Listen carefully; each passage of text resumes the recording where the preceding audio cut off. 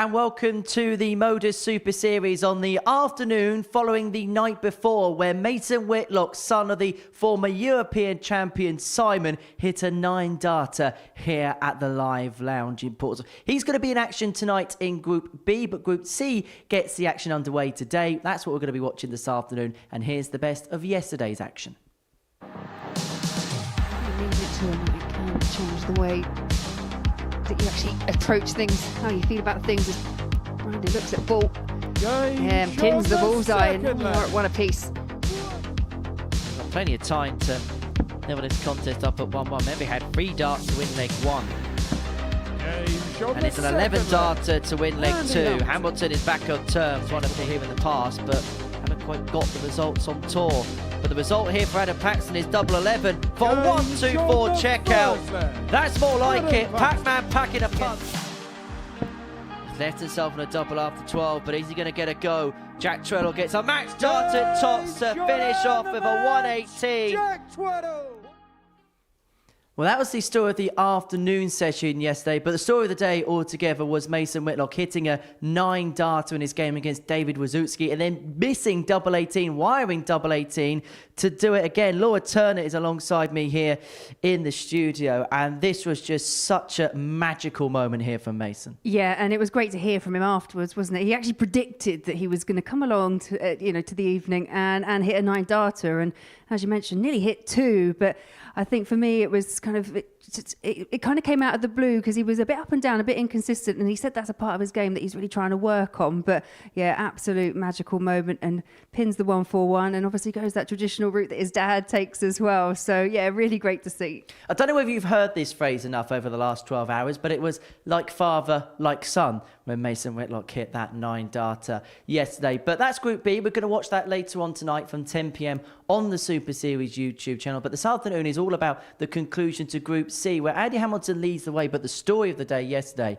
was Jack Treadle, the debutant, who ran around about a 97 average for the day yesterday, winning 4 from 5, and was mightily impressive in doing so. Yeah, he really did. And he peaked at that wonderful 107 as well, didn't he? But yeah, it's very difficult. When debutants come along here, you can look at the stats and you can see what they're doing away from the away from the stage and away from the Super Series. But to come here and play at that level, yeah, he really was, like you say, the star of the show, and I'm hoping to see more of it today. There was so much you could be pleased with as far as Jack's performances were concerned, but what more than anything caught your eye? Yeah, he looked like he'd been doing it for ages, didn't he? He said it himself afterwards when we had a chat with him that he wasn't sure how he was going to kind of transition from the floor up to the stage, and yeah, he just kind of walked around there, did the business up on the stage, and yeah, and just maintained those levels. Even the match that he did lose eventually to Andy Hamilton, he was in a really, really strong position. He was 3-0 up and just let that last one slide, but you can forgive him that. Like you say, he's here on debut. However, he's second in the table. It's Andy Hamilton who ran through the card yesterday, coming back from 3-0 behind in that game against Jack Treadle to win 4-3. He's been saying that he's playing with a smile on his face, and a happy player usually leads to good darts. Yeah, and we've seen a lot of it from Andy Hamilton, and he's one of those players, especially this week, you've seen him, he's kind of built into the week as it's gone along, and yeah, produced some of his best stuff yesterday. But again, he's another one that if he can just maintain the consistency, we've seen the very best from Andy Hamilton. Had a few slips, had to rely on a few mistakes for other players, but he was there to sweep up, and that's what he did, and that's why he's top of the table. And they have a bit of a gap from those behind, and this is how the table looks going into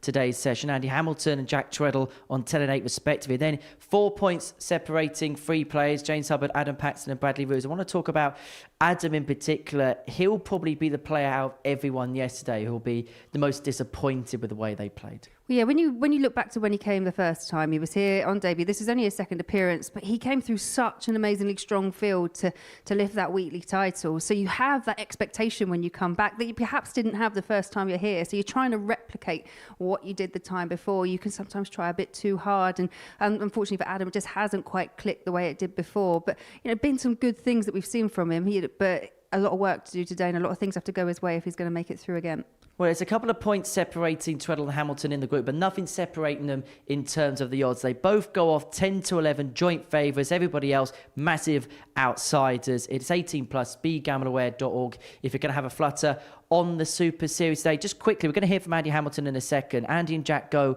toe-to-toe in the first game of the session. How important could that be in terms of setting a stall out for the day ahead? Yeah, I think it's going to have an impact perhaps on that kind of chasing pack, if they've got any chance of making one of the top 2 places, if Andy can win again, obviously that just may light a fire and some of the players on 4 points. But yeah, if it does go the way of Jack, which it quite possibly could do, then yeah, I feel like it's almost like one of those kind of job dones for Group C, and it's just perhaps just a stretch too far for the rest. Well, all right, thank you for now. We'll see you in the commentary box in a few moments' time. Our first game of the session sees the top 2 go toe-to-toe as Andy Hamilton takes on Jack Tweddle. An opportunity for the Hammer to move 4 points clear of Jack and also put himself 8 points clear of 3rd place. And earlier on this morning, I caught up with a former World Championship finalist. Andy, perfect day for yourself here at the Super Series yesterday. It's felt like as the week's gone on, you've really grown into it. Yeah, I think that's me over time now. I'm getting a bit older, so I think it takes time to get into things. And I think for me, it's how I stand and my posture is wrong sometimes, but I can't adjust it because obviously the age now is probably an issue for me. So if I'm there straight off, it feels good. And obviously I reflect on the day before when I play well, so I'll take that into the next day. And I've done that now for the last 2 or 3 days. But Monday was a bad day, so some days, what happens one day, you've got to forget and move on with it. And it's like now I've categorised it in 2 events, best of 3, first 3 days, to which group you're playing in. And now it's pretty much a straight knockout for Saturday night. So I've got a different mind sense. You were speaking on Monday about trying to find that consistency. As the week's gone on, do you feel like you're finding a level where you can win a lot more matches? Yeah, most definitely. I think my scoring's there. I think I've only let myself down by hitting a few doubles, and normally that's my side of the game. If I can sharpen that side up, the finishing side, it's been there. Ifs and buts, it's been there, but not all the time. So hopefully now yesterday wasn't bad. I battled through, so hopefully now less stressful today.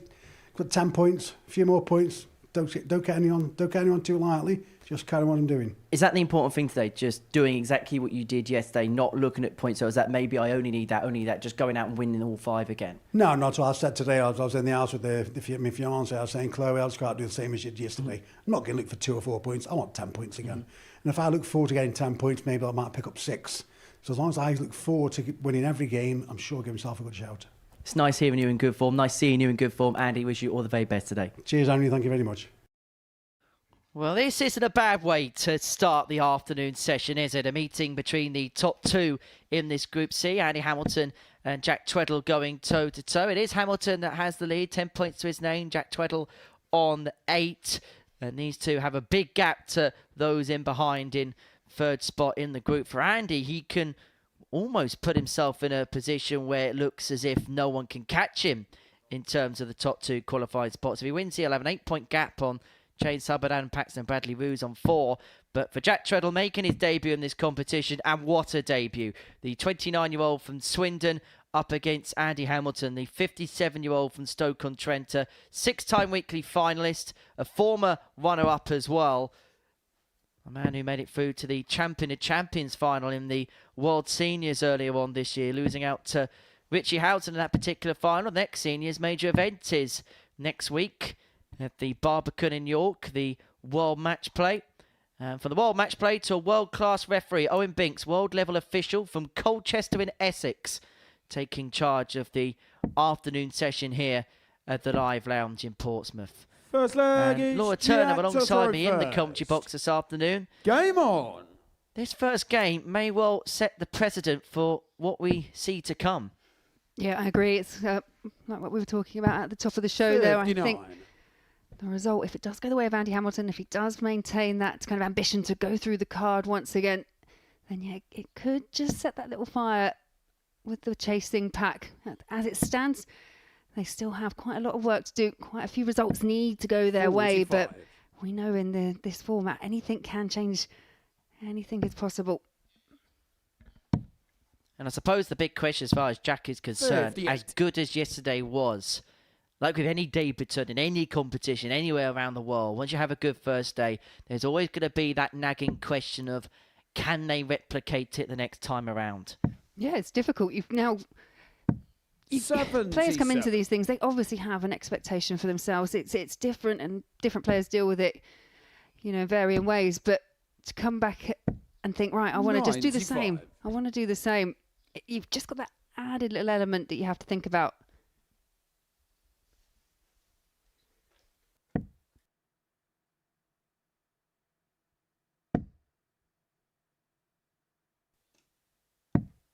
137.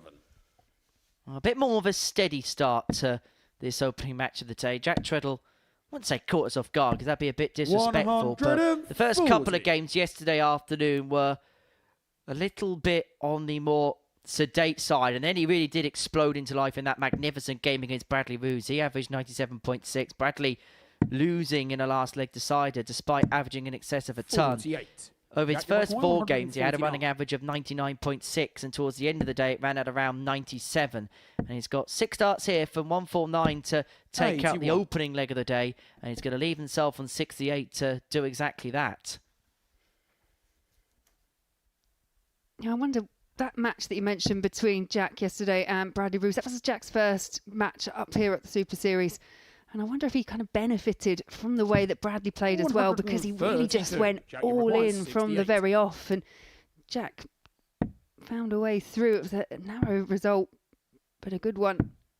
36. He's had a dart at a And double he to win requires leg 1, missing 62. the double 16. Hamilton back for the break of throw. Remember, if he wins this game, he'll move 4 points clear of Jack at the top of the group. But remember, it's 2 from 6 that qualify, and he'd have an 8-point buffer from those in 3rd and below.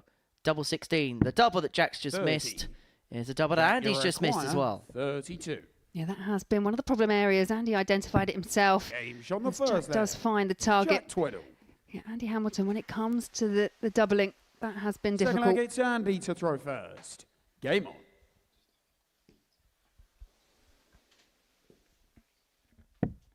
So Tweddle 1 up.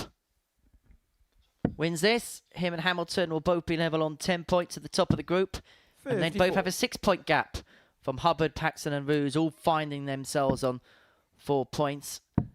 Roos and Paxson go toe-to-toe in the third game, so one of them's 98. guaranteed to be on 6 points from the end of proceedings. And I just wonder, Laura, whether for those players below second spot, whether they would like to see a Hamilton win. Just let him sail off into the sunset, and Tweddle's still on 8 58. points, still very catchable, being just a couple of points behind if they win their first game. Yeah, I think that's the kind of the best result as things stand for the chasing pack. 140.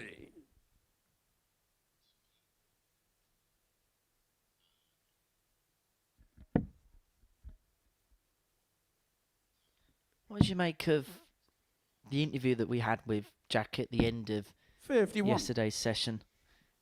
Yeah, he seemed very comfortable up there, just kind of having a casual chat. But it was interesting to hear him, and I 93. spoke to him briefly afterwards, and he did play darts as a youth player, kind of travelled around with his brother, and did actually make the quarterfinals of one of the PDC Youth Championships.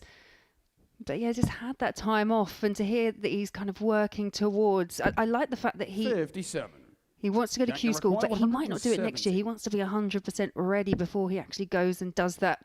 And I think this is probably one of the first big 105. tests, you know, here in front of the cameras, on the stage, against the calibre of play he's playing. This is one of the big tests for him to see how he fares here. Well, he's fending the break of throw of the hammer here, leaving himself on 65 after 12. And he has been known to get out the gate quite slowly at the beginning of days. 140. His best Jack, you require starts have 65. tended to have come at the end of proceedings. Tweddle, look at a double 4 for 57. 2-0. And he Misses the require opportunity. 141. Hamilton 141 to save the throw. And there's the first. But away off the treble 19, so Jack back for a 109. break of throw. Jack, you require 8. For the break, for a 2-0 lead, and for full control of this contest. Double Game 4 is shot the fouled. second Tweddle leg. leads 2-0. Jack Tweddle. But this won't be unfamiliar territory here for Andy Hamilton. Third leg, it's Jack Jack did go to into throw a 3-0 first. lead in their match, Game which was the last game of yesterday's Group C session. But it was Andy Hamilton that managed to find a way back. 57.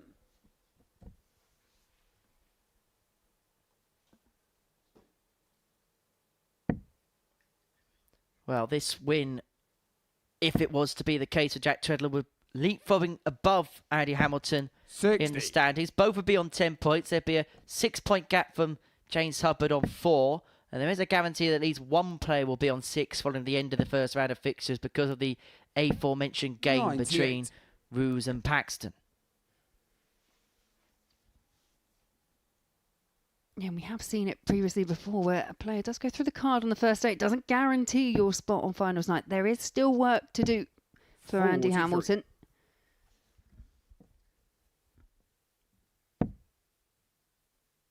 Interesting, when Jack was talking about Q score, 100. he was saying he's only going there to win a tour card, and that if he plays in the Challenge Tour, it's a consolation prize, which I thought was an interesting mindset, interesting mentality, because there are a few players that enter Q School. Yes, they have the intention of winning a card, but more than anything is 96. the fact that if you play at Q School, you get the Challenge Tour privileges, where if you don't go to Q School, you haven't got that option. Yeah, definitely. I think there are players that perhaps, 62. you know, if their card comes along, that's great. But actually, Challenge Tour is probably what they've got their sights set on first. It's kind of that training ground. It's the stepping stone towards playing on the Pro Tour, because we've said it before, Pro Tour can be absolutely brutal. 57.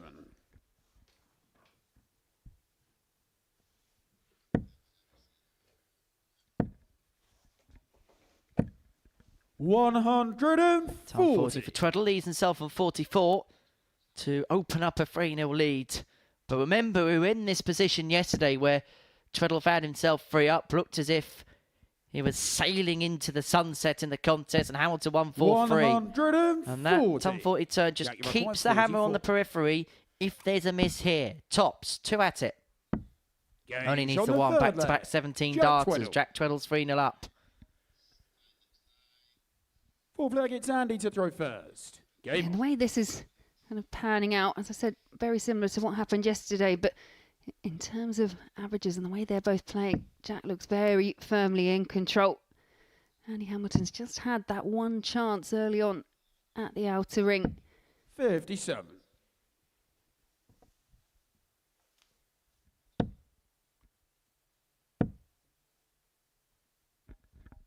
For Andy, another slow start to the 100. day.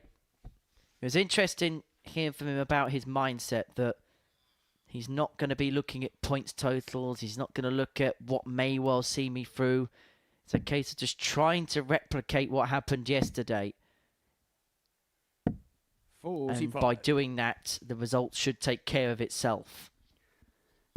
Yeah, I think it's the best way. We've seen it with players that actually only just need legs to qualify, and they know that, and that's in the back of their mind. And 140. they let it slip, chasing the leg and not chasing the win. It's almost as if sometimes you can be in too good a position and you take your foot off the pedal a little bit. Yeah, I don't think it's even. I think it's something that happens almost like subconsciously. You don't want to take your foot off the pedal. Andy wants to go out there and win absolutely everything, but you are in a more comfortable position than the rest of the field. 55. Well, Treadle in a comfortable position in this match, leading 3-0, has taken the darts of Hamilton in leg 4 to complete a 4-0 victory. He had opportunities to do that yesterday, and Hamilton then came back to win 4-3. But he's looking to right that particular wrong 97. and to move on to 10 points in the group. It would mean that the pair would be locked on double digits and everybody else would be 6 points behind. It will 60. mean that for everyone else, it will be an uphill battle. Yeah, the one thing that has surprised me so far in the match, we haven't seen a 180, because these two were very big 180 hitters. Andy throughout the week, and Jack hit 9 yesterday in proceedings. 23. Jack, you're 146. And that slip there means that Tweddle's got 6 for the match from 146, and he's going to need the full quota. You can see the 106. frustration in the background of Hamilton, knowing that he'd allowed his opportunity, a free pass to win this match.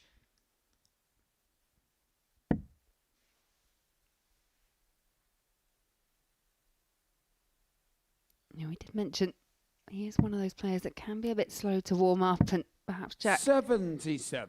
Jack, you a require bit strong in this 40. opening match. Too strong, too good. And Treadle moves on to 10 points in the Jack group. Tweddle. He gets the better of Andy Hamilton by 4 legs to 0.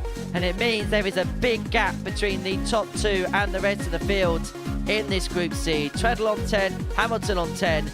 James Hubbard, he's looking to move on to 6. He takes on Anthony Allen after this short break.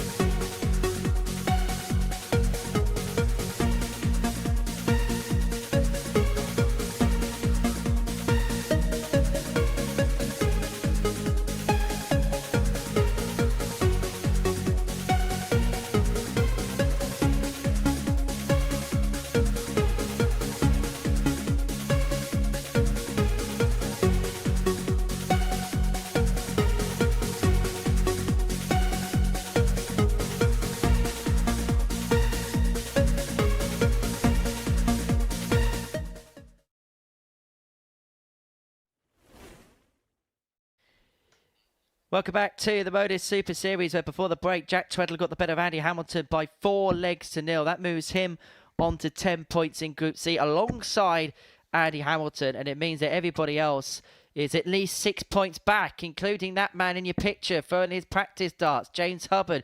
He takes on Anthony Allen, who is looking to pick up his first win on the live lounge stage. The man from Coventry, 46 years of age, his third appearance here at the live lounge in Portsmouth. Things not going to plan for him on Thursday. As for James Hubbard, I think he'll be really pleased with how he played. A couple of nervy matches, as you'd expect from him on debut, feeling a long time away, but really grew into it as the day went along. Picked up a couple of wins. If he wins 4, maybe he's got a good chance of qualifying through, but he's going to need a big day today if he's to make it through. But for Hubbard, it's all about just gaining that experience, just gaining some confidence, just enjoying the experience as well, more than anything. Just being on the stage will be a it's Anthony plus and to a throw positive and a first. bonus for him. Game But on. for Anthony Allen, it wasn't the ideal day for him yesterday, and we were having a chat with him this 42. morning prior to the session getting underway, and doesn't want to use it as a excuse, but things happening away from the hockey hasn't helped him in terms of 80. his endeavours on the board this week. Yeah, and I think that's something that, you know, people when you're watching, or even us when we're commentating, you don't quite know the ins and outs of 81. what's going on in the background for some players. I mean, we've seen it previously, and it's been well talked about with Peter Wright, and when his wife was unwell, and I know with Anthony, his partner, she's in hospital at the moment, so 39. wishing her a really speedy recovery, Becky. And as you say, players don't want to use it as an excuse. It's not, but unfortunately, you know, it's that element that I always come 84. back to. You're a human at the end of the day. As we mentioned yesterday, we know the level that Anthony Allen has in the locker. He's qualified for a couple of World Championships, one of them as a seed as well. And so today we'll just be trying to draw out the best of his ability. On 0 points and the rest on 10. Qualifying is pretty much out the picture for him.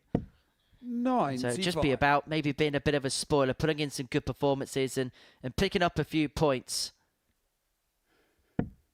You know, I've travelled with Anthony and I've known him for quite a few years through the WDF circuit, and you know, just having a kind of bit of banter in the back room before we played, and did explain that some of the best people, they do lose their opening 5 matches in Group C. It can happen to absolutely 99. anyone, Henry, speaking from very good experience. But then I did remind him I won a couple on the second day, so he's got a target now. At least you didn't do what Scott Mitchell did and won every single game on the Thursday and then 60. not get through the Friday. Anthony No, require 100. we're reserving that perhaps for Andy Hamilton. That is still a possibility if he doesn't pick up any points. And I think he'd be more than aware of it. 80. I'm sure Andy would be more than pleased that you've just brought that up. Hopefully he's not listening right now. Well, Andy's left himself double 10 to take out the opening 96. leg on throw. Hubbard Anthony has left require himself on a 20. finish, but a big one on 158. He's doubling 5 from 26 yesterday. Had the least amount of darts at double of anybody and doubling at 19%. No score. James, you require And he's 158. missed 4 darts here to take out leg 1 against James Hubbard.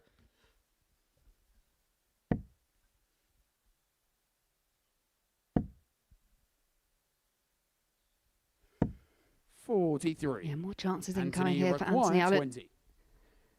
I think if we just pin this target, it will be a bit of a settler. No score. James, you require 115. So 115 for Hubbard to take out the opening leg.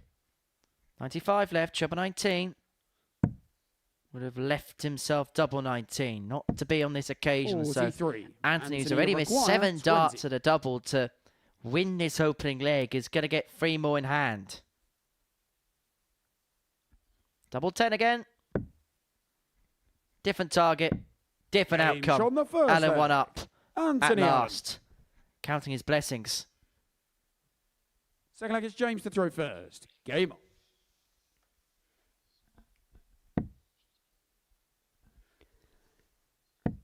And you can just see kind of from the body language, 100. he's wanting more, he's expecting more. But he did get the double in the end, and maybe that's the catalyst. Sometimes when you're not playing at your best, you just need that kind of spark, that catalyst, something to settle you down.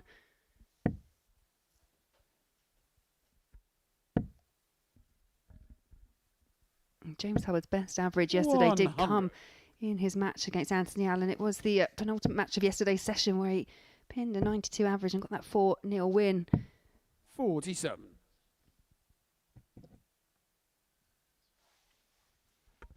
Another one of those players that really grew into the session as it drew to a close. It probably isn't a surprise 81. if the truth be told when you think about the fact that James hasn't played on a stage like this for the best part of 6 or 7 years now. 134. Yeah, the other element as well that you may have to consider is if you haven't played this many games for a period of time, your arm can ache. I know, especially when you throw quite hard. 100. And James Hubbard's got that very direct throw and release. Can actually start to ache your arm, and it takes a little while for it to wake up. 100. Scoring for Anthony in this game has been okay, and he's left himself on top after 12 to get the breaker throw and a 2-0 lead. But he may not get a go because Hubbard wants tops for the 120. And Hubbard's going to climb the ladder, denying Allen the chance. James Hubbard. He levels this game up at 1 apiece, just as Shaggy was staring at tops with 2 love leads. Game on.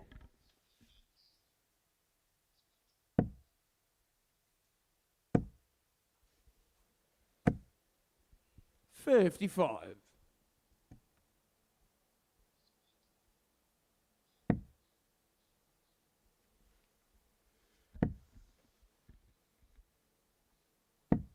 That could really hurt Anthony, because the scoring in that leg was really good. Left himself on tops after 12, not getting a go, and there could be a feeling of here we go 78. again about it. Yeah, you have to kind of shake it off. It's something that as players it happens all the time, but as you say, when you haven't had the best opening day, you just think that your 100. luck's not in and kind of plagues your mind.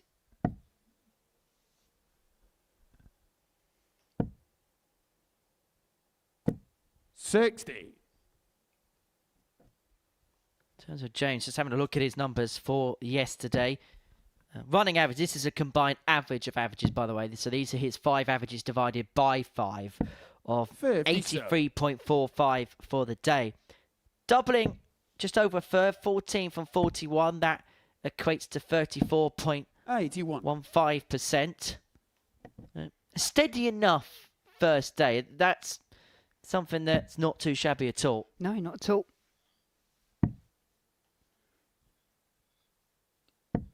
You know, 44. I think for James, if he could have come in this morning and kind of started around the level that he finished yesterday and kicked on from that, then yeah, that would have been the plan. But it's 97. a reset day. Every day is a new day. You never quite know what's going to happen.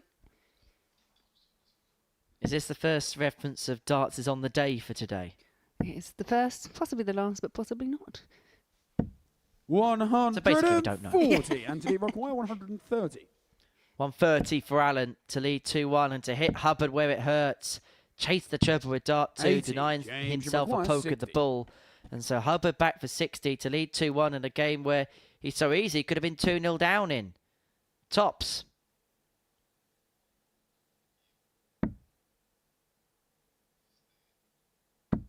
Game shot. Uses the that third leg. second dart as a great James guide, a Hubbard. great sighter. Clips it off the barrel, breaks the throw Well, of there Allen, is James to leads throw by first. 2 legs to 1, and he's Game. halfway towards 6 points. The toils for that man, Anthony Allen, on the live lounge stage just continue to mount up. 100.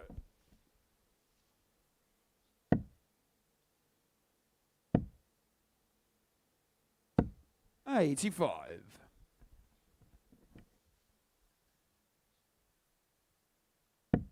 Yeah, one thing that really is a marked improvement so far in this match for James Hubbard compared to his opening match yesterday is that doubling percentage. 57. The 120 checkout followed by the 60, but 2 from 3 on the outer ring. They're the kind of stats that really do win you matches. 'Cause 100. if you get that chance and you can take it in that fashion, you're not going to lose many games.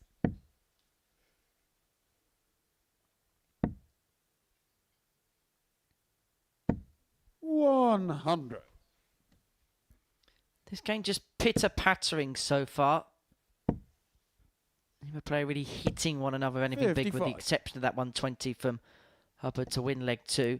Just meandering along at a leisurely pace.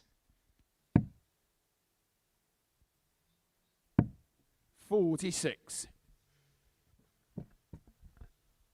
Yeah, bit of a slip up there from James. Does offer the opportunity here for Anthony Allen. 100. And first to finish on 161 to break Hubbard back and to level this game up at 2-2. But James has the opportunity to leave it handier. 96. Anthony Rockaway, 161.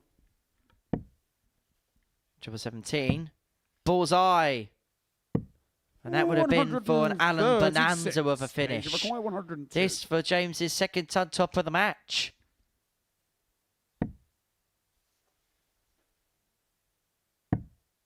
Yops 42, which leaves tops. Game He shot. has the been fourth deadly leg. on the double, and that James Hubbard. will hurt Anthony Allen. 2 occasions he's been sat there waiting to pounce. If I get Anthony to throw James first. Hubbard has pulled out finishes of 120 and 102. In the city of the birth of Charles Dickens, this has had a bit of an Oliver Twist, this game, hasn't it? Hubbard picking a pocket or 2 78. and picking the pocket of Anthony Allen to some degree. Yeah, you can say Anthony Allen's on hard times.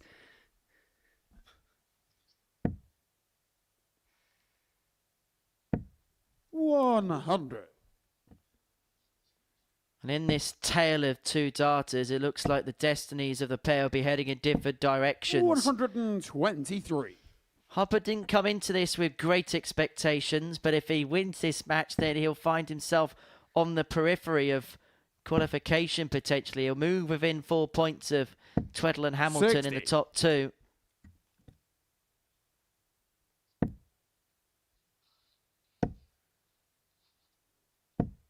I think there's quite a few positives here for Anthony Allen to take away. He's been there or thereabouts, ready to pounce. Yes, he had the double trouble, which has brought the average down in the opening leg, but has played above what we saw from him yesterday. James, in terms of his career, has enjoyed the best of times and the worst of times. 45. But now in stage two, the rebuild of his career here at the Super Series, he'd be hoping that this becomes a regular occurrence as a way to really rebuild that match fitness, rebuild that match sharpness, and eventually over time become a force to be reckoned with again.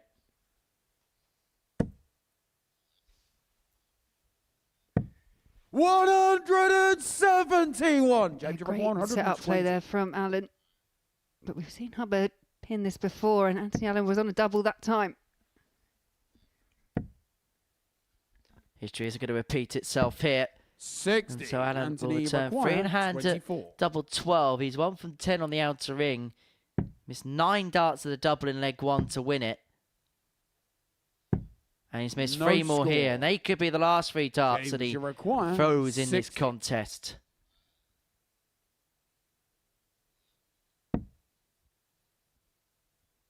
Hubbard wants tops.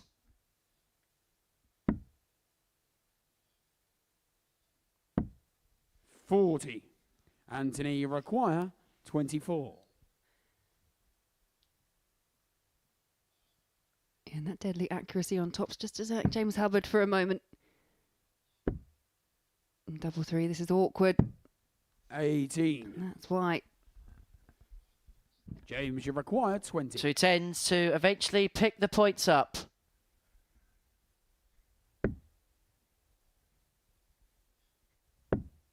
Double 5.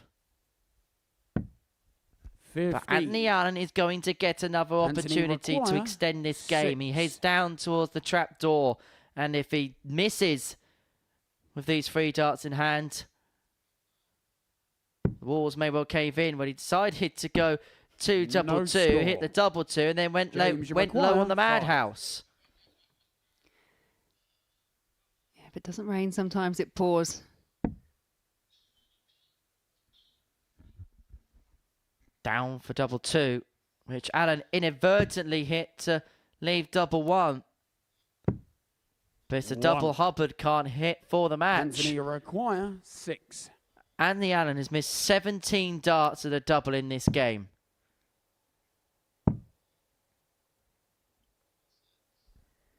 And the way his darts lie, double 3 is just awkward. Those 2 real blockers. Tries to lift it over the top, but to no avail, and the frustration on the outer ring continues. 1 from 21 on the doubles for Anthony Allen. James Hubbard looking at double 2 to eventually close this game out. To eventually cross the line, the madhouse. Does it go? Score. And we go on. Anthony require 6.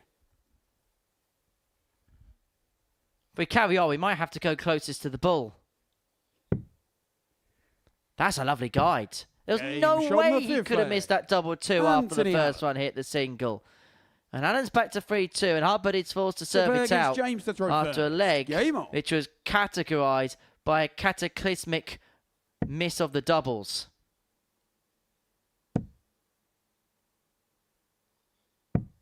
$97. And after waxing lyrical about how well James Hubbard had been finishing, couldn't cross the line. 60.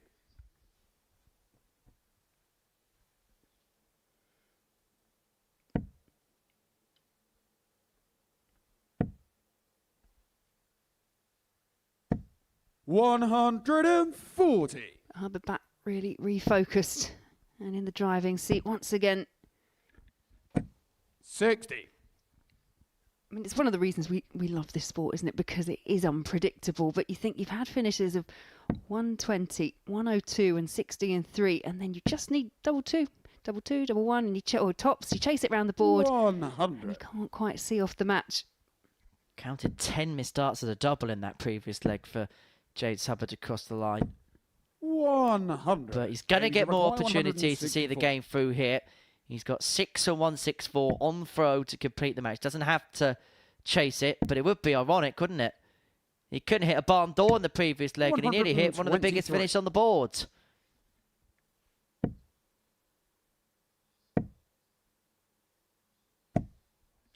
Yeah, 55. and he really does have James, you require time on 41. his side. Anthony Allen back on 226. Double 16. Just sidling across, trying to get the angle. 9. And more match darts come and gone for James Hubbard. 3 from 16 now on the doubles, and remember, he's had 2 double checkouts in this game. 60. But Anthony there with a bit of a James freeze in the required mind. The 60's 32. left himself on a bogey. And so Hubbard's got all the time he wants to see this game through, but he only needs one more dart. He gets the better of Anthony Allen by 4 legs to 2. He moves on to 6 points. As for Anthony, his troublesome week here at the Super Series continues. It's a win for James Hubbard. He moves on to 6. And one of Bradley Roos and Adam Paxton are guaranteed to also be on that number. After this short break. Next year, when that decision needs to be made, he's going to be 49. 1 year shy of the age of the seniors. A very viable option. 2 players who are around that age. Well, what did he say about the 9? Will we get the 141? Will the promise come true? Double 12. Shot and the match. Steve Steve West West. has won the match with a 9 dart.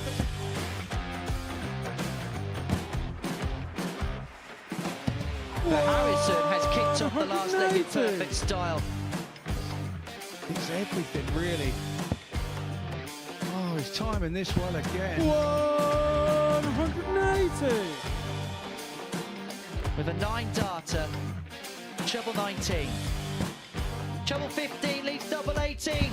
Franchise Harrison to win the game in perfect style. Hauled himself out of it. Yeah, it was something that Henry actually said in jest that I was quoted as saying Jared Cole is one of the most, sounds a bit fishy. Glenn, do you know my grandpa Mark Salmon? Do you? On a 177 and a 180. He's on a potential 9 darter. Come on, Jared. Yes, you beauty! Nice and high, and has now got the game back into his 100. own destination, and wow, the momentum is with him. Here we go. 108. I wouldn't have said it. Don't jinx it. Yes. Yes! Double 12! Yes! Get in there, Leacock! Well, I think it's fair to say that the blue touch paper has been well and truly lit. 108. 6th max of the match. Oh, hang about. Hang about. It's getting ridiculous now. Can Tommy Leishman give us back-to-back 9 darters in back-to-back games? He could, you know. He could, you know.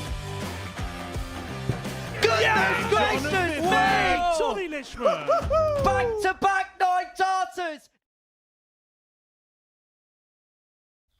Welcome back to the Modus Super Series. Before the break, James Hubbard got the better of Anthony Allen by 4 legs to 2. A couple of ton-plus checkouts in there en route to a win, which puts him on to 6 points in the group. And one of these 2 players here are guaranteed to be on that number as well come the end of this match, as Adam Paxton takes on Bradley Roos. 2 players that will be disappointed, I think, with their first day's showing, both dropping out of Group A. Bradley Roos had an opportunity to make it into Group B on Wednesday afternoon, but unable to take advantage of that opportunity. All smiles now, but it was a day of frustration for the young Dutchman. 2 weekly winners going toe-to-toe, but for Adam Paxton, chasing that high of last time has been a difficult task. He had a Champions Week where he was pitting in a Group B where he averaged 93 over the course of 2 days, but it wasn't surmountable enough for him to make it through to Champions Night.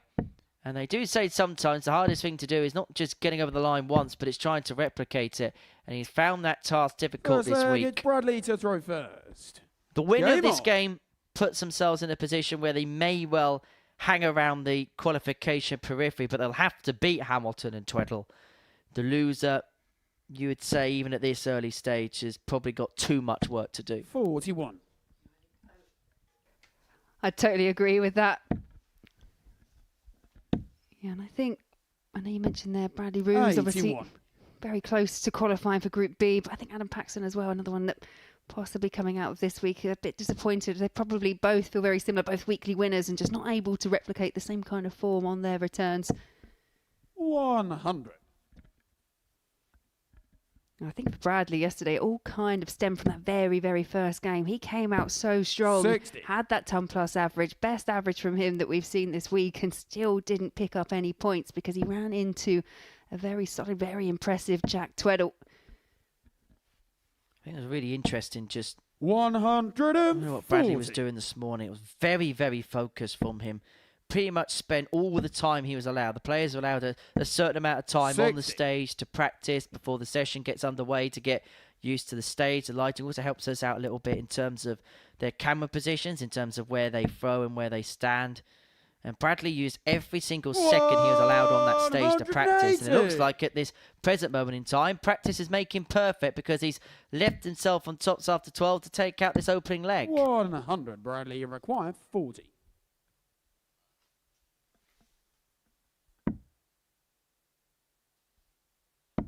Game shot on the first leg. And tops is Bradley found, Roos. and that's an opening holder throw in 14 darts. Second leg, Solid it's Adam start to once throw again first. from Game on. the young Dutch player.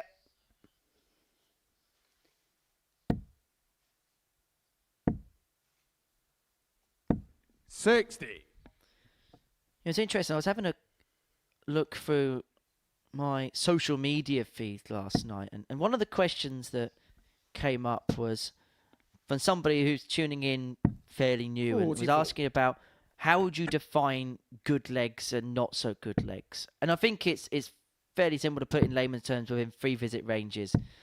9 data, perfection. If you get it done in 4 visits, so 10, 11, 12, that's an exceptional leg. If you get it done in 13, 14, 15, that's a very good leg. And then if you do it in 6 visits, that's around par, just 60. below par for the course. They always say the recipe for success is holding 12, breaking 15, and that will set you on the path. It'll make you very 100. difficult to beat. Yeah, absolutely. We saw quite a bit of it yesterday. But I think for this whole group, they will look back, and perhaps with the exception of Jack Tweddle and 59. Andy Hamilton to an extent, I think consistency, that's been the key thing that's been lacking from their games. We've seen some moments of brilliance, but just not being able to back it up. 58. If you do have any questions, comments or observations, do get in touch with us at the Super Series. Our social media handles you can see at the bottom at MSS Darts, and if there's anything of interest that 97. myself and Laura can break down over the course of the day, we will do. Don't forget, if you haven't done so already, to click that subscribe button on the 140. Super Series YouTube channel, where on top of the live action that you can watch 6 days a week, you can also keep up to date with our highlights packages and other such VTs, which includes also some darting masterclasses 85. from the likes of Laura, Adam, you Glenn, require 100. Scott, Nico and everybody else. Paxton looking at top one. In fact, he's gone for double 16 for double 16. 43. Bradley require 156. Yeah, interesting switch. But this is on what it was. 85. Adam, you require 57. Tops eventually is the Game target, on the and tops is second the leg. target that's found for Adam Paxton. He Paxton. levels this game up at 1 apiece. It very much has the feel of knockout, this match. Winner stays in. The loser will feel like they're effectively out of it. 58. Yeah, and when it's like this early on in a group stage, it's all that pressure from the very off. You know, if you want to keep your chances alive, you're going to have to, I think for these players, they're going to have to win 4, if not all 5 of their games today, if they've got any chance of threatening the top 2. 180. Well, that's Bradley's second max of the match. He claws his average up past the 92. 100.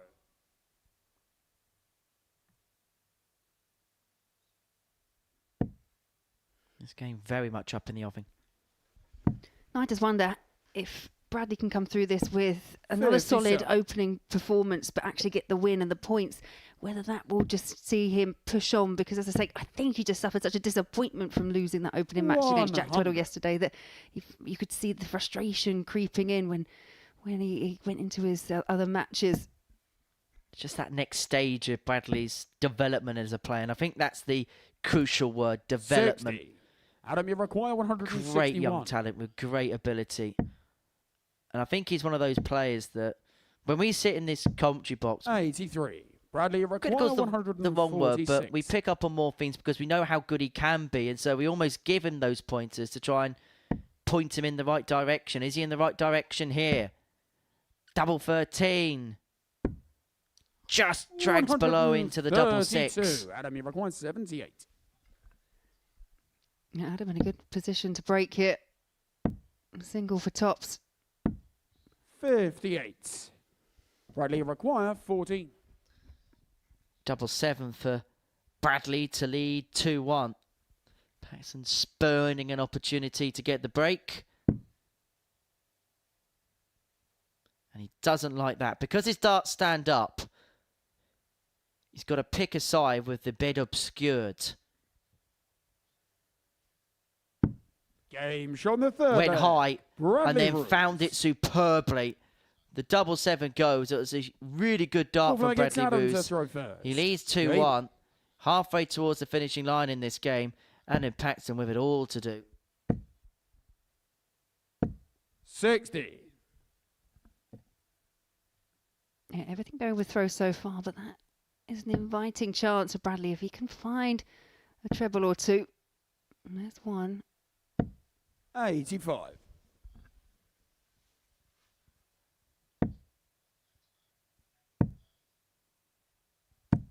$96.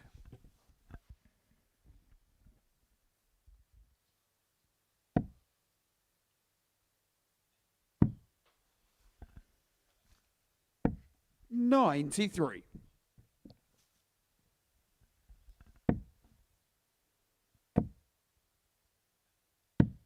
$99. This is, I think, where Bradley produces some of his best darts. When he's got that extra focus, you mentioned it earlier with his practicing and his warm-up, he's got his head on. 140. One of those players that just allows that frustration to kind of creep into the throw, and it can affect the way he plays.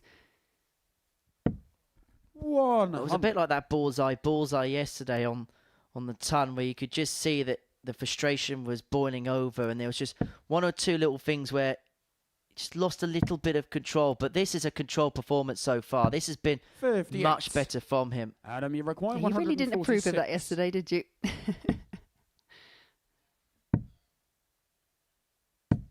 58. Bradley, you require 125. 1-2-5 for Bradley to get the break and to open up a 3-1 lead.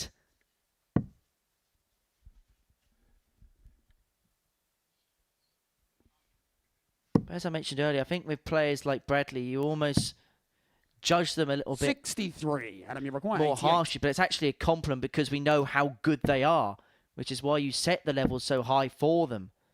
The bullseye for Paxton 57. for a level game at 2-2. Bradley requires 62.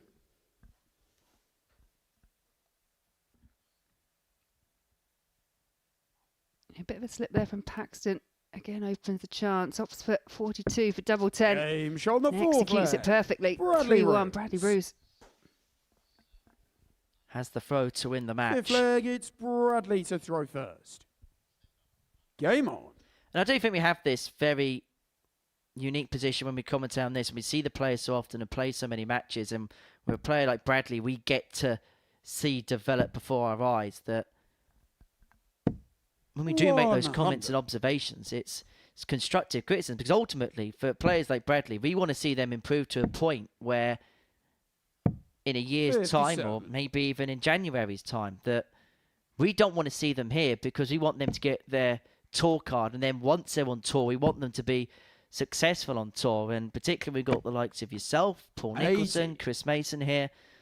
For players like Bradley, it's not just hearing that feedback, and Bradley is one that does like to hear that feedback from fellow professionals and players who have played the game in the past, as well as a tool to help him develop. Yeah, I mean, it's one of those amazing things that we do get to see here. The players that kind of come through, and then, as you say, they do develop. But on the swing of that as well, we get the players that perhaps lose their tour cards and then come and re-hone their skills here at the Super Series. So we kind of get the best of both worlds, don't we? Look at Connor Scott. Yeah, absolutely. Perfect example. Don't think we'll be seeing him here after 2024. 97. No, playing at an exceptional standard, and this has been quite exceptional from Bradley Rose, averaging just over 90 and on the cusp of a 4-1 victory. Bradley require 84. And he's got 6 starts here to seal a 4-1 win. And Adam Paxton's troubling week looks set to continue. But for Bradley Rose, this may well be a route back into proceedings. He wins this game, he moves on to 6 points. He plays Anthony Allen in his next game.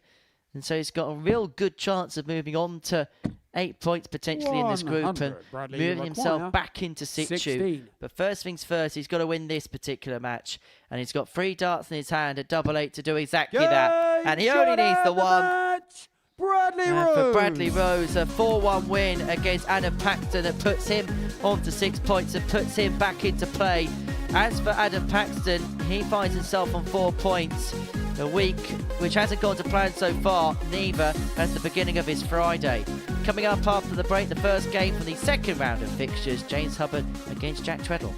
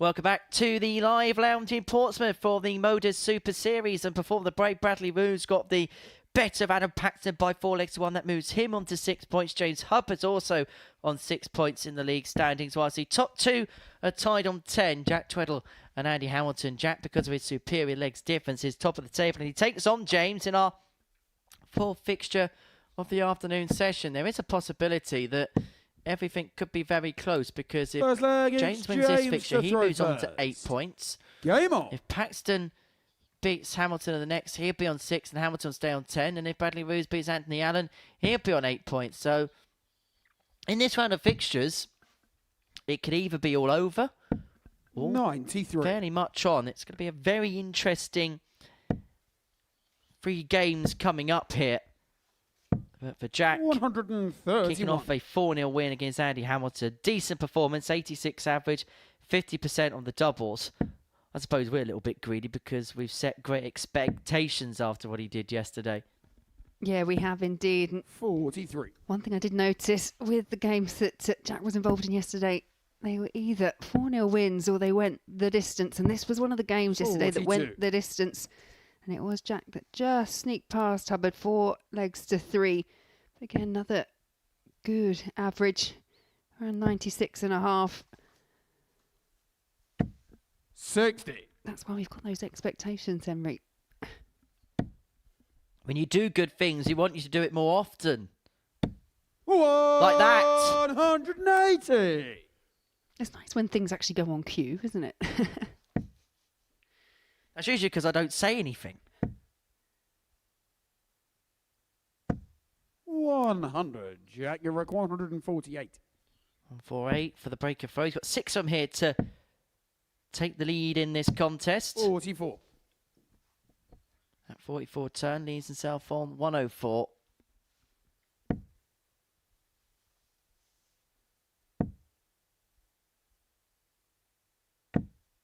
$45. Jack, you're at 104.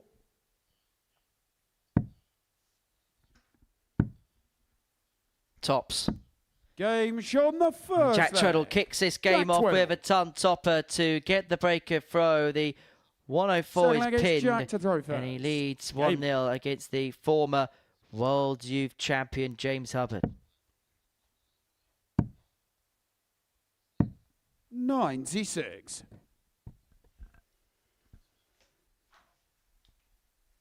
Yeah, well, so far, the way that Jack Tweddle has conducted himself here at the Super Series so far, his talks of Q score, I think they're pretty legitimate.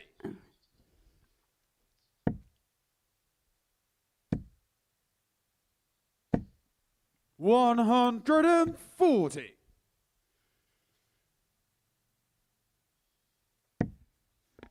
It's not what we see often from players on the 104, the 90s, but it is one that stacks up because we do veer wide of the 19. You still leave yourself on a double with 2 darts in hand. See a lot of players head over to the 16s now, don't we, for that particular checkout? Yeah, one of the big developments of the game, you'll notice it when you see the old school players like your Martin Adams and your Robert Thorntons. They do go those very traditional routes, 60. but you know, the modern player, they're very much using the whole of the board. And it keeps our spotters on their toes, most definitely. 59. It's when Brian Roman and Moreno Blom play here one day against one another. They're going to have an absolute nightmare. I think they might just quit.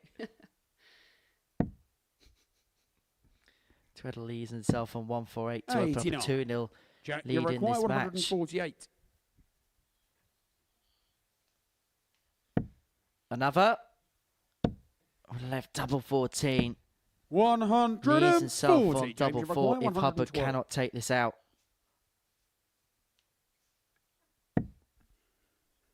Yeah, not disastrous. Treble 19. Well, it's not going to go. I quite like that reaction there from James because it gives me the impression, you know, he's feeling good. 44. He thought Jack, that was going to go, and I think he knows it kind of needed to. It was a key opportunity to break back. He's feeling it. He's wanting it, but he finds himself 2-0 behind. Jack Tweddle. Tweddle 2 up. Halfway towards the second win of the day. Halfway towards 12 points. Gets James to throw first. Game on.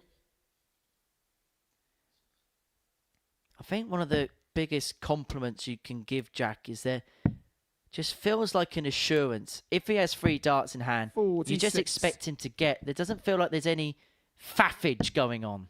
Yeah, very little. 60.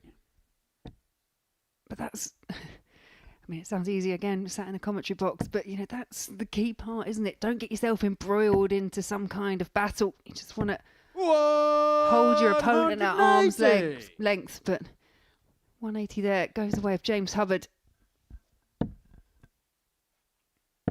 60. Faffage, embroilment. If we carry on, we might pop the bingo card. Yeah, perhaps see a bit of peacockery. 97. Come on now. Hubbard here on throw in leg 3, trailing 2-0. 100. Has put himself in a position to pull one back and just to keep Tweddle on his toes. But it's been his twinkle toes and his twinkle dart so far that has glistened on the eye here at the live lounge. 21. Yeah, slip there from James. 85. And it hasn't proven too James costly. Require Still has 157. 6 here for the 157.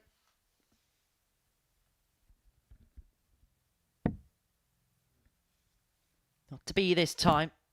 Not that it needed to be this time. 59. He's himself on a 2-darter and hopeful that Tweddle doesn't put his pedal to the metal. 140. James Require 98.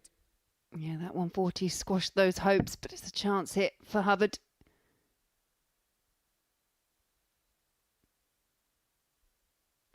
Going straight for it.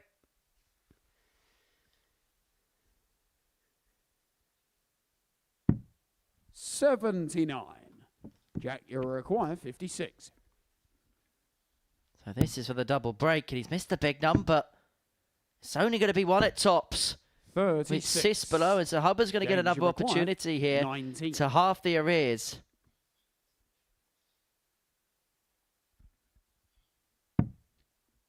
A very safe 3.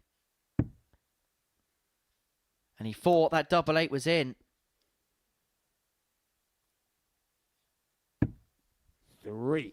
Yeah, desperately unlucky Jack, there. you Just the require width of a 20. wire away, but it's Jack that comes back for a double break.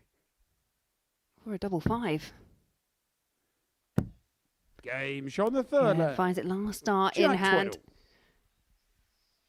When it is a double like double 5 leg and you're is Jack stood to throw behind and you first. can Game. hear that they've missed 2 and they've got double 5 and you think, go on, just let me back up there. I'll get it this time. And it goes in. It hurts. Just when 41. it looked like the opportunity had presented itself, it's been taken away. And Tweddle moves 3 clear with just 1 left to win.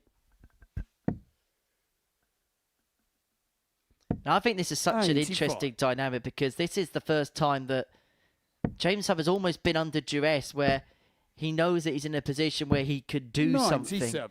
Everything's been a bit of a free hit so far, but it's felt like in this game the mentality's changed, that there's something to chase. It's the first time we've really seen him in this position, so it's the first time he can really 60. see himself under this sort of pressure for a long, long time.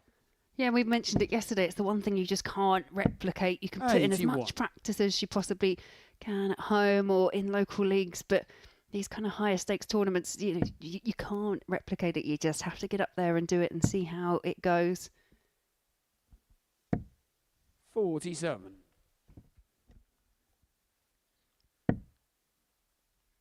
Now looking to close this game out without any matter of a fuss. 85.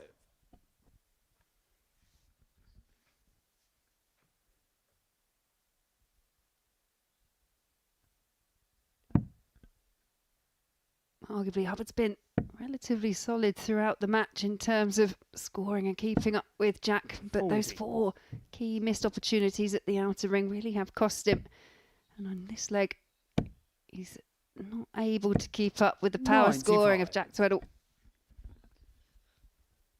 102 for the match to move himself on to 12 points. He's also got a plus 16 legs difference, which at this present moment in time is 15 better than Bradley, and if he wins 4-0, it'll be 16 legs better.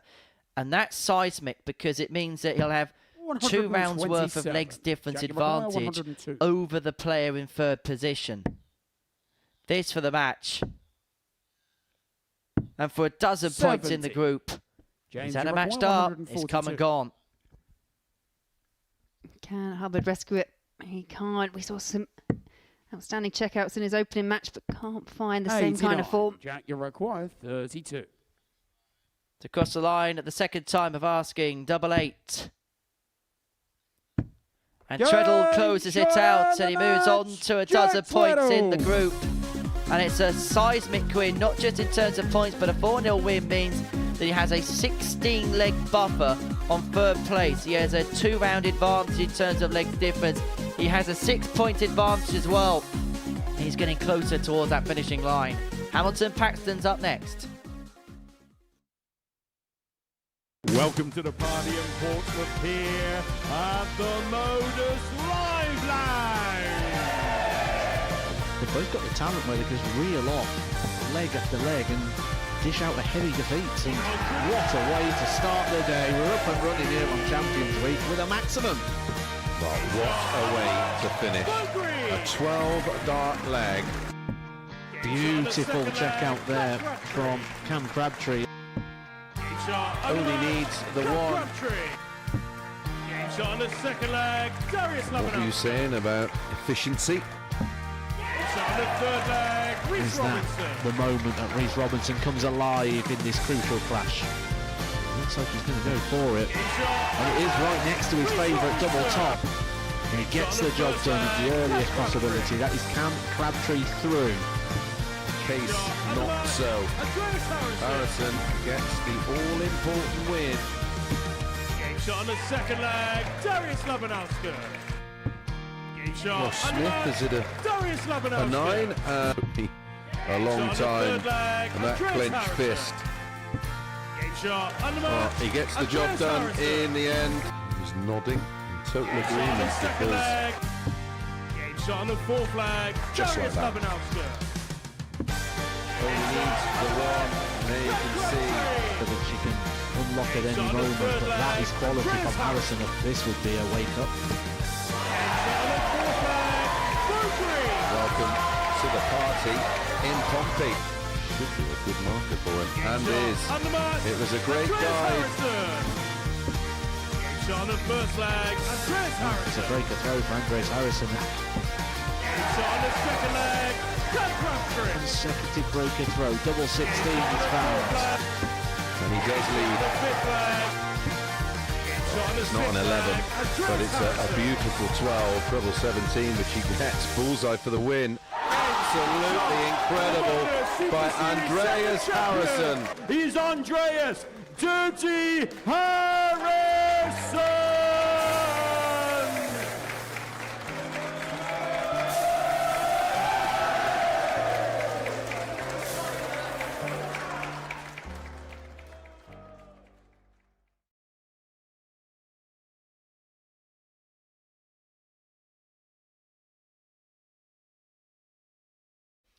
Welcome back to the Modus Super Series. Before the break, we saw Jack Tweddle pick up his 6th win from 7 matches in this Group C. He moves on to 12.6 clear of 3rd place, courtesy of a 4-0 win against James Hubbard. Well, for Adam Paxton, it's now or never. He's got very faint chances of making it through, and if he loses this game to Andy Hamilton, it'll be a mathematical impossibility because the Hammer would move 8 points in front of Paxton, and he'd only have 6 points left to play for. Meanwhile, if Andy can win, well, him and Jack Tweddle will be in a safe enough position. They would temporarily move 6 points clear of third with 6 points left to play for. However, Bradley does take on Anthony Allen in the next, so he can move to within 4 points of 2nd position, and that would be Andy Hamilton. He can't move up anywhere in the table because of a win. He can only move level on points because of the superior legs difference of Jack Tweddle at the top of this Group C. But it's all about reset mentality for Andy. It was a slow start against Jack, losing 4-0. It wasn't a vintage Hammer performance, but we do know his record this week suggests that as the week goes along, he gets better. And against Adam Paxton, he's got his number this week. Yeah, he has. They've met on 4 occasions this week. All 4 have gone the way of Andy Hamilton, including a narrow 4-3 victory yesterday. It was the tightest it had run between the pairing throughout Group A and obviously here in Group C. But Hamilton produced one of his better performances, 91.80. He was 4 from 10 on the outer ring, which included an 88 checkout. And Adam Paxton, that beautiful 1-2-4 checkout. So for Paxton, if he doesn't want to go packing, he has going to have to find an extra gear.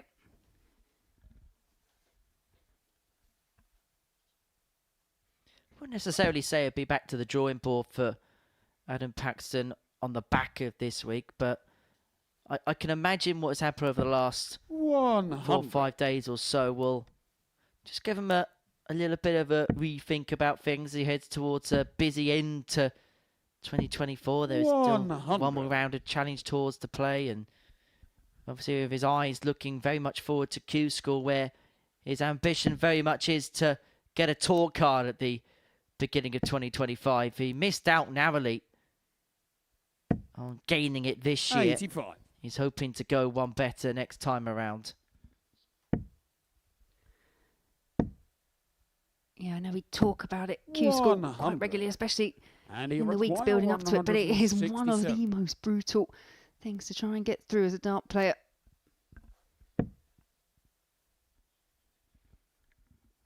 I've got a couple of players who came very closely. Cox, of course, just missing out 57. earlier on this year. Adam, you require 156. Paxton looking at 156, unable to take. So Hamilton will return for 110 to take out this opening leg, and he may be forced to take it out. Paxton threatening the breaker throw.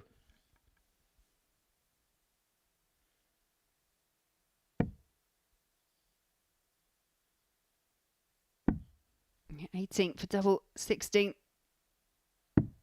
Game and that's nicely taken, and you can see that breath of relief there from Andy Hamilton.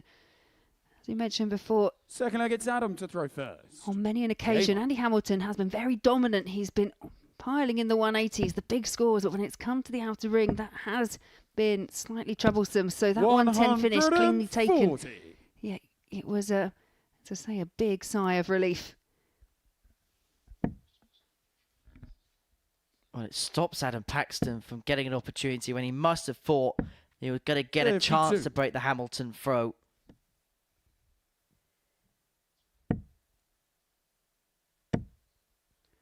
The opening match, Andy Hamilton 100 in that 4-0 loss from Jack Tweddle. Only had the one chance at a double, and that was in the very first leg. So as I say, I think that will mean something, just taking it nice and cleanly. No drama. That's what you want as a player. 41. It's not what we want, but it's what they want.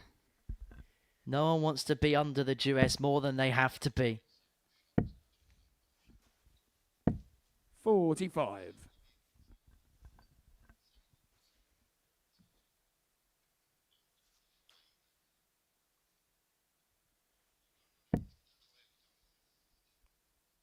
Well, it's following a similar pattern of the previous leg, and Paxton won't want it to end the same way as the last leg, where 140. Pac-Man dominated the scoring stakes and Hamilton took out that 110.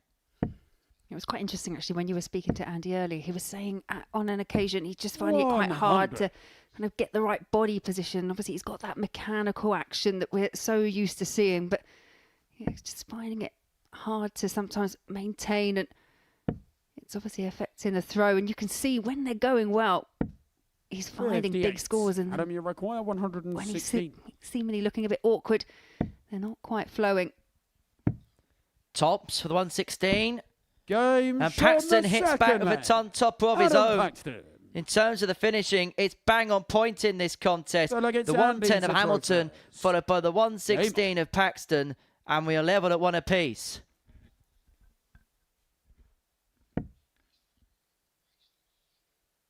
Just need the scoring to match the finishing now. 140. It's interesting listening as well into that interview. So I conducted the questions. There was almost an acceptance that Andy knows the limitations as well in terms of what he can do, in terms of what his body can produce at his age at 57, that sometimes there has to be an acceptance, even if sometimes you don't want to accept it, that there's only so much he can physically do in terms of if the body isn't playing ball on a certain day, he has to just try and eke out what he possibly can. Yeah, I mean, this is day number 5, and as you say, it can be a grueling process. And for a player who's got that methodical action like Andy Hamilton, not just physically, but mentally, that level of concentration that you need to maintain, you can understand why there are some lapses. But the one thing that I think Andy Hamilton, Robert Thornton, those type of players can have in abundance is just that fire, that desire to keep playing at a really top level. 124. He's got 6 darts from here to re-establish his advantage, and it'd be the 3rd consecutive tub plus checkout at the beginning of this match. It's double 8. It's a masterclass of finishing. 3 legs played, 3 tub plus checkouts. Hamilton with a 1-2-4 to stretch his way into a 2-1 lead.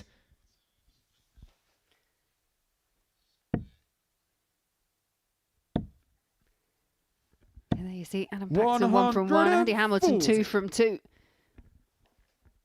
was something he did address in his interview with you, Henry, that if he can get that finishing on point, then he's a real danger. And this has been a finishing masterclass from the pair so far. 140. Well, this is brewing up to be a really good contest. Should mention that Paxton's a couple of legs away from mathematical elimination.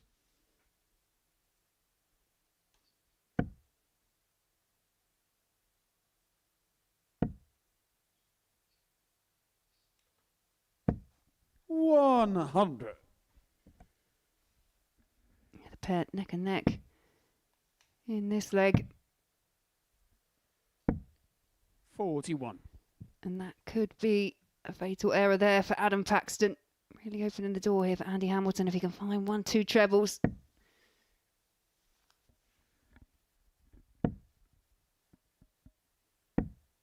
$43.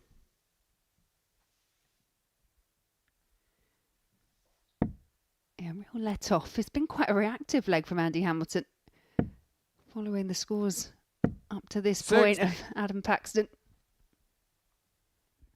Leaving himself on the 160 to level this contest up at 2-2.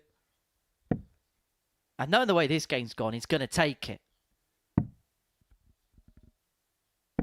78. A 110, a 124, 116 so far in this contest. Are we going to see a 160?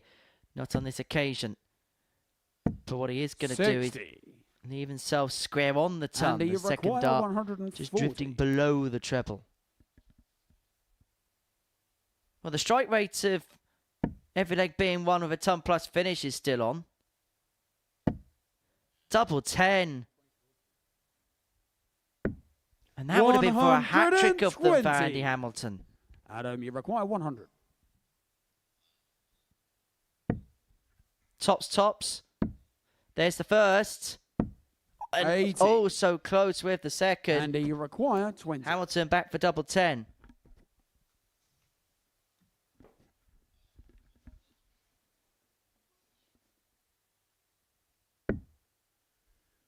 Just needs to work it in from that overshoot. So double 5. Game shot nicely taken. Andy Hamilton. Important now because that breaker throw means Andy Hamilton is able to serve out the match.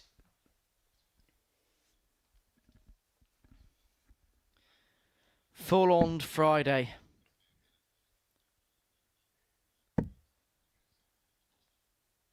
A misery which could well be compounded for Adam Paxton here. Hamilton 1 leg away from ensuring of his elimination. And it would put him temporarily 6 points clear of Bradley Roos, who still has to play 81. Anthony Allen in this round of fixtures.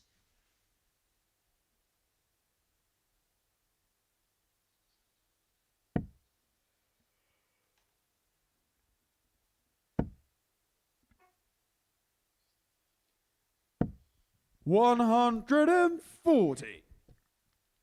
Yeah, definitely a more solid performance here from Andy Hamilton compared to the opening match. We lost 4-0 to Jack 58. Tweddle.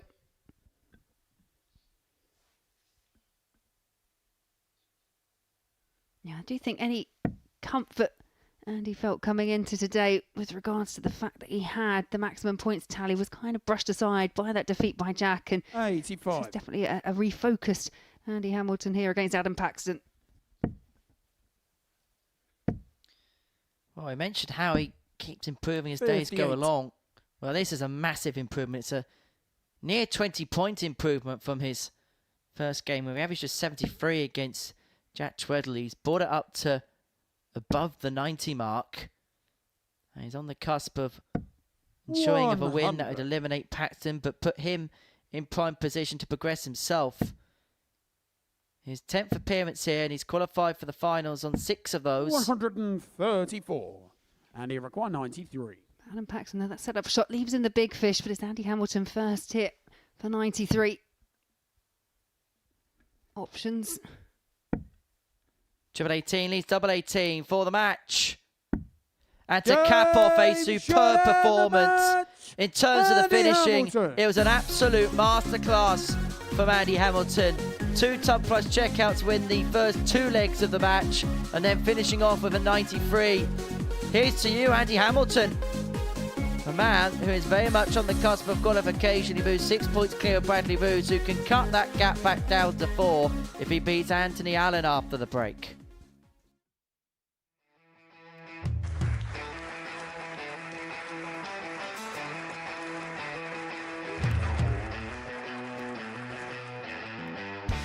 Hang on a minute.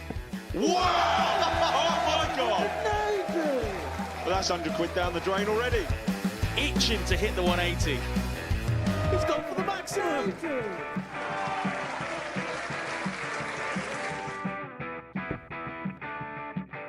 18 for the bull. Bull. 53. No, he said bull. That's a great first start from Adam. Oh, look at this. He's going to leave Scape. Oh, can you believe it? That is unbelievable.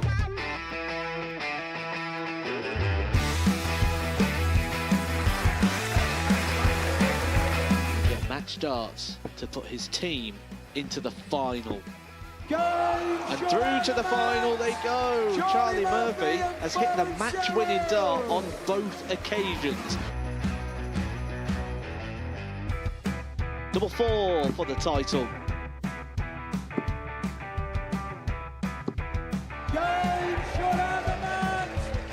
Please show your appreciation for the winner of the Influencer Pairs event, George Scaife and Adam Lipscomb.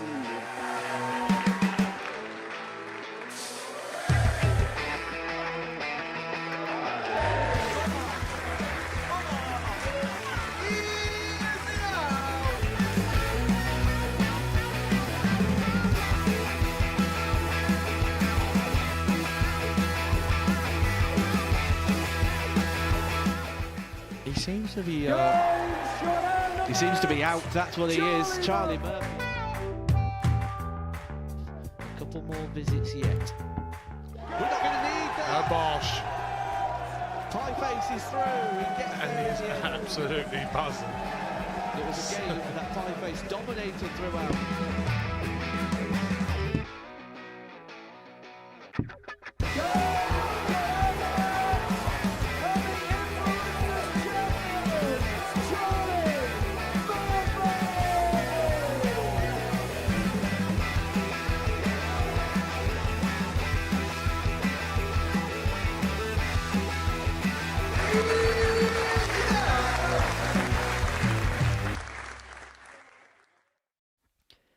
Welcome back to the Modus Super Series, where before the break, Andy Hamilton got the better of Adam Paxton by 4 legs to 1. A couple of tub burst checkouts, including the 1-2-4, set him on his way against the Pac-Man, who will be packing at the end of the day because he is out.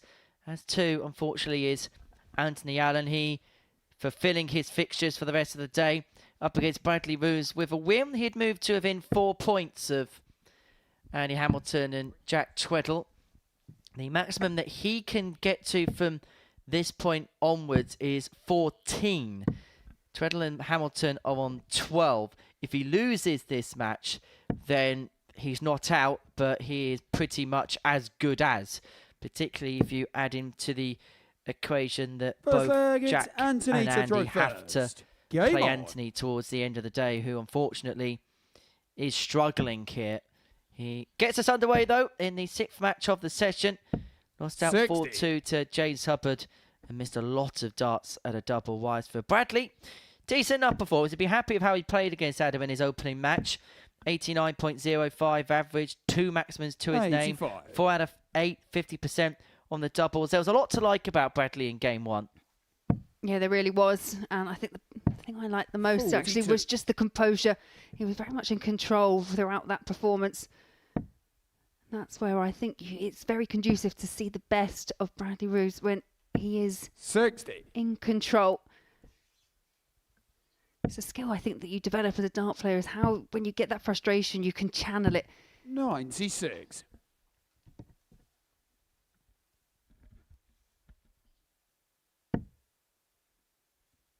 As we've kept mentioning over the course of this week, Bradley's one of those players who's been here so many times now 100. that you can almost keep a catalogue of how he's progressed as a player from the first time that we saw him here to now. And I think there's plenty of players that, 45. particularly at Bradley's age, we've seen develop in front of our eyes almost. I think Cam Crabtree's a great example of that. Okay, he burst onto the scene of 115 average in his first game, but you see how he's developed as a player, but also as a person as well 60. over the couple of years that we've seen him here. It's something that we're very fortunate that we get to see quite up close and in quite a unique way here at the Super 100. Series. Well, yeah, I think because we see them play so many games as well, so you can judge them on all different things. There are players who can have that big standout performance, but it's how you back it up. And I think, as you say, one of the things with 60. the players that are progressing Anthony through, require 158. that's where the big improvement comes. They have the big performance, but they back it up with another one. It goes back to that A game, B game. When their A game is exceptional, but their B game gets 41. better and they're winning, Bradley require perhaps not playing at their very 136. best. Oh, Bradley looking at 136 to get the break and lead 1-0. Well, that first start is, though, it's a great guide for a treble. She's 60. unable to locate. Has left Anthony himself on a require 2-darter. 170. Alan in ton plus range, and he's not going to get a go following dart 1 on the 117. 81. Bradley requires 76.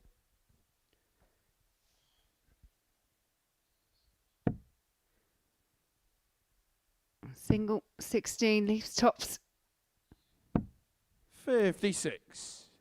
Anthony require 36. And I think if that had gone, that really would have hurt Anthony Allen. As it stands, he's back for 36. Game shot on the Does first find the leg. target. Anthony Allen. Double 9 is located. Anthony Allen takes leg, a it's Bradley to 1 throw leg first. to 0 lead Game. against Bradley Roos in our 6th game of the afternoon session here at the Live Lounge in Portsmouth. This session 1 of 2 that we're going to be watching today will be back from 10 o'clock this evening to see the 140. conclusion of Group B, where David Wazutsky and John O'Shea hold the cards overnight. They find themselves on 6 points apiece, while Bram 81. Van Dijk and Mason Whitlock are on 4. Mason, who hit a 9-darter yesterday, whilst Lee Cox finds himself at the bottom of the group without a point to his name. 44. Yeah, very much looking forward to seeing whether Mason Whitlock's got any more premonitions about what's going to happen tonight, because he called out the fact that he thought he was going to hit a 9.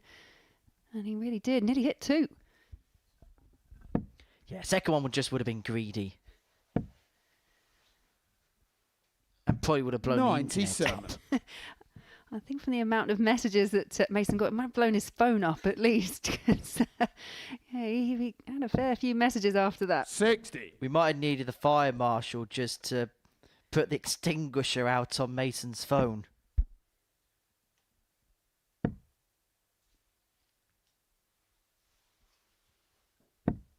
$100.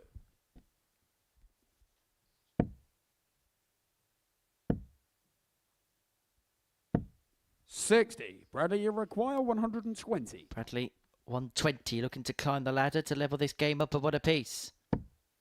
There's the treble. There's the single.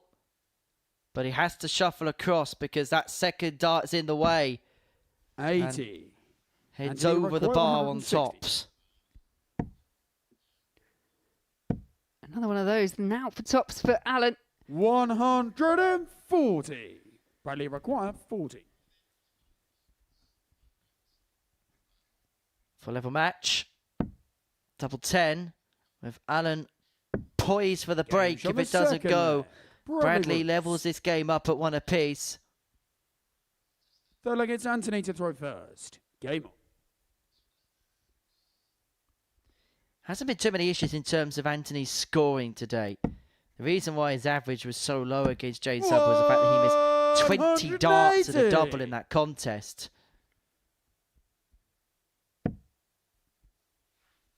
Yeah, both players had some real double trouble. 60. But it was James Hubbard that emerged the 4-2 victor.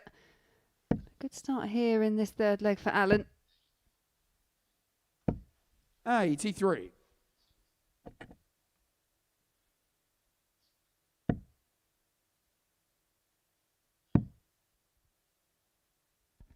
I'm just going to 96. put something out there, Laura, following what happened last night.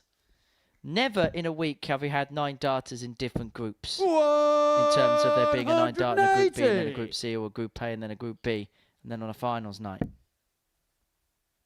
No, I think have we still yet to have one on a finals night? Still never had one on a Saturday. 140. Anthony required 58. Tops.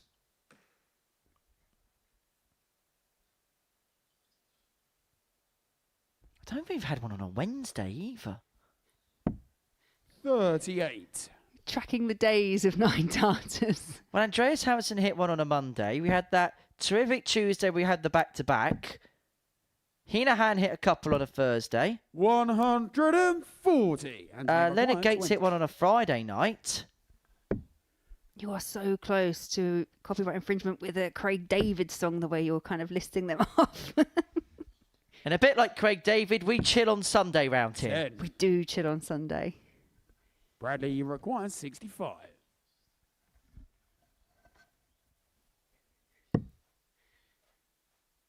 And a bit like that Craig David score, Anthony Allen in terms of scoring has been okay, but the finishing 53. hasn't been up to scratch. Anthony require 10.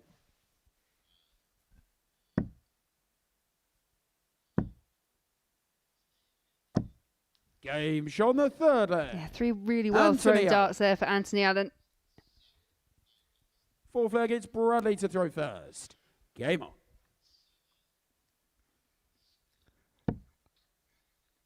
Shaggy 2-1 up, and Bradley may feel like he hasn't got a Scooby-Doo as to how the game's in this particular position. 140. No, just going to drive off into the sunset in the mystery machine. 83.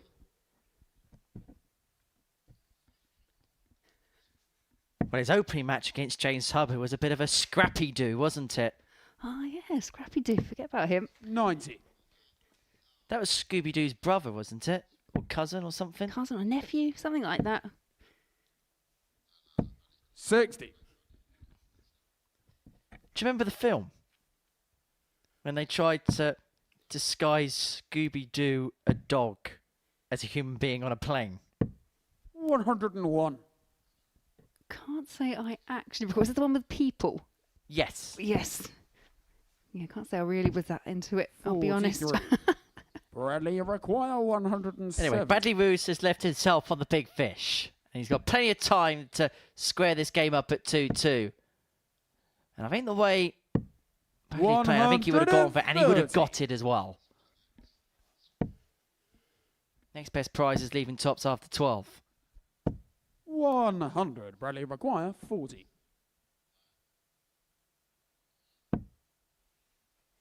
Double 10. Game Squares shot on this the fourth contest leg. up. 14 Bradley darts are Roos. there for Bradley Roos to level this encounter up at 2-2. Fifth leg, it's Anthony to throw first. Game on.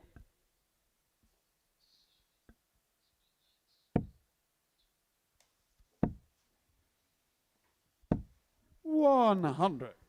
Oh, so far, all going with throw, and as you implied earlier, Henry, it's not really the scoring that's been the issue. We've already had 10 missed darts at the outer ring from Anthony Allen. 119.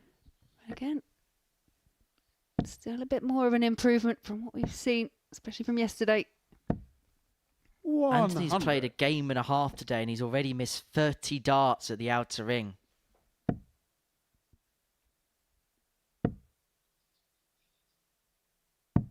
$59.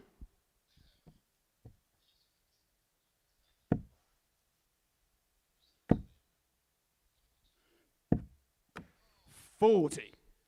Yeah, that just clattered into the flight. Flight on the floor, dart on the floor. When it rains, it pours. For Anthony Allen, he must feel like nothing's 60. going to plan right now.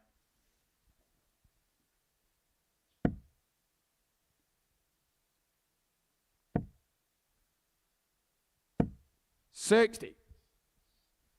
Yeah, persevered with the 20s. They could have opted to switch, but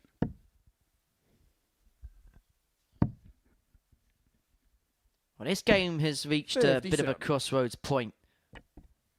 Allen with the darts has got 6 and 2 on to lead 3-2, but you know Bradley will be hot on his heels for the break, and if he does so, then 60. he'll have the darts to win it in the next.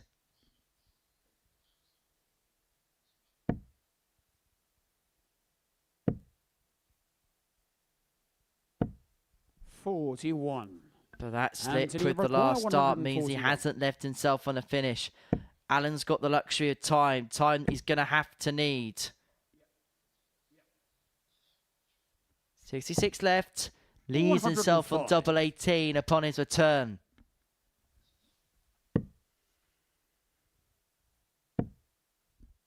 yeah, unintentional slip from Ruse, as you mentioned. 70.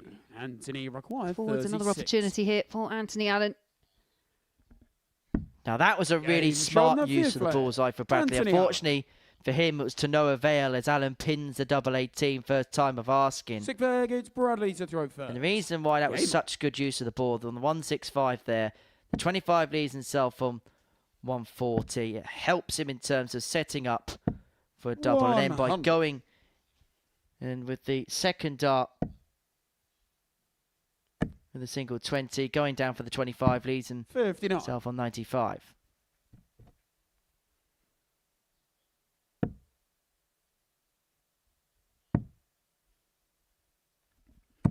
$134. These are the things I'd implore any player, whether you're kind of new to the sport or someone that plays quite regularly, that the counting, the set-up shots, making sure that you leave yourself on an out shot. That board management is all key. You can see it at the very top of the sport. 85. The levels of the kind of like micromanagement of, you know, making sure that you just have everything in place, and these players start thinking about setting up shots from like the mid 300s. Remember speaking to Yella Klassen last year, and he said he'll always, after the first 3 darts, no matter what he scored, he will be 56. picking apart the leg from that point onwards to try and leave himself on a finish. It's the Dutch way, and that's how they've revolutionised the 100. sport. Bradley, you require 126. Especially when you consider the speed that a lot of the Dutch players play at. Don't have a lot of time to stop and think, so it's got to be there, just drilled into your mind. 120. Just the width of a wire away. 142. This is for the match.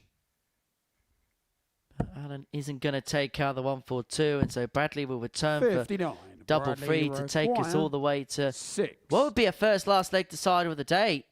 You've only had 142 scoreline. Game shot on the sixth But leg. now Bradley we head to leg 7 for the first time after Bradley finds 6 points. He currently is on 6 points in the group. If he wins this match, he'll move on to 8. He'll be 4 behind Messrs. Tweddle and Hamilton with 6 left to play. And he still has to play the pair as well. 140. The only thing that's bad news for Bradley is the fact that Tweddle and Hamilton have already played, so they can just pick the points up and pick apart the rest of the opposition. 57.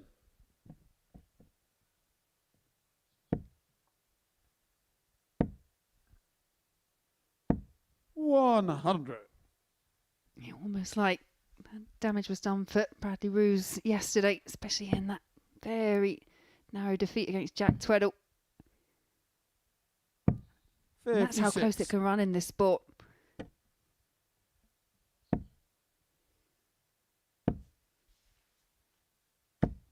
This is much better from Anthony. It's really good to see.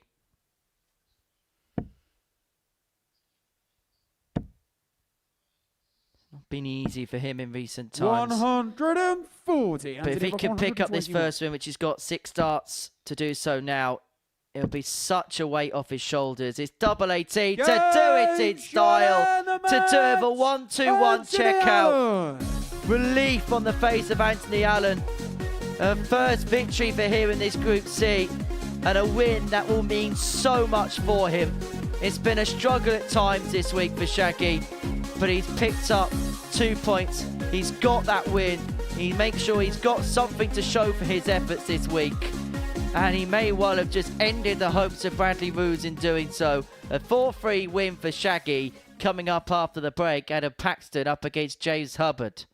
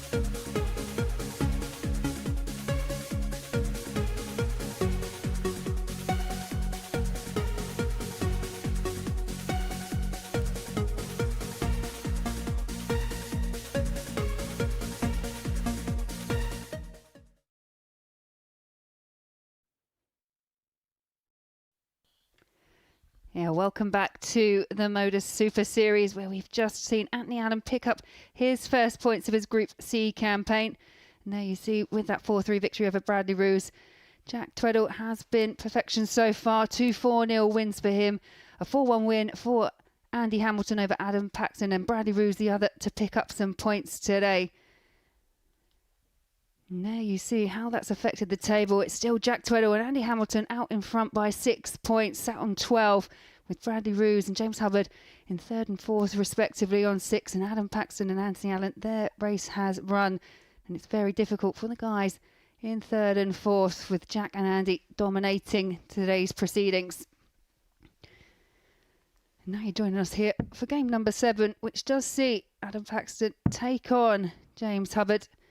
And James Hubbard would say arguably a bit of a mixed day so far. Did kick off with a 4-2 win over Anthony Allen, around the 75 mark in terms of average, and then faced, again, a very impressive Jack Tweddle and came out a 4-0 loser on that occasion. But I don't know what you feel, but both of these players, I think, will come away from this, regardless of what happens, with very different feelings. Adam Paxton probably came in with all that weight and expectation of someone who's won a week here, whereas James Hubbard's just trying to feel his way back into the sport and has had some impressive performances so far. And I think he's got quite a lot of positivity and positive stuff to take away this week. Well, it feels like a meeting between a man who's had the weight of the world on his shoulders and somebody who's had the freedom of the city of Portsmouth in James Hubbard. For Adam Paxton, that previous weekly win has certainly upped the expectations, not just from him, but also 57. From a perspective of us in the commentary box, and particularly the odds compilers. He was the second favourite behind Jack Treadle to go on and win this Group C. A matter of fact, if we go all the way back to Monday morning, he was the second favourite to win the week at 5-1, the second favourite to win Group A. It's just not quite happened. It's just not quite correlated for him this week. 140. Any fleeting hopes of Hubbard making it through to finals night would be extinguished with a defeat here. I know even if he won his last three and the top two lost their last three, that leg's difference is going to be a real lingering issue for him. It's quite simple as far as Andy and Jack are concerned. If they win their next matches and they take on Anthony Allen and Bradley Roos respectively, then they are through. And we know everything with a couple of rounds of matches left to go. 140. Adam, you're like 144.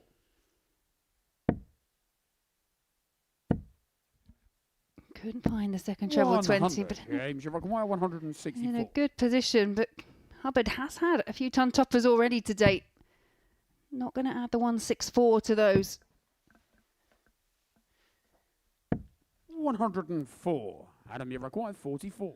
Paxton looking at 44. 12 for double 16. He's been good on this side of the board over the last couple of days, and he pins a double 16 without any problems whatsoever to lead by a leg to nil. Game on.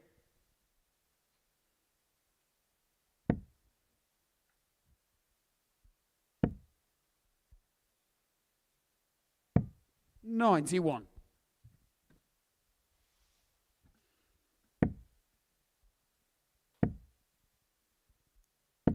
100.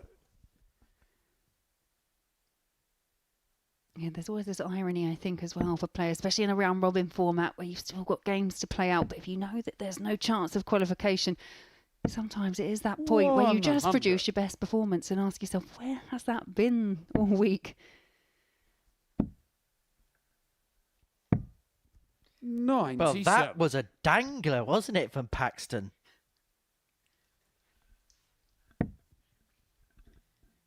Well, he had to go down there, because if he went anywhere near that region, that was plonking 45. out. Yeah, just took that deflection. Obviously, he's hanging on in there for dear life, but as you say, opted for the switch sensibly. 96.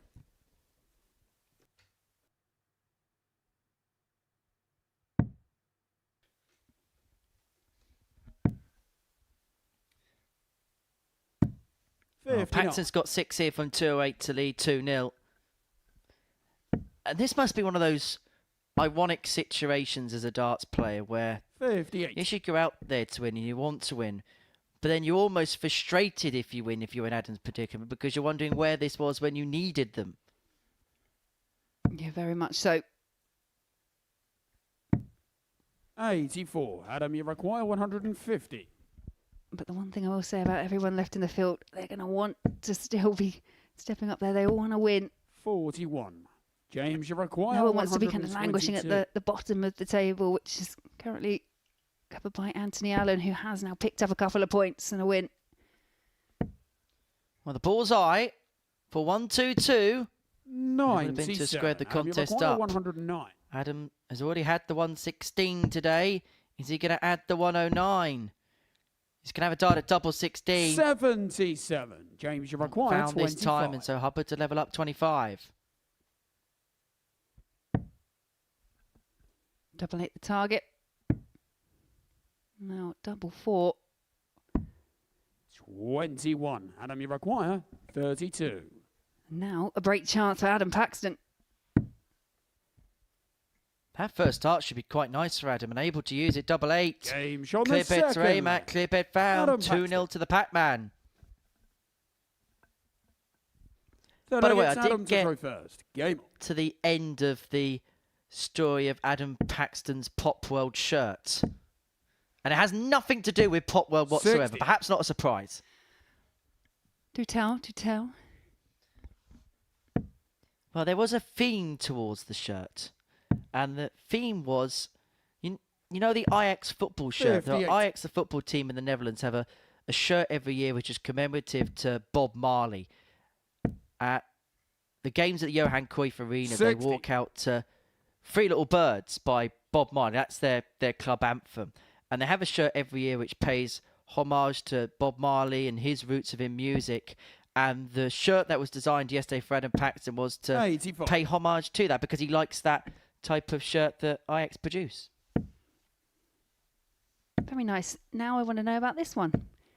Do you have any info on this one in particular? He's a Coventry City fan and they're Coventry City colours. It's not homage to like Gerwyn Price. It's got a bit of an Iceman feel about it. 41. Yeah, I think it's more homage to Mark Robbins, isn't it? Or Haji Wright, 100. the man who scored that goal which should have sent Coventry to the cup final last year, but was ruled out, wasn't it, by VAR, and Manchester United won that game on penalties and subsequently won the FA Cup. And then they played a Dutch side on Wednesday in the Europa 39. League, FC Twente. And Bradley came in yesterday celebrating that point for Twente against Manchester United. I'm glad he wasn't in the same room as Carl Sneed, who is a United fan. 41.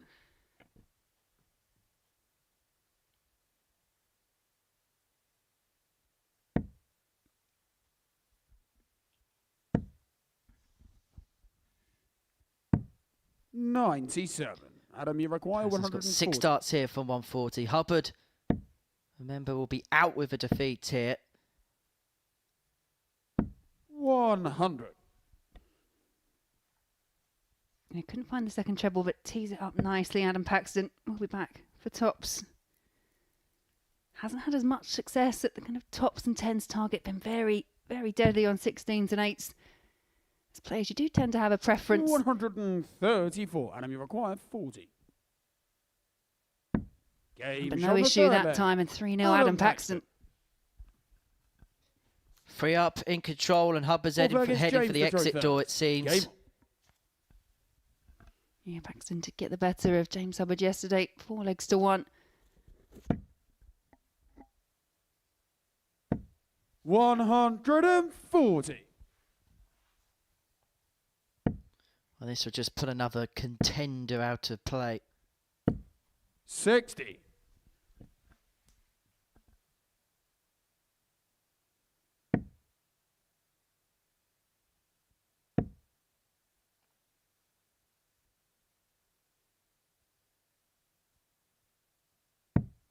$44.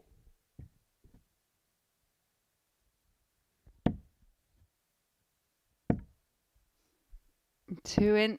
140. Couldn't quite find a third for the first 180. Have to settle for a 140.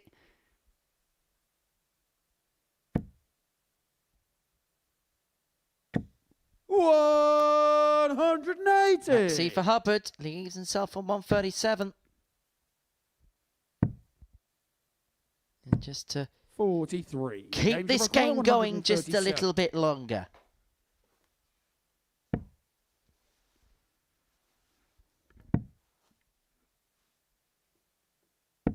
$93. Yeah, good switch, good last from James Hubbard. Chasing the treble round the board, finds it in the end. 84. James, you require 44. Paxton labelled to leave himself on a finish. Hubbard on for a potential 5-visit leg here. Double 16 for 14 shot the darter fourth to leg. keep himself in the James contest Hubbard. and to keep the almost extinguished flame If it's flickering. Adam to throw first. Game on. Paxton throwing for the match. Hubbard out with a defeat. Could be over in the next couple of games. Tweddle beats Allen and Roos loses to Hamilton. Then we are playing dead rubbers for the rest of the day. Although there is a financial incentive dependent on when where you finish in the league table. The higher up you finish, the more money you do get. There's a tiered prize money structure here at the Super Series, depending on where you've placed. 100. Yeah, and also we could have that slight tussle between the top two to see where they finish. If it does go the way of Tweddle and Hamilton. 99.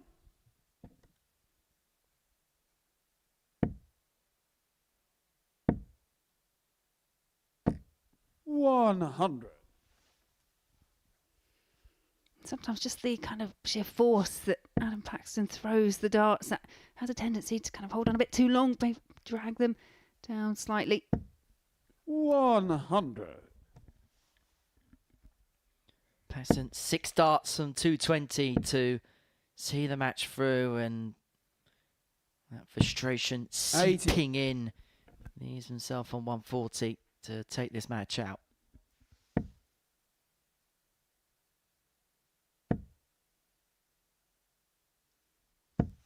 $140. Adam, you require 140. James Hubbard well and truly tapping on the shoulder here. Treble 16, leads double 16, and it would have been some way to have seen the match through. Hubbard looking for 116 to bring it back to 3-2, and from nowhere, would turn this game to throw. And he's going to get a dart at tops to do exactly that. But the plot will not thicken, and it may well be 32. Elimination point as far as Hubbard is concerned, because Adam Paxton takes out the double 16 to eliminate James Hubbard. It's a case of too little, too late for Adam Paxton. His hopes of making it through were extinguished a while ago. He wins by 4 legs to 1 against James Hubbard. Coming up after the break, Jack Treddle against Anthony Allen.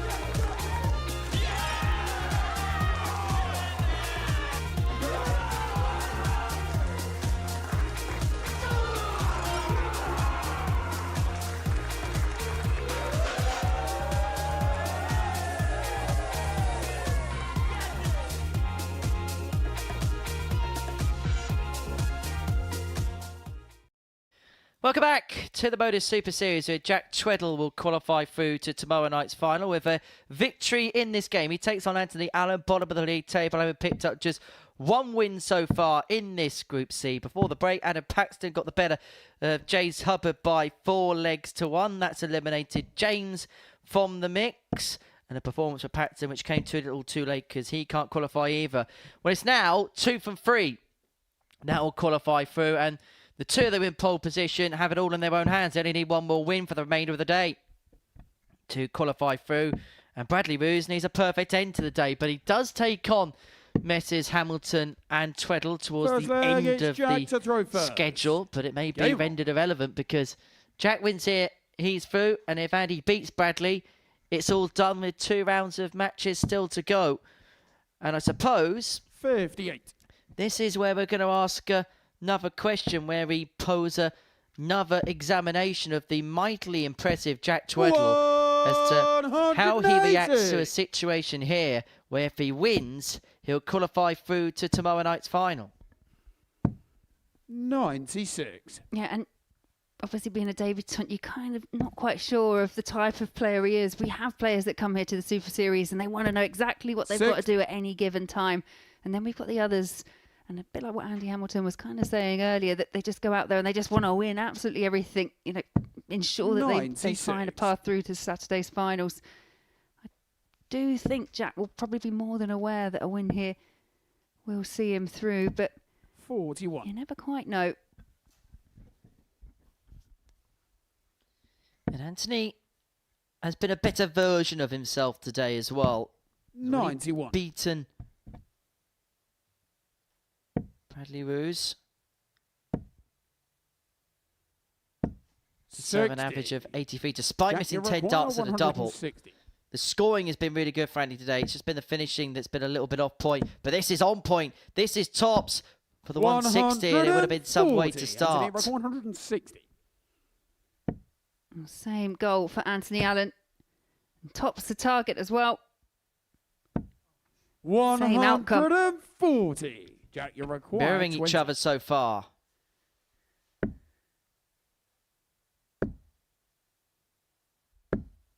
No score. Tweddle unable to take out the double 10. It's presented an opportunity for Anthony Allen to take a 1-0 lead. But he can't take advantage of that chance. 20. That's now a 33rd missed dart at a double today for Anthony Allen. Double 5. Game shot. In it goes. Tweddle leads 1-0. Jack Tweddle. Second against Anthony to throw first. Game. Yeah, all smiles between the two. And sometimes can just alleviate that little bit of tension. 25. They were playing that age-old game of chasing the double round the board, but it was Jack Tweddle that found the target in the end. 85.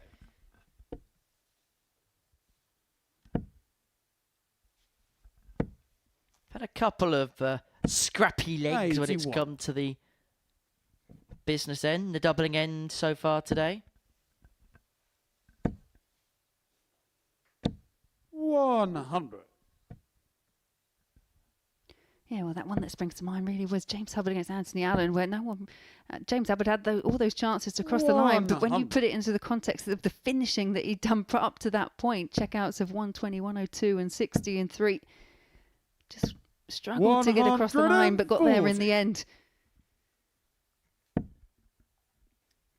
It's been a usual Friday here. Very strange, very weird. 100. And that's just us in the comms box. That's every day. Tweddle here's left himself with a double after 12. Hasn't lost a leg so far. Won 4-0 against Hamilton, 4-0 against Hubbard. Yeah, he's hit the 7, so 88 left. He's just debating. Opted for treble 16, which would have left tops. Jack, you require 40. And it's tops that Tweddle needs. 20. Anthony required 48. 1 from 10 on the doubles for Jack. Anthony to inflict a first leg loss for the Swinton man of the day, and he pins the double 8 to do exactly that.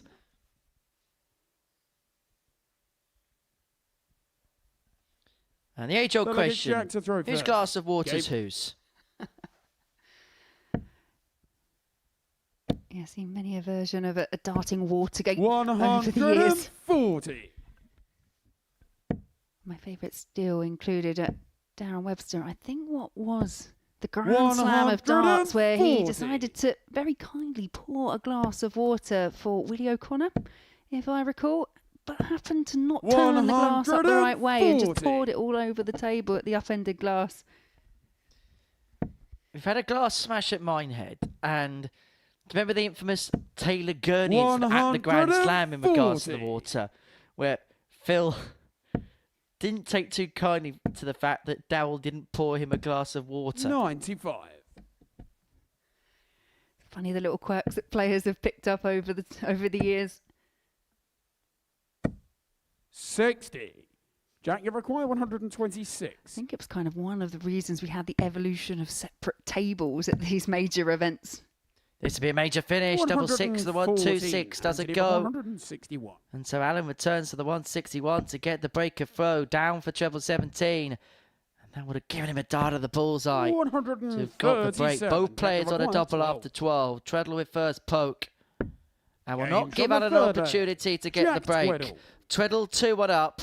And halfway now towards sealing his place into tomorrow night's final on debut.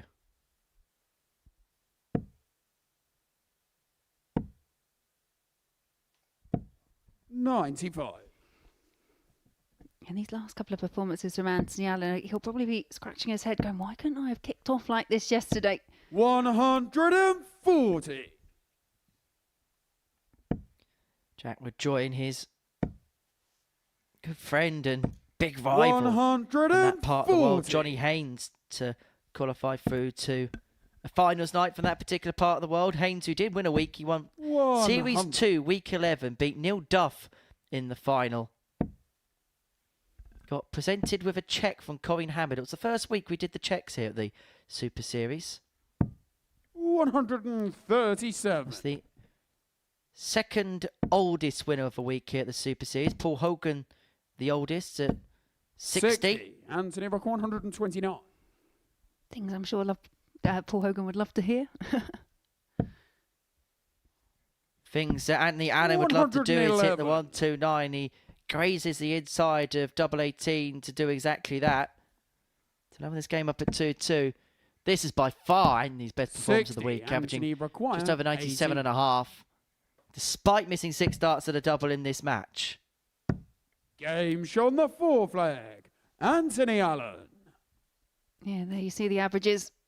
Just over 90 for Tweddle, but 95.32 for Anthony Allen. And when you think that's pretty much 20 points on top of the overall average that Anthony was at yesterday. It's almost as if the shackles are off, isn't it, for Anthony now? 100. Just playing with that bit of freedom. It's one thing, if you could bottle how you do this. 140. Sorry, had to pause. Was wondering if we might see another one. We were 5 in. We didn't mention it, so there was a chance. We didn't. 100. If you could work out exactly with dart players what's the actual trigger, what makes you start playing really well and bottle that, 64. it would be absolutely priceless. Sometimes something just clicks and it all comes together. 96. Jack, you're 170. 6 darts from here for 117, and it would mean that Treadle will be a leg away from qualification through to tomorrow night's 57. final. He's himself on 60. After 12, Allen against the darts can do nothing about it. 140. But he'll leave it handy in case of a miss. And Jack has missed some at a double. He's 2 from 12 so far in this contest. 20. He's missed 2 more there. And so Anthony Allen all of a sudden has got a break chance to move 3-2 up. And he'd have the throw for the match. And it would be for back-to-back wins. Anthony Allen. And it's back-to-back 14 darters for Anthony Allen to move himself 3-2 in front. And he now has the darts to depose of Jack Treadle.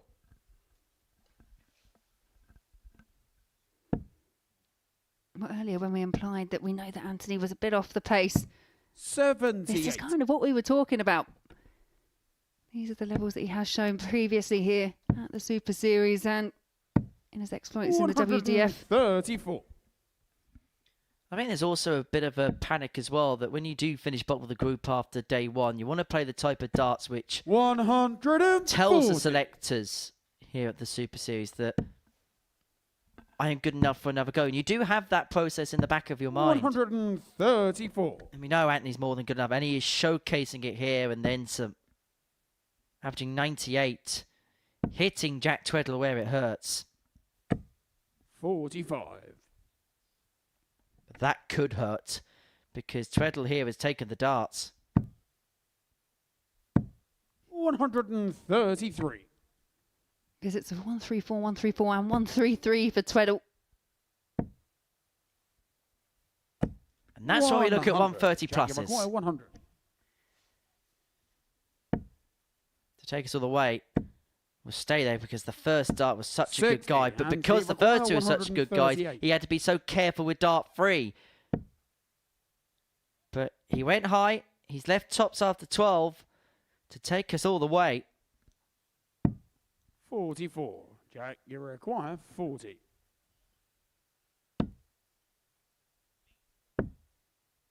Double 5. 30. Anthony require Yeah, 94. Characteristic misses for Treadle on the outer ring. Missed 15 darts in this match. Tops of the match. Tops of the win. And Anthony Allen has put a spanner in the works for Jack Treadle. It's back-to-back wins for Shaggy, who looks like a different man.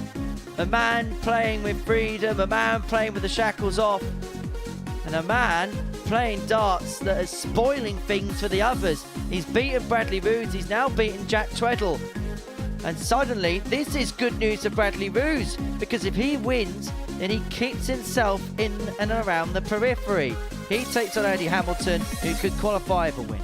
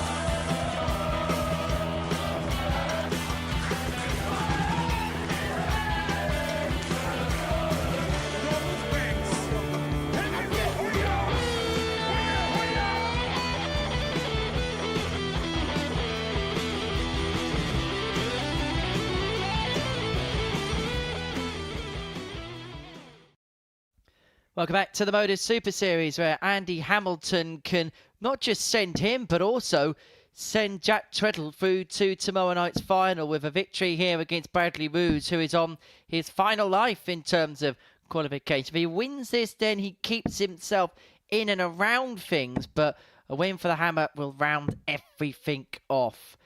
It's England against the Netherlands. It's our 9th game of the afternoon session here at the Live Lounge in Portsmouth. As for the Hammer, it's his chance to send himself through to the finals. What will be a 7th finals night appearance. Yeah, we've seen two very different performances so far today from Andy Hamilton.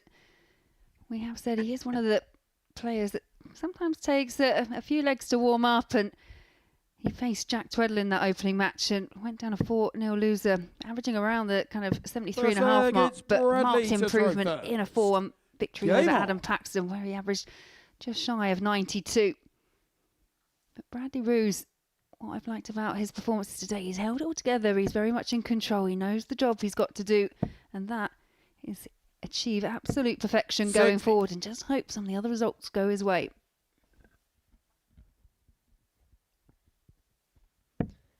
May well be that defeat to Anthony Allen that was the ultimate undoing of the Dutchman, losing out 4-3 in his previous match. Allen taking out that 1-2-1 in the deciding leg to deny Bradley an opportunity. I suppose, again, we asked that question with Bradley. Has that knocked the stuffing out of him? But then by the same equation, that win for Anthony Allen should have bolstered his hopes a little bit. Yeah, absolutely. Bit of a kind of double-edged sword. Anthony Allen being both the 121. the one to lay the first blow, but then kind of save him on the second. 180. First 180 of the match, and it does go the way of the Dutchman.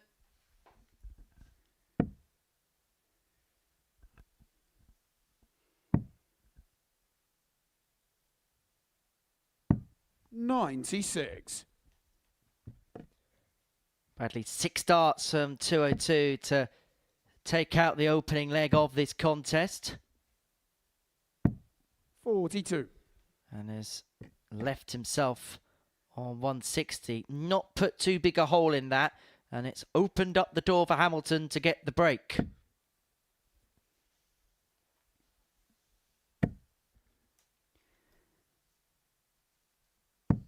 $97. Bradley require 160. 160 for Bradley. Perfect first time. Another one of them. We're giving him a dart at tots. Now, Andy in his game against Adam Paxton last time out hit a couple of ton toppers when his first 2 legs. 70. The 110 and the 124. Can he kick off with a ton topper here?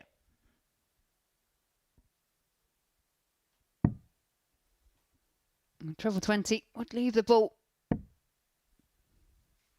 And he can't add the 129, but a good last to leave himself on a double if Bradley Roos gives him a shot. Single leaves the ball. Treble leaves double 5. That flies above the wire, and so Hamilton will return for double 18 to take out the opening leg with a break of throw.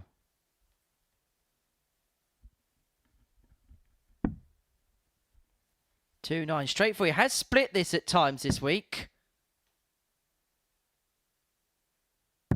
No splitting, just hitting, and Hamilton moves one up with a break. And that little smile towards the tail end of that leg for Andy Hamilton, not just acknowledging the break, but just the marked improvement of his finishing. He mentioned in his interview it was just one of those problem areas. He was getting down to the double first. The scoring wasn't the issue, but actually finishing off the leg was. And he was only afforded the one chance at the day after ring against Tweddle, but 4 from 7 in his win over Adam Paxton, including those ton toppers you mentioned. Well, he had his back to the stage after losing that first leg, and Bradley's back is against the wall right now. Has to win to have any faint hopes of qualifying through. A victory for Andy Hamilton. Will put him onto 14 points, but more crucially, Bradley would only be able to get to 10. Jack Treadle already on 12 would mean that the top two would go through with a couple of rounds of play still to go. 140. Yeah, Bradley cannot afford to make any mistakes.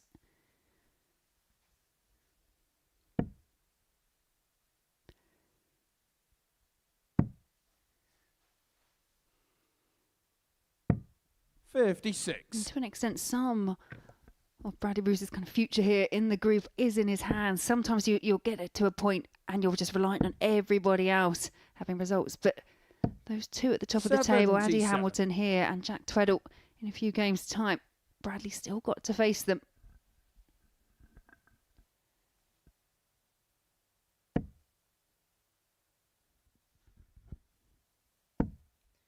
It's quite literally hammer time now. 92. I know Andy's a big Formula One fan. And on Lewis Hamilton's team radio, when it gets to crucial points in a race, his race engineer Bono will say hammer time to Lewis. And it's exactly the same here for Andy, where he can see a finishing line in sight, a checkered flag begin to appear, and it's now about racing his way towards it.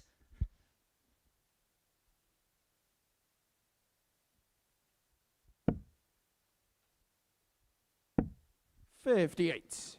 Bradley require 85. Well, it's a chance here for Bradley to break straight back. 53, and he require 164. Choice there from Bradley. Basically saying, Andy Hamilton, I don't think you're going to hit this. Doesn't think you're going to take it out, Andy. And he was correct. They're the shots as a player. When you see someone in front of you, kind 83. of avoid a ball shot and set something up. 32. They're the ones you really, really want to take, just so you can go, ha, yeah, I can get it. Give it back. Game shot on the but Bradley's back in this game as he breaks back to level up at 1-1. Third leg, it's Bradley to throw first. Game on. Both players locked in, full focus from the pair.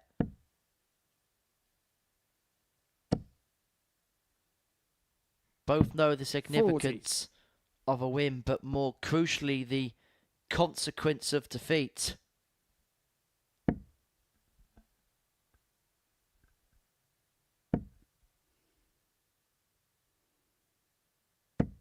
$100. Hamilton wins is a done deal in Group C. Everybody else will just be jostling for position, and actually it'd be an intriguing race because you'd have 3 players on 6, and Anthony Allen, who you can make an argument now is becoming the form player in this group at the bottom of the pile on 4. Yeah, it has all clicked in a bit too late for Anthony Allen. But this was one of a handful 40. Of games yesterday for Andy Hamilton that did go the distance. And he narrowly defeated Bradley Bruce 4 legs to 3.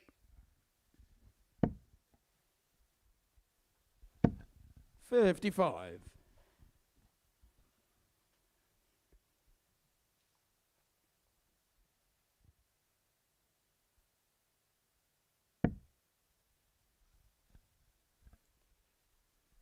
Here's an inviting first start and a great second follow-up. 140. You can tell it's an important game because it feels like hard work for both of them. Yeah, we said it yesterday, didn't we? And that's 80. unfortunate for Bradley. That bounce out means he doesn't leave himself on a finish. So 6 here for Andy Hamilton from 2-2-1. We said yesterday there are certain matches you can really kind of feel that tension up here in the comms box, and this feels like one of them. Yeah, Bradley unlucky there doing the right thing but didn't get the right outcome. And so Hamilton, even himself an 81 after 12 for the break of throw and a 2-1 lead in this game. 73. And he requires 81. May just be a poke at the ball.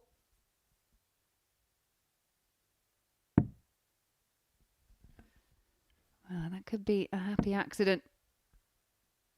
And that leaves tops. 41. Bradley, you require Just lifted it that 190. little bit too high, so Rue's back here at 119. Treble 20 tops. Oh, when did he go bull there? Well, I think he possibly did. Either that or it slipped out of his hand. 39. But yeah, there is a time And and there is a require place, and you 40. said it yesterday, and it has proven to be costly previously. Tots of Hamilton for a Game 2-1 on the lead and a third break leg. of throw. Andy Hamilton. It didn't look great in the hand as it was released. It could have been anything, to be perfectly It's honest. Andy to throw first. Hamilton 2-1 to the Game good. And you can see that it wasn't a great dart thrown because Bradley's headed straight back to the table using his towel just to try and dry things up a little bit. Maybe just a bit of moisture on the hand and it's just slipped out. 81. It does happen every now and then.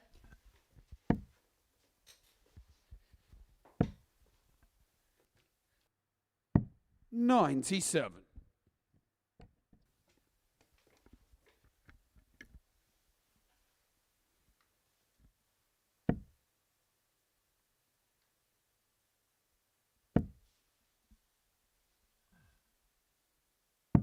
$99.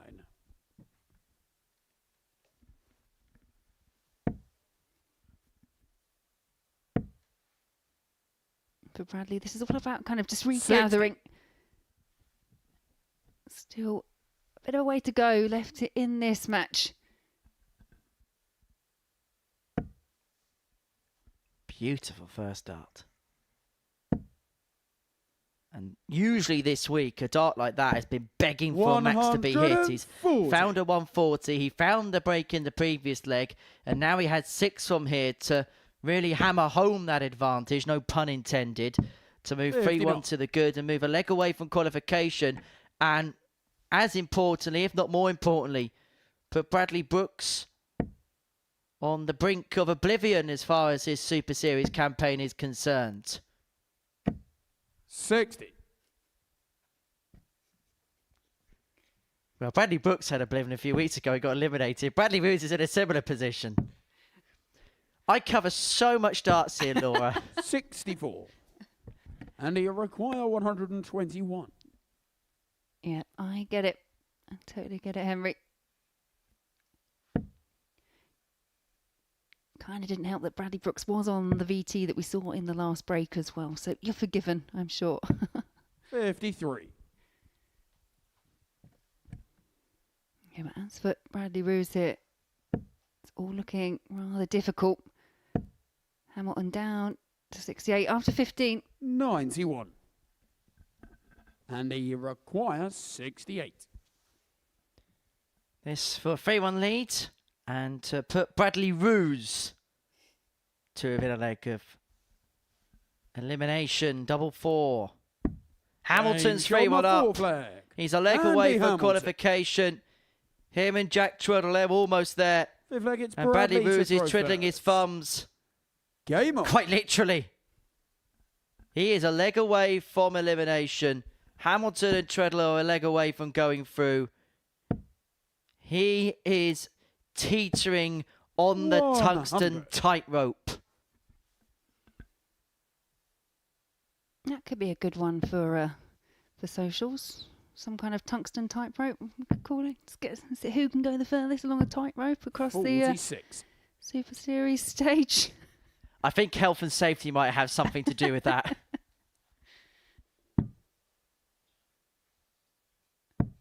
$58. The only problem is 1 or 2 people may go to hospital if that goes wrong. When you've got one of those kind of low ones, you wouldn't string them from the ceiling. Yeah, but if we're going to do it, we're going to do it properly. Then next week we'll skydive off the Spinnaker Tower. 134. Oh, no, that's not for me.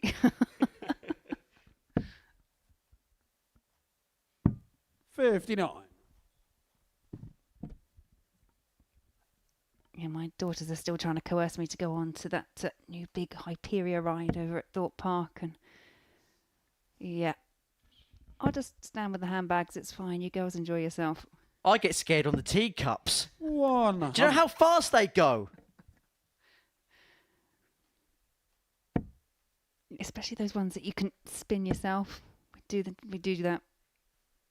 But that's okay. That's low to the ground. I can cope with that. Anyway, Hamilton 97. 221 points away for qualification. 221 points away from a 4-1 win, and it'd be a double dip qualification as well because Jack Treadle would head through with him.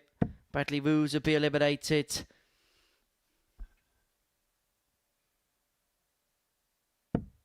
$121. Andy Hamilton there having to settle for 1-2-1 to leave himself on ton. Desperately trying to search out the 180. Haven't seen one from Andy Hamilton in the last couple of matches. 134. Well, Bradley has left himself on a single to double if this doesn't go. But for Andy Hamilton, this is the moment he's worked 5 days for. Treble 19, double 19. It's going to have to be now. And he's not going to get a dart on this occasion. And Bradley 44. may force him to Bradley require 53. qualify through on his throw if he takes out this 53. Yeah, big dance incoming. Misses the single number. Raise of the eyebrows there from Bradley Roos.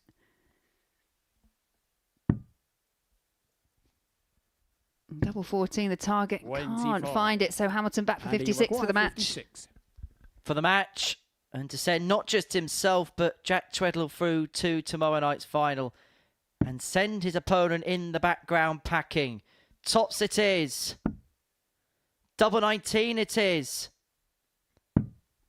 18. But he has evaded Bradley, you require 28. a couple of opportunities to qualify himself.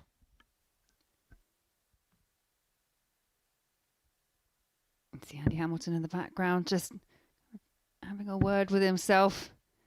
But he could be back. And he is. 14. That could be curtains And for he Bradley require Roos. 38. This could be the moment for Andy Hamilton and for Jack Treadle. It's going to be hammer time on Saturday night at the Super Series. Andy Hamilton! Andy Hamilton has qualified for the finals and he has taken Jack Treadle through with him. As for Bradley Roos, his campaign in terms of qualifying through ends here. He still has a couple more matches to fulfill, but we now know the two final combatants through Group C is Andy Hamilton and Jack Treadle, when we're going to watch Jack in action up next against Adam Paxton. Please welcome to the stage, Angry Ginge and John Henderson!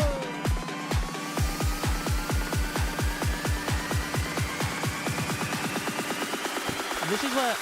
Hang on, wow. Talking about that there for Nyland, but you do not expect him to get another visit in this match. John Henderson, double 10. And he pins it to take the opening.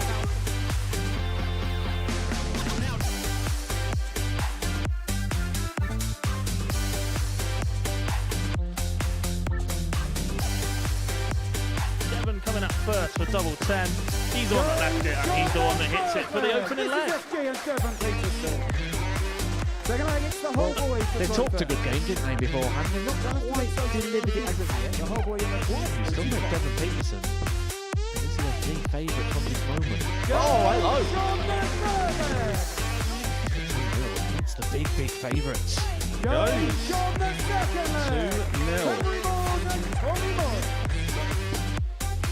But it doesn't. The most successful player at the Super Series is the man who turns it around.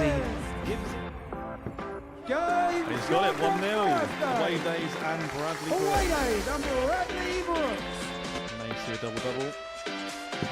Does go double 19. What's in love the double 19? Great shot. Very good. The Bradley Brooks show. No 180, unfortunately. He did go for this one.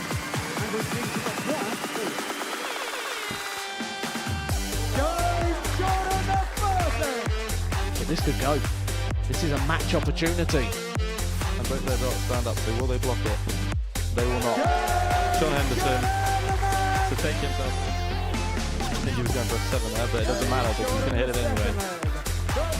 47 kills. Still an opportunity to showcase what he can do. And that's what Steve West can do, a double-double to get the job done.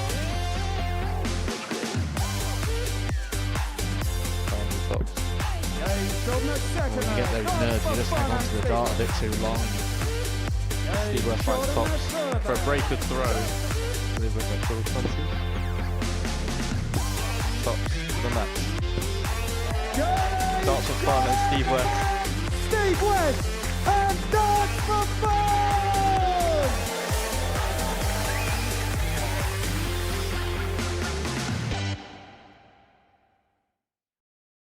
Welcome back to the Modus Super Series, where we've completed 3 rounds of matches on this Friday afternoon. This is what we've seen.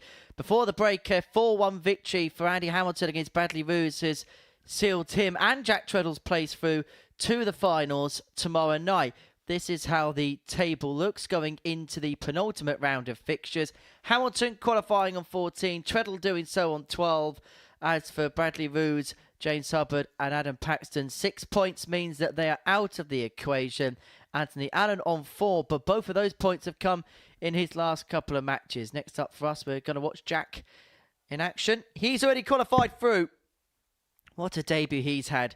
Yesterday he ran at an average of around about 97. His doubling was superb. Maybe not quite at those high levels, though. It's difficultly high to keep up those types of numbers.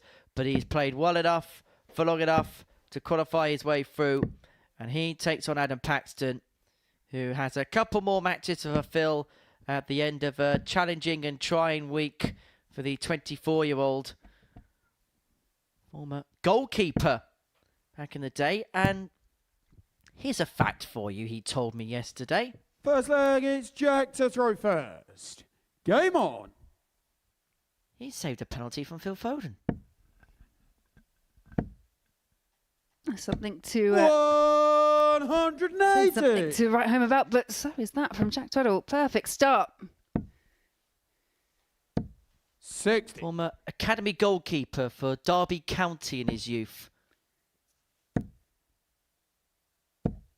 85. He's not the only footballer who's played at the Super Series. Jamie Owens a few 60. weeks ago played in an FA Vase final at Wembley. And we had Craig Galliano from Gibraltar, who was a under-21 international, although admittedly his international career wasn't too great because he played left-back in 2 matches and lost them 7-0 and 3-0. 60. Jack, Sorry, Craig. Sorry, Craig. That's an achievement in itself, just making that kind of level. 96. Admittedly, he did take on the Netherlands in one of those matches. 140. Jack, you're required 40. Tops the Treadle. He's left it after 12. 20. He's going to get 3 more to take out the double 10 because Paxton's not left himself on a finish. 139. Yeah, I think Adam Paxton there was kind of free-flowing after those first 2 trebles. Just stopped himself. On the first leg, Jack busting Treadle. as he was on 181, but all academic, and it's Jack Treadle that gets the first leg on the board. Second leg, it's Adam to throw first. Game on.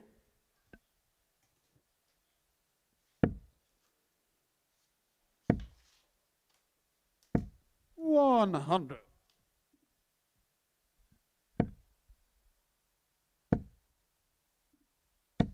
60.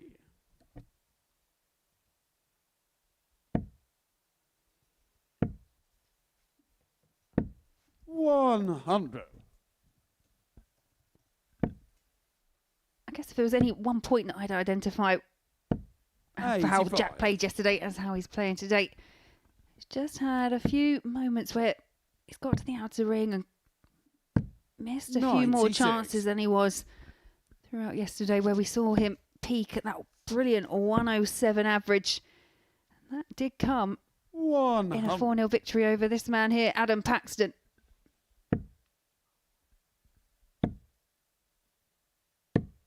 130.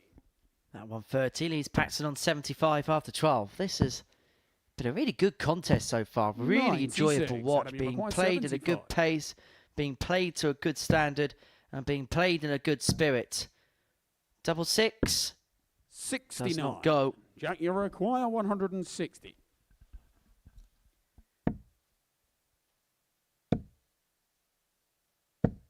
$85. Adam, you require 6. I've seen this awkward for some players. And it was awkward for Adam Paxton. 4. Jack, you require 75. Wants to leave 2. May not going to go. This would be a nick. 69. But just Adam, like you Paxton require early 2. on in the leg, and able to convert the 75, going inside on the Game double shot 12 the and double second 6. leg. But no Adam mistake Paxton. in the madhouse for Pac-Man, who squares this contest up. So like it's Jack to throw first. Game.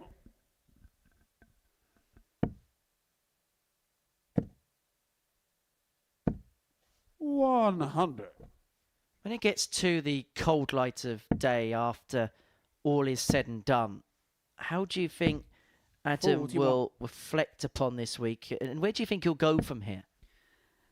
Yeah, like anything, he's had moments where it's 95. been really good, been really competitive. But I think the difficulty is when you've been here, as I said before, and done something as successful as winning a week, and not just any week. It was a week that was 78. absolutely packed with high-end quality players. You want to come back and try and replicate something very similar. I guess the first goal, as with anyone that comes here at the Super Series, is 48. just qualifying through to that Saturday. And I think that in itself will be a disappointment that he hasn't done enough to kind of come back and actually qualify to try and lift the trophy once again. 94. It's one thing going through going through Saturday's finals to lift the trophy, but it's hard enough just to get there. 140. Plenty of positives to take away from it. But I think that will be the overall disappointment of just not putting yourself in that position to at least try and defend on Jack, finals you're night. 118. Well, Jack took out 118 yesterday. He could do so again here. 78. The tops is blazed above the wire. He is going to come back for 3 more of that target because Paxton hasn't left himself on an out. And the first 3 100. legs Jack, will you go require to 40. throw if Tweddle can take this out. Goal 10 is Game on the pinned third and leg. Tweddle leads Jack by 2 Tweddle. legs to 1. Fourth leg, it's Adam to throw first. For Adam, Game. he will be departing us come the end of this game, but for Jack Tweddle, he will be back with us tomorrow evening. And when you have a look at his locality, 134. Swindon being in the southwest, a couple of hours away from Portsmouth, where we base ourselves, there will be a fair few that will be, 95. I'm sure, going to join him. If you are a part of the Jack Tweddle fan club, then scan that QR code. It takes you over to a website called dartshot.tv where you can 81. ascertain your tickets for tomorrow night or indeed any Saturday night here at the Modus Super Series. There are still tickets available for the 61. Champions Night, which takes place on Saturday the 7th of December. And if you're joining us on the 9th and the 16th of November, you get a double session of darts 60. courtesy of the Windmill Women's and Windmill Men's Championship Tour Finals. The women's tournament on the 9th, the men's on the 16th. They are 100. 12:30 starts, and you then get your ticket for your night session at 7:30. Every single week up until the end of the series available via 100. dartshop.tv.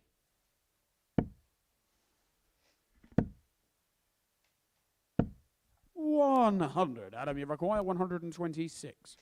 126 for 2 apiece. Needed the treble 19 there to 46. give himself Jack, a poke you at the require ball. 145. And there's the first. There's the second. Tops is now the target. 105. Adam, you require 80. He's threatened a lot of big finishes. Jack Tweddle hasn't been able to convert today. Game show on But the fourth Paxton's leg. able to convert Adam the Paxton. tops, and we have a level game again. It's all gone with throw. 2-2. Fifth leg, it's Jack to throw first. Game on.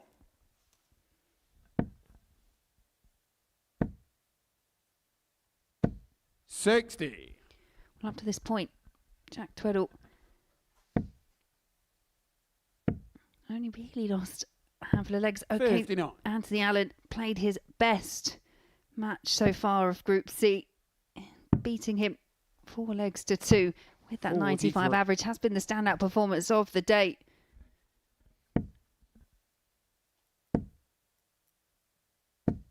$100.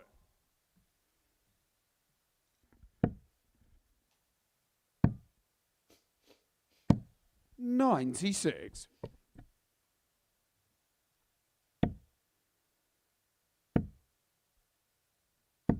$140.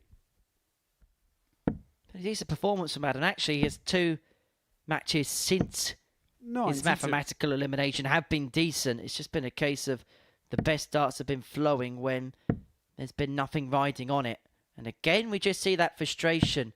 40. That clench of the right hand as he had a slip into the single 5 has become a all too frequent thing for him. 120. Adam, you have 158. Jack Tweddle finds himself on 90. Was denied. 94. Jack, you require 90. Leaving tops with that bounce out. Triple 19, we were giving him a recovery dart at 50. double 16. He requires 64. He's himself on tops nonetheless. Paxton 64 for the break at a 3-2 lead. 16 or 8. Double 16. 32. Does not go, Jack, and you that was a require break chance. 40. Tweddle look at a double 10. Tweddle Age gets on the double 5th 10. leg. Jack And he leads Tweddle. by 3 legs to 2. Paxton shakes his head. And a leg's time he 6 may well leg, be it's Adam shaking to his draw hand if he first. doesn't hold Game. here. If anything, Paxton kind of looks slightly more motivated 140. after the point of elimination. I think it goes back to what we were saying with regards to Anthony Allen. Sometimes you just want to show the selectors why you're here, 100. kind of prove, yeah, I do have these levels. Just all starts to come together just a little bit too late. 100.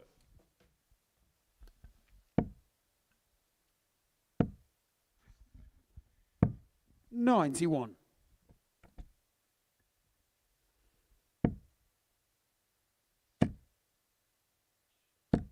$60.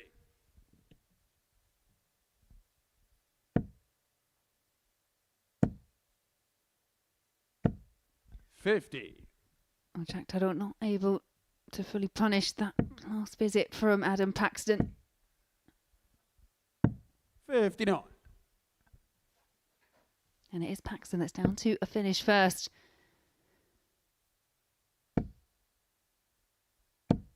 $100. Adam, you require 142.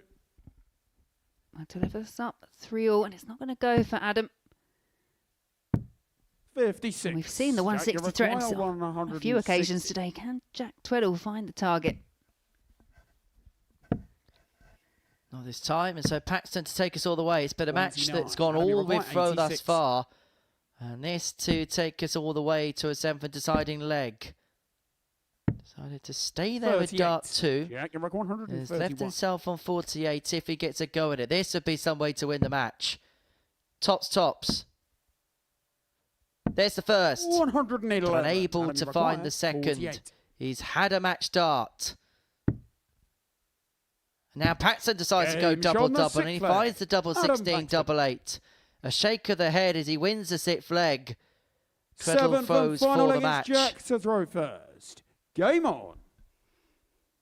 You can just see Adam in the background. He's fought hard to make it 3 apiece, but he's clearly not 100. happy with how things have panned out in this Group C. He could hit a 9 darter here and still shake his head. 100. You do have players like that. They're never quite satisfied. I'm sure he'd have a bit of a celebration if he pinned the 9. 95. Well, he's not going to in this leg. Unlike Mason Whitlock, who did so 60. last night. And he's going to be back from 10 o'clock this evening on the Super Series YouTube channel, hoping to join Jack Tweddle into the finals. 133. Jack unlucky not to even finish there. He did all the hard 81. work. Then look it up for 25. Just missed that target, but Paxton unable to provide any power scoring pressure. 133. And he can leave himself on tops after 12 to round off another incredible display. 90. Jack, you require 40. And tops is the target, and Game tops is found, shot and and that the is a match, 4-3 Jack victory Tweddle. for Jack Tweddle over Adam Paxton. Another comprehensive win for the man from Swinton. A quick shake of the head, but He is securely and safely through to Saturday's finals. Well, coming up next, we've got James Hubbard, and he takes on Bradley Roos.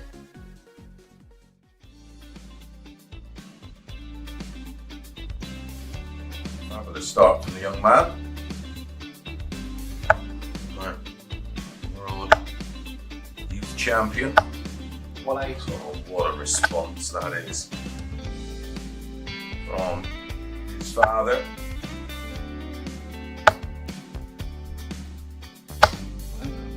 Back-to-back 140s. Siding leg of 7.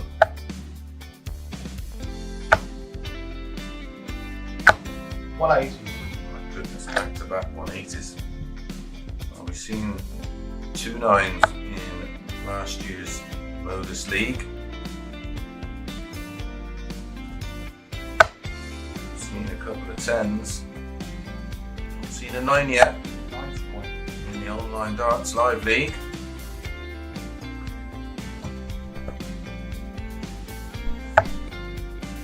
Double 19.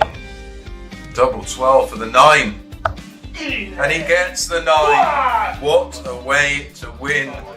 B would be a contains the 5 players. 3 progress to Saturday's final. 60. Of course, that emphasis is on qualifying for Saturday night's final, Because the the runner-up, and the winner of the 3rd and 4th place playoff will get their crack at Champions League. 180. trying to get their hands. That's £7,000 first prize. 45.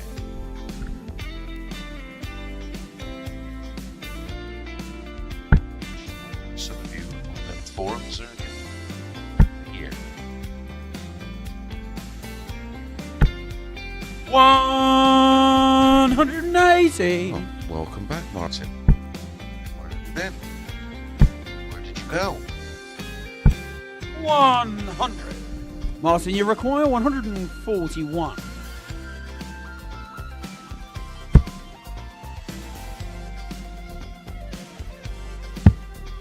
Double 12. Game Absolutely outstanding Martin from Adams. Martin Adams as he hits a 9-darter.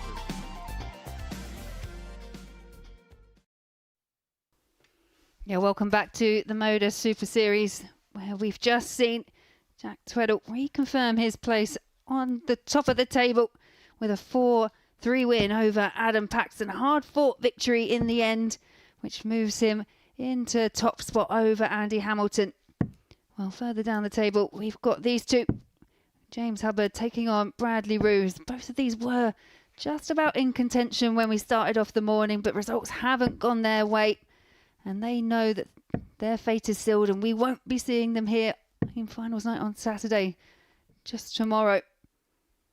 But I think, for me, Henry, I think both these players have got lots that they can take away once again from this. James, obviously the first time here in Portsmouth, first time on this stage, and he's returning after, as he said himself, only around about 8 weeks worth of practice, and we've seen some really good, solid performances from James Hubbard. I think he will probably admit himself there's places where it needs tightening up in terms of consistency, but he can allow himself that, I'm sure, after such a long time away from the sport. And for Bradley, I know he would be desperately disappointed for not getting through to the finals, but again, some real solid performances. I think the word learnings is probably the appropriate word to summarise both players' weeks. For James is kind of learning where his game's at, where he's at. He's played a lot of competition in preparation for this event after a long time away, but this is a real true test as to where his standards at. Was for Bradley, yes, he'll be disappointed with the end result. A player of his calibre and his capabilities will be expecting to get right to the very end of weeks, but I think there's one or two things which he can take away as positives, and one or two things which, perhaps as importantly at this stage of his career, he can take away as lessons just to move himself forward. It's most likely going to be the last time we see Bradley in 2024 here at the Super Series. I think he'll learn a lot, and he'll head to Q School in January, I'm sure, and we wish him all the very best in those endeavours. And he's got 3 months now where he can 58. really hammer it home ahead of Bradley that. require 170.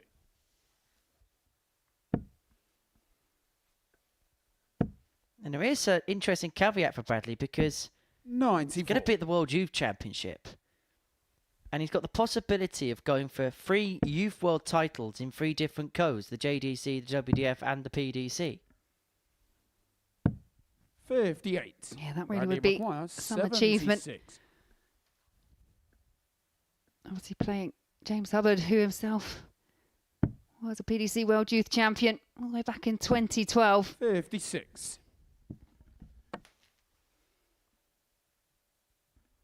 Michael van Gerwen at the O2 Arena on the same night that Simon Whitlock hit a 9-darter 43. against Andy Hamilton. Bradley required 20. It's so weird how fate can work out sometimes, isn't it?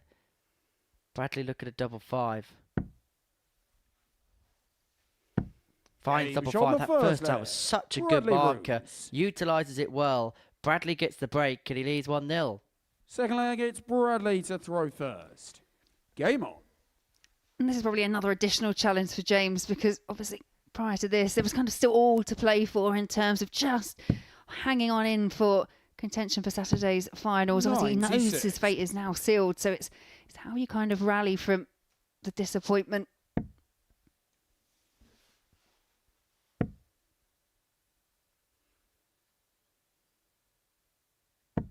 $100. Yeah, as you mentioned earlier, still a bit for these players to play for because the prize money is done on positioning 40. on the table. So you still want to try and rack up those points, even if it's not going to qualify you through to the big prize at the end. There's still more to play for here. And the winner of this game will move on to 100. 8 points and they'll automatically go up into 3rd spot in the group. Effectively the best of the rest. 60. Although frustrating, they'll be happy with the extra few pounds that end up in their bank account.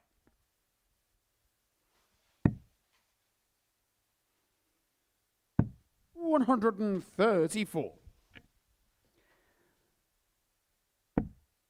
Yeah, this is a better look for Hubbard. Instantly trying to break straight back, and both players now on 167, but it's Hubbard with the first chance. He's unable to take. First of all, what can he leave? 60. Only 107. And now the question is, what can Bradley do? Exactly the same as James, not fined, but he looks as if he's going to set it up better than his opponent. 81. James, you require 107. Giving himself on a 2-darter in case the 107 is not found. Double 17 with dart 2. Double 18. 71. Would have been for his Bradley, 3rd sometimes checkout of the day.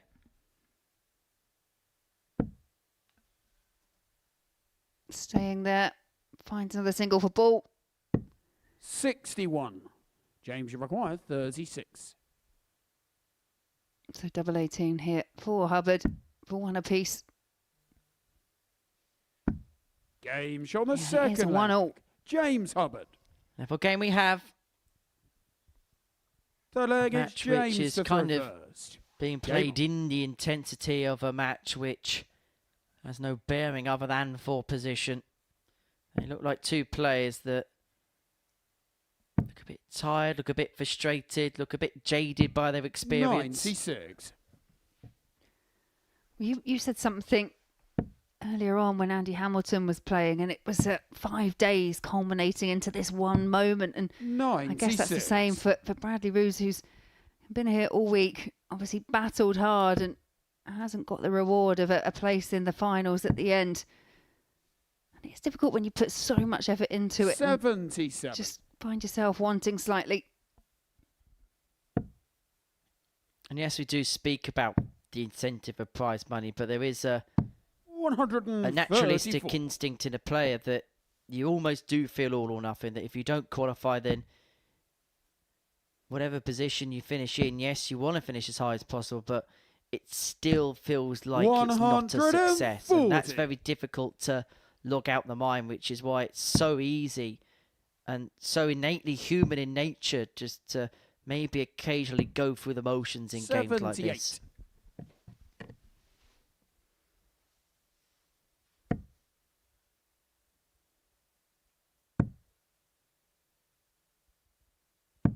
96.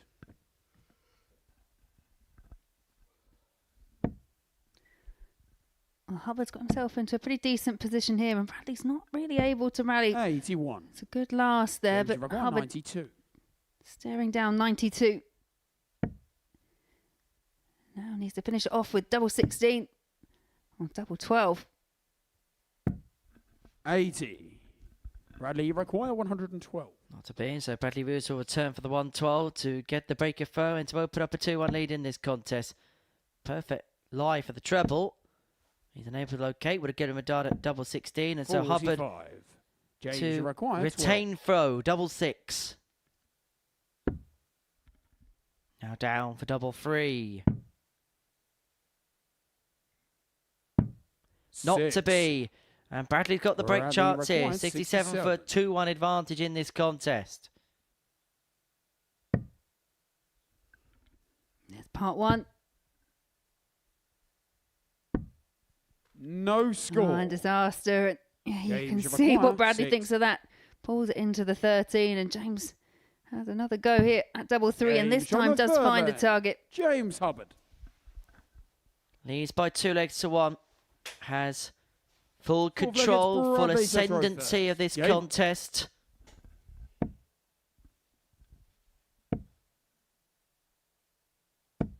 $100. Game which is all gone with throw thus far.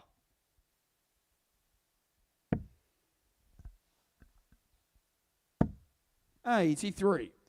This just part of a busy weekend. Well, they all feel like busy weekends, don't they, at the business end of the year within the sport. Deep into the Europe Cup, 60. where member nations from all across Europe are participating to win gold for their country. It was the men's pairs and the women's singles yesterday, and that platform flips around today. The Euro Tour hits Switzerland for the first time today. What a busy weekend it is 60. in the darting world. You are right, though. This is the time of year, isn't it? It's I hate to mention the C word, but as we're heading to Christmas, it's all eyes on the darts. 60. All roads lead to Alexandra Palace in December. Luke Humphries will look to retain his world title, which he won by beating Luke Littler, who, I don't know if you heard, but he had a decent run of the World Championships last year. Oh, did he? I must have missed it.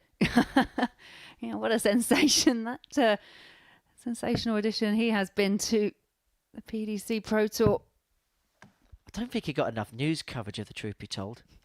Yeah, he popped up on my feed every so often. 96.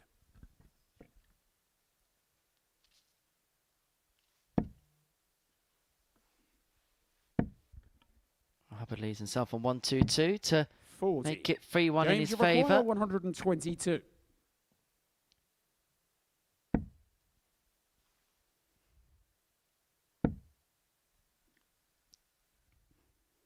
James Hubbard there trying to search out that treble 18. Would have left him ball. 45. Bradley Require, Oh, 106. did he go for the ball, which would have left him 36. Almost an ironic look at the board there from Bradley. He's done well to find a way through though with dart 2 when you consider his dart James stand Require, up. So the 77. flight would have been in the way of the triple bed there. This is for 3-1 and this is to have the match exactly where he wants it. Tops are Hubbard. Tops would have been for 3-1. Bradley Require, 75.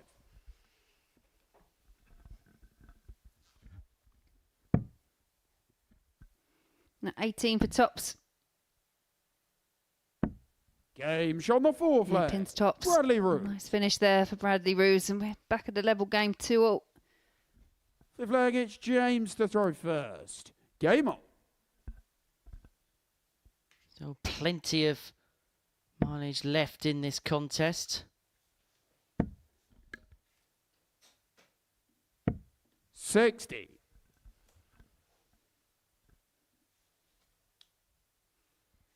To tell you what actually did happen on the Euro Tour today. The first session has been completed. Karel Sedlacek beat Jim Williams 6-4. A 6-0 win for Vessel Naaman against Luke Woodhouse. Bruno Stockley, the local qualifier, beat Christopher Tysky 6-3. A 6-2 win for Mike De Decker against Graham Hall, player that we saw win a week at the Super Series in what was the then live league. Madars Razma beat another local qualifier, Alex Fellman, by 6 legs to 3. Andrew Gelding with a 6-0 win against Nandor Press. Roger Hrettig, another local qualifier, with a 6-5 win against Ryan Meikle, who's in a bit of a race to keep his tour card. Whereas Callum Ridds, who's had a bit of a trying week or so, a 6-1 winner against Brendan Dolan. He's been on the wrong end of one or two smelly ones this week, hasn't he, Callum?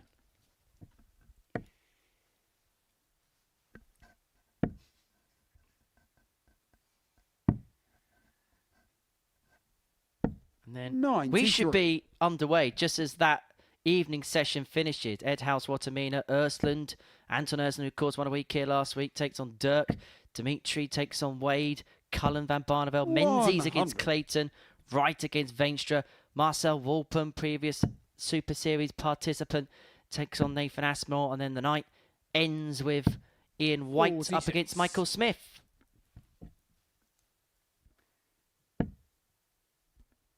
And great to see new territories as well get opportunities to stage events. We've seen here at the Super Series, haven't we? The likes of Sweden have a real emergence in the sport, and there's so many new territories that's really brimming into life.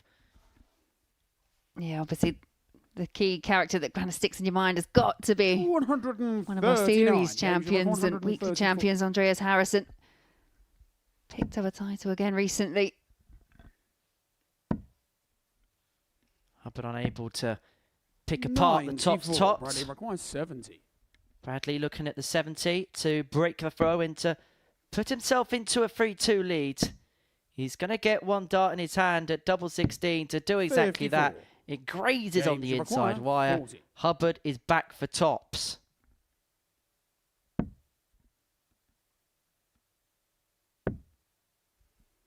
Yeah, back up for double 5. 30. Bradley, you require 16. And this is one of those games that players can get embroiled in, that it's just so frustrating because the opportunity is there for both, and you try that little bit harder to cross the line, to find the double, to hit the target, and it just goes away from you. And this is really awkward here for Bradley Roos, trying to work out the best route through, and 8. was unfortunate not to find a way. Require 10. He was effectively throwing that dart blindfolded because he just couldn't see the target. Splits for double 4 does James Hubbard. And finds the double 4 to lead this game 3-2. I have actually thrown darts blindfolded. It's quite difficult. Sigler gets Bradley to throw first. Game. And many of you, before you say it, yes, it's was pretty much on par with how I'd normally throw. No, I'm joking.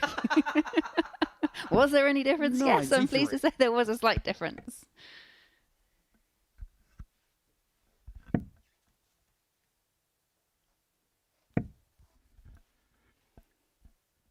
Yeah, one of a range of challenges that I actually did alongside Corinne Hammond. It was that, I think it was throwing darts backwards and throwing all 3 at once. 96. Of which I hit a bullseye, but no idea how.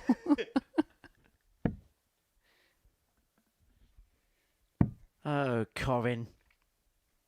Part of our commentary 43. Team at the beginning of the Super Series. Shared many a laugh in the commentary box together, myself and Corinne. 140. Usually at my expense, perhaps not a surprise.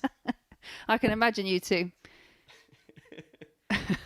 It went one way, that's all I'm saying. 59.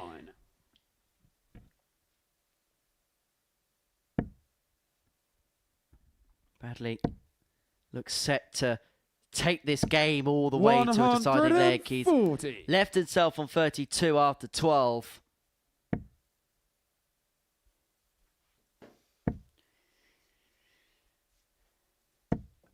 100. It's a ton for Hubbard. 32. Bradley looking at double 16 to take us all the way. Games on the A 13 6th darter, the Bradley best of the Roos. match. And this game has a 7th and deciding leg to it. 7th and final leg. It's James to throw first. Do you know what? Do you know what I've just spotted on the table, Laura? We've played 16 and a half minutes of this match, and neither player have had a sip of their water. 44. Yeah, but it's, if I'm honest, it's not for everyone. I so thought James was just going to walk over and do it then. Yeah, it's not something for everyone, if I'm honest. Some players 43. use it, I don't know, unless they've been unfairly filled.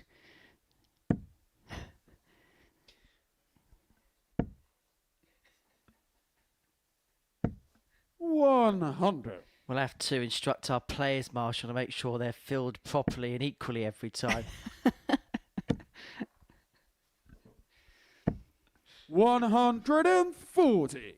Obviously, these are quite short games. You know, you're not going to get overly dehydrated, but it can be a way of kind of resetting that distraction technique. Some players, you'll notice, will go back to that table every single time. They'll religiously take a sip of the drink. They'll kind of fiddle with their setup. Whereas other players, they just like to crack on, get on with the game. 96.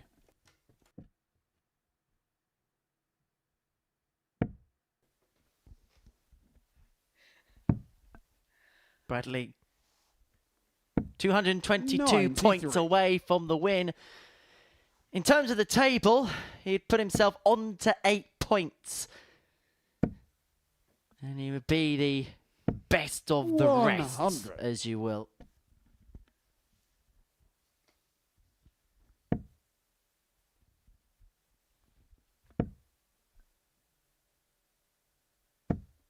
Oh, and that last start there could prove vital for James Hubbard if Bradley Roos can't convert the 1-2-2 here. Needs to search out that treble 18. 54. Can't find it. James, you've got So 104 for the match here for Hubbard. To end this marathon match here at the Live Lounge.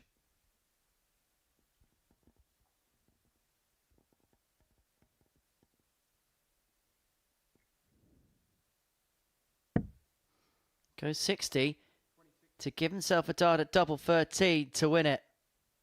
And double 13's found. And James Hubbard wins it with a ton topper.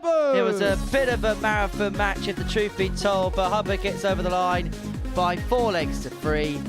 And so coming up on the other side of this break, we're going to watch Andy Hamilton up against Anthony Allen.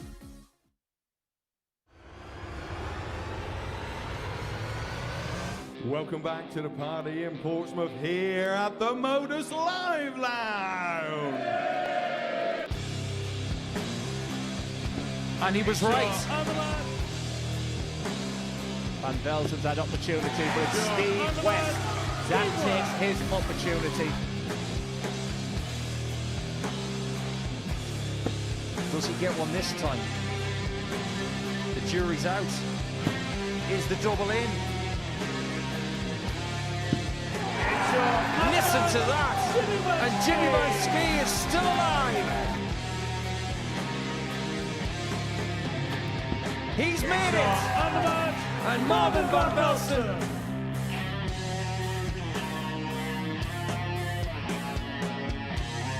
Jimmy Van Ski probably felt he's already been out already tonight. Surely not again. Oh, Jimmy! It's a wry smile. What a finish! What a man! What a response! Of the 5-time weekly champion. It's Jimmy Van Ski who makes the final. Are we, Jimmy? You bet we are. One leg to see who the champ is. Yes, he can! Marvin is the man!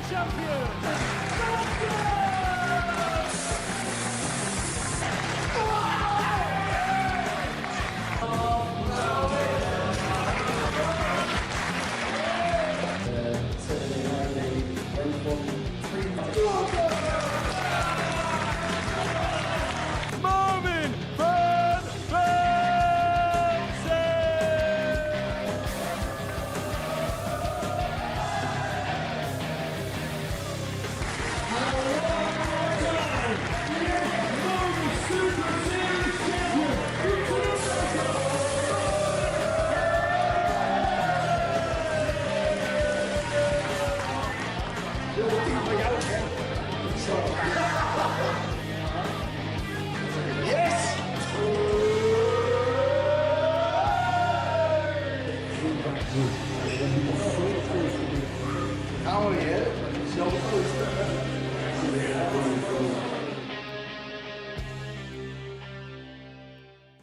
Welcome back to the Modus Super Series, where we have reached game 12 of our afternoon session, and it sees Andy Hamilton and Anthony Allen go toe-to-toe. Hamilton, who's already confirmed his place through, that was courtesy of his 4-1 win last time out against Bradley Roos, takes on Anthony, who knew before the start of the day that pretty much out the running in terms of qualification. Has picked up a couple of wins and picked up a couple of good performances, and he averaged 95.87 in his previous game. A 4-2 victory against Jack Treadle, who has also qualified through to tomorrow night's final. And just playing with an air of freedom is Anthony on this Friday, and hoping to bring his best darts out as a result of it. And there were certainly signs of that in his game against Jack. It's a really good contest. Jack himself averaging in excess of 92.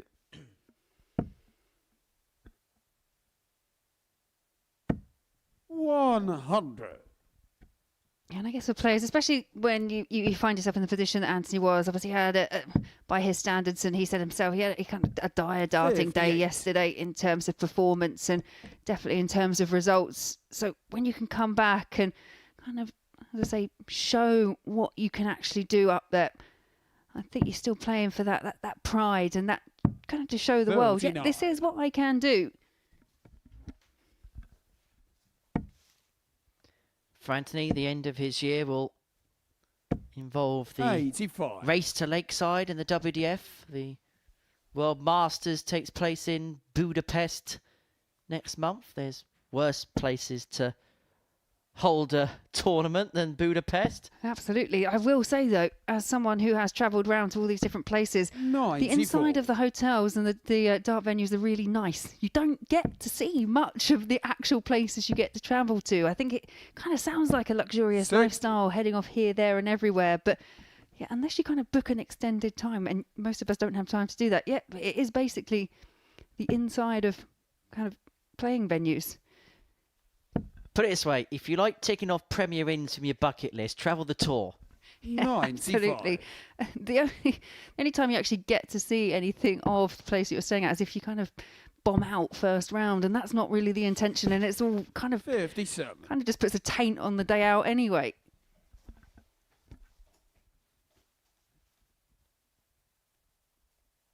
Here's what you could have won. And particularly if you're hanging around Portsmouth, take out the Spinnaker Tower, you're wondering what to do anyway. Allen looking at 141 for the opening leg. Hamilton's left himself on 7-7 to break the throw. 130.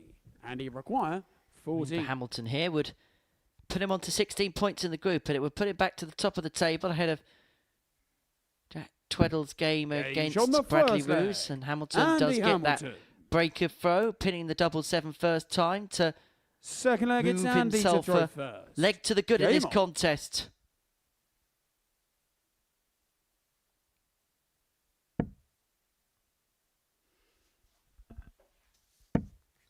He gets that first dart like that. 140. Usually invites others to follow. Just the one more on this occasion.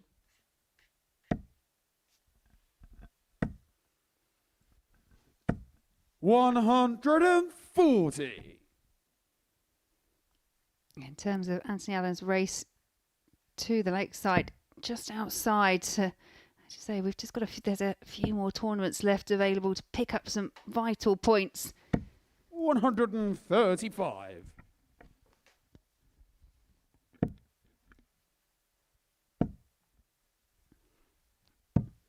$97.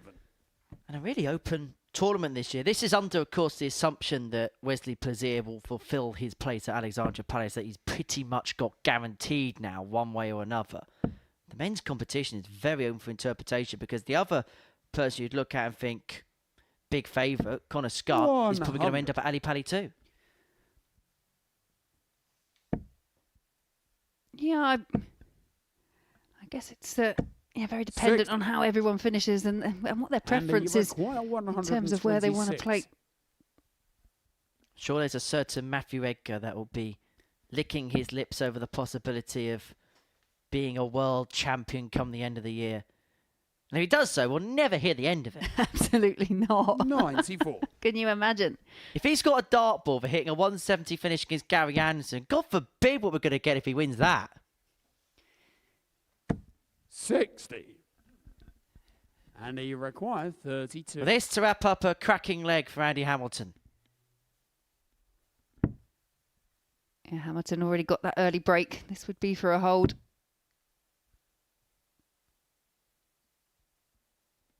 Awkward. But found. One thing he could do, though, was use the barrel of one of those darts just to crash in off, and that's exactly what he does. Hamilton leading 2-0. 16 followed by 15. Average of just a shade under 97. This is a really good performance from the Hammer.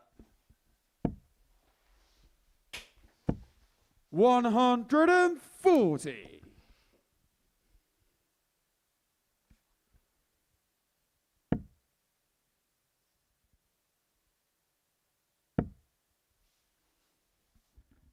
With a win in this match, 99. Would move himself on to 16 points in the group. Above Jack Treadle, follow the 9th round of matches. Of course, both comfortably through, but 100. Winning the group has a financial bonus. Plus, it helps your positioning in terms of the schedule of play when it comes to Saturday's action too.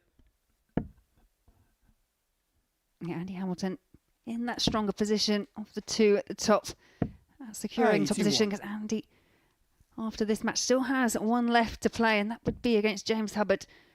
And Tweddle, only the 2 points available to him, whereas Hamilton, as we mentioned, has 4 points available. If he can see off Anthony Allen, see off James Hubbard, he will finish top. And he's left himself on 1-2-1 after 9. He's averaging 94 himself, and he hasn't had a double yet in this contest.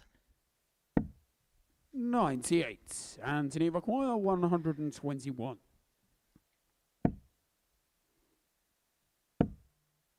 He opted to stay up, didn't need to chase down the 51 for the 59. ball. So leaves himself on 62 to pull it back to within one leg this contest.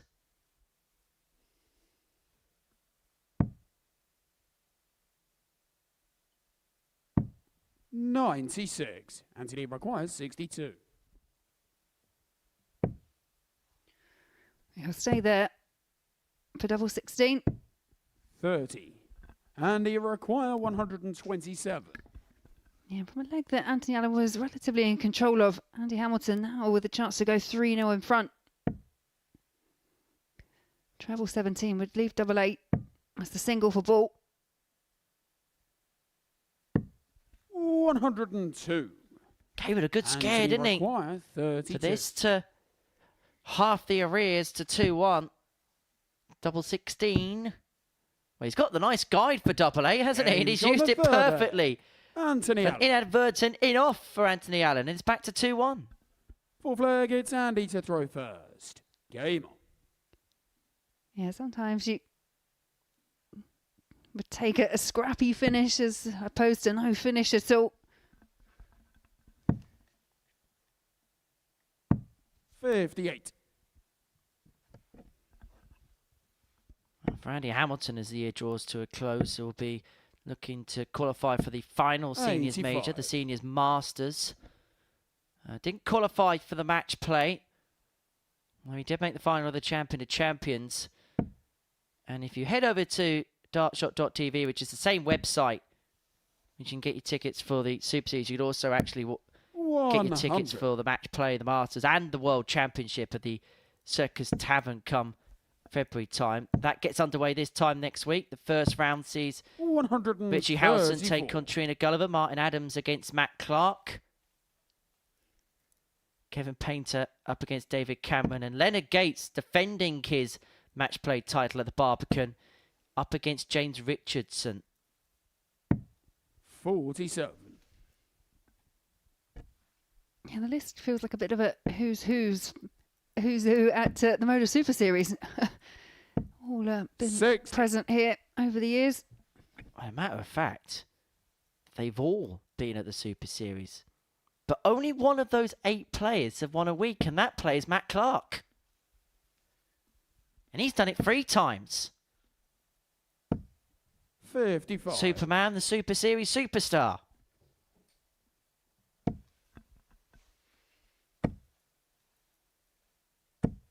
$100.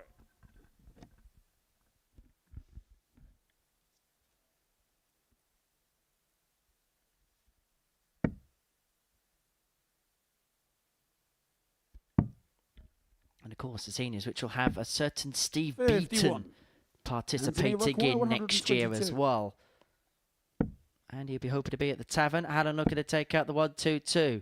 But he cannot find the trouble with either 90. Dart 1 or Dart 2. But he's going to leave himself a double 16 to level this game up at 2-2. And to keep him in with a squeak. 96. Anthony requires 32. Double 8 once again. Can't find it on this occasion, so double 4. 24. Chance come and gone there for Anthony Andy Allen to required level it back 94. up, and Andy Hamilton can now stretch his lead 3-1. Anthony Hamilton's a snooker player. I know. I quite like snooker as well. It's getting really confusing between all the A's. But that wasn't confusing for Andy Hamilton as he Andy pins Hamilton. 94 in 2. We're going loopy at the live lounge. If flag, it's Anthony to throw first. He potted the red and then he screwed back for the tops.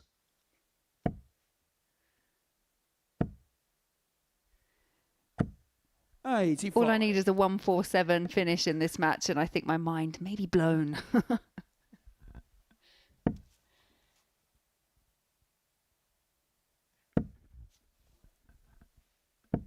As long as you don't say where the cue ball's going, we'll be absolutely fine. Famous strands of John Virgo. 100. Actually, Clive Everton, the original voice of snooker alongside Ted Lowe back in the 80s, unfortunately passed away earlier on today.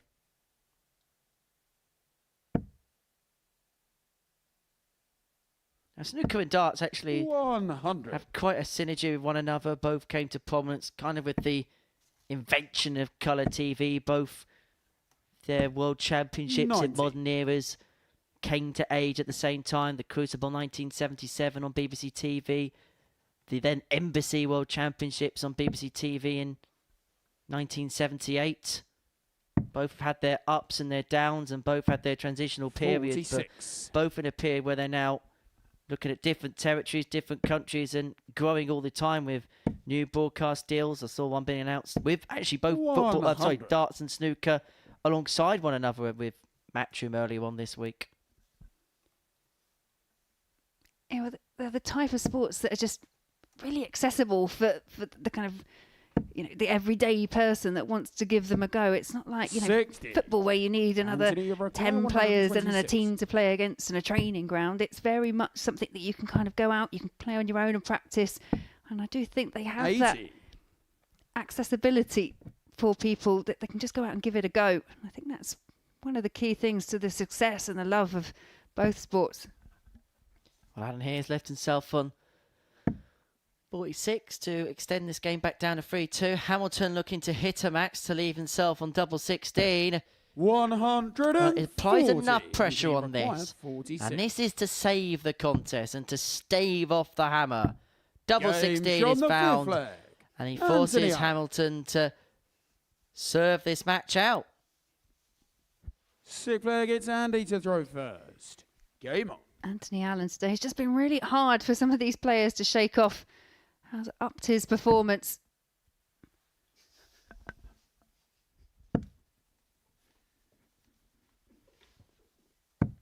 $137.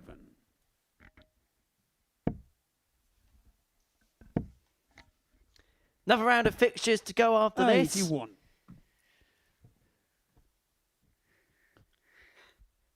Roos against Treadle, Paxton against Allen, Hamilton, Hubbard to see off Friday afternoon's action. And if you haven't had enough of the Super Series today, Fear not, we're back tonight from 10 o'clock for 10 more games from Group B, where we're going to see the final 3 qualifiers through to tomorrow night's final, where 99. we're going to have a new voice in the commentary box. Less said of that now. You'll hear more about that quite literally tomorrow night.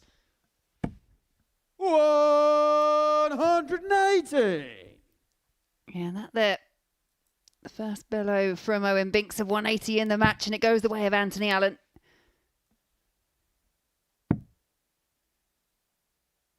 $121.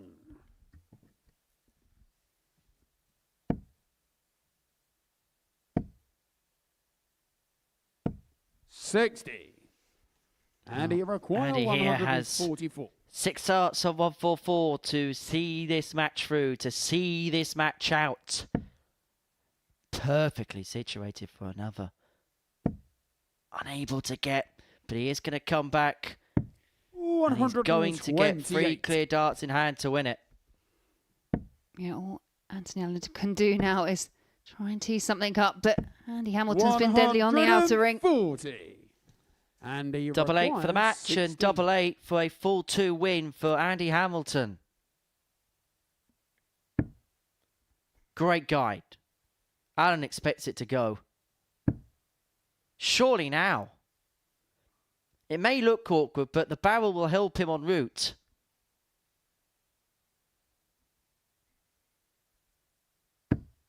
But he's unable to get. And Anthony Allen's got darts here to see us go all the way. Tops the target. Oh, and drags it into a big 5. 40. Disastrous visit there for Anthony Allen. Requires 16. And that could be the end of it.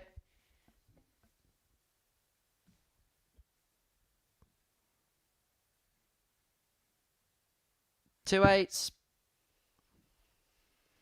For Andy Hamilton to win this match. Getting as close as he possibly can without hitting it. No score.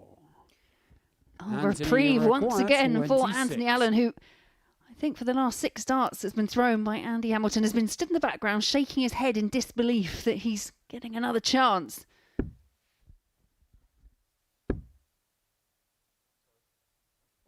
Double 7. And we go all the way. Anthony Allen. Well, they're enjoying it.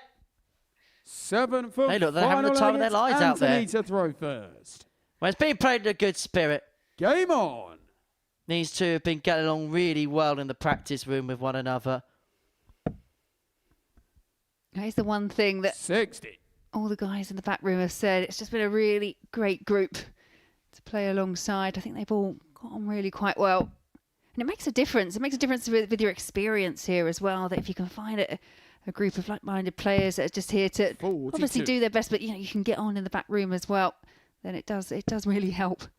And also sometimes helps with the dynamic of the darts you see as well, because if you've got 6 good players that get along with one another and are relaxing each other's company, you can sometimes get some ridiculously good. We mentioned that Series 8, Week 7, the Paxton one, and that the quality was so good. Yes, the quality was good, but they all got along like a house on fire as well.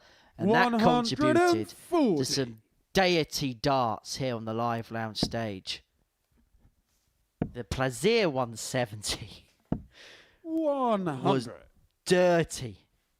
Dirty.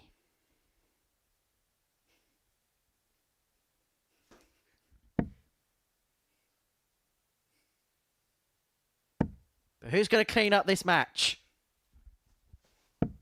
100. Yeah, it really is very little to split the two. 100. And that could prove a really important last dart there for Anthony Allen. First down to a finish. It's a big finish, but a finish nonetheless.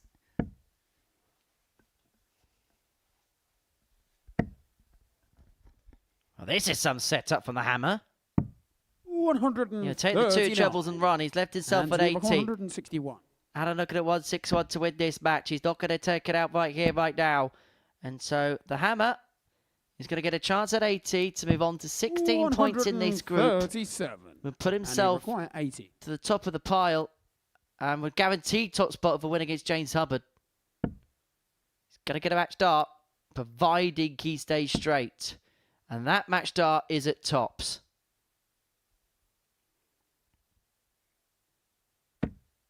But it's not found. It clipped the barrel of dart too. Anthony require 24.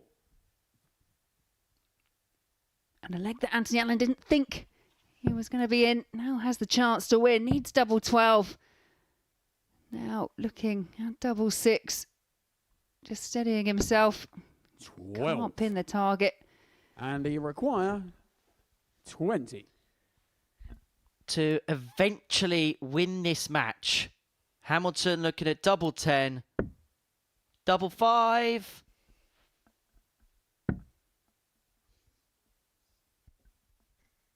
It's found! And Hamilton gets the win. He beats Anthony Allen by 4 legs to 3. A laugh and a smile as the contest comes to a close.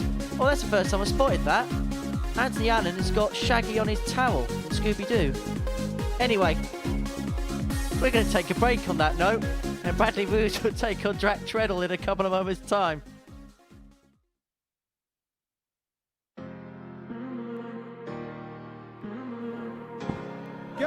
Very good dart. He's done it. Not today. Yeah, there was a chance, but there's no chance there. FG's taken over here, and he's Definitely not him. It's definitely he thinks not. it's Hold it. on. Yeah, no, I'm not giving you that. The back end of the leg here, and it's not going to go the way I thought it was there. I was about to mention the fact that we do have that rule in place. That is a great marker. And a great win for Ginge, who goes through. Oh, he's found it away days. He couldn't find the treble, but he can find the doubles. And he's found himself in the next round. Great dart. And I can't help but think that... And he's found it. Sean Nyland has knocked out Darts for Fun, the favourite for the singles competition and the winner of the pairs. I think is too bad an idea considering how the first 18 darts have gone for Ellis. Is this the first time we're seeing tag team darts? Oh, I'm not sure. You're making the most of it, lads. Time supporter and friend Okay, of no, Ellis. maybe not. Not 1 second. Okay. Up we come. Hold on. What's We're your doing the name? same now. Okay, Jaden, you require 74. He knows where he's going. 56, double 20. Oh, that's a good effort. That's a very good effort. He throws a lovely dart. I think we should send one of them down and let one of them play against Jaden. That's a good dart.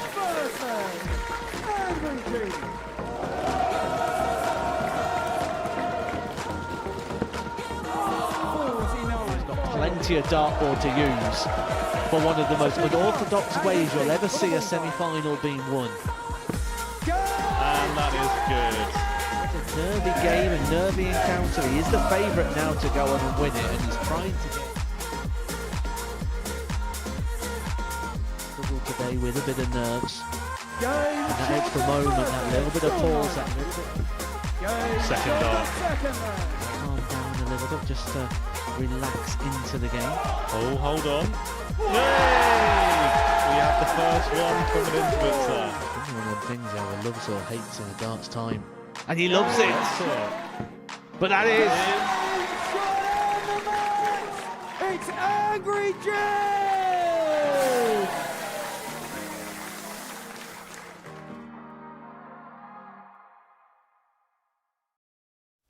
Welcome back to the Modus Super Series, where before the break, Andy Hamilton moved on to 16 points with a 4-3 victory against Anthony Allen. He's top of the pile going into the final round of fixtures alongside Jack Treadle. Both of them have confirmed their places through to tomorrow night's final. Carl Snee booked his place in Group A and Group B. Later on this evening, we'll finalise the other 3.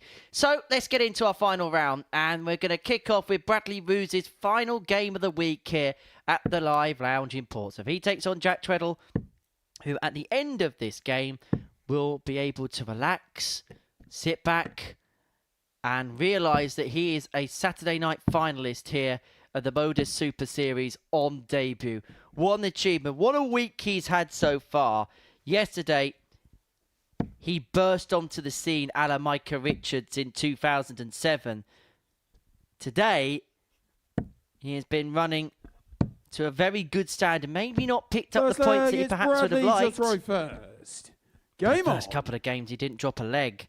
He then lost 4-2 to Anthony Allen before 4-3 success against Adam Paxton.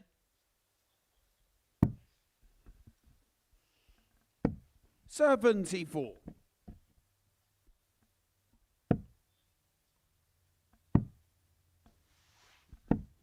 $57.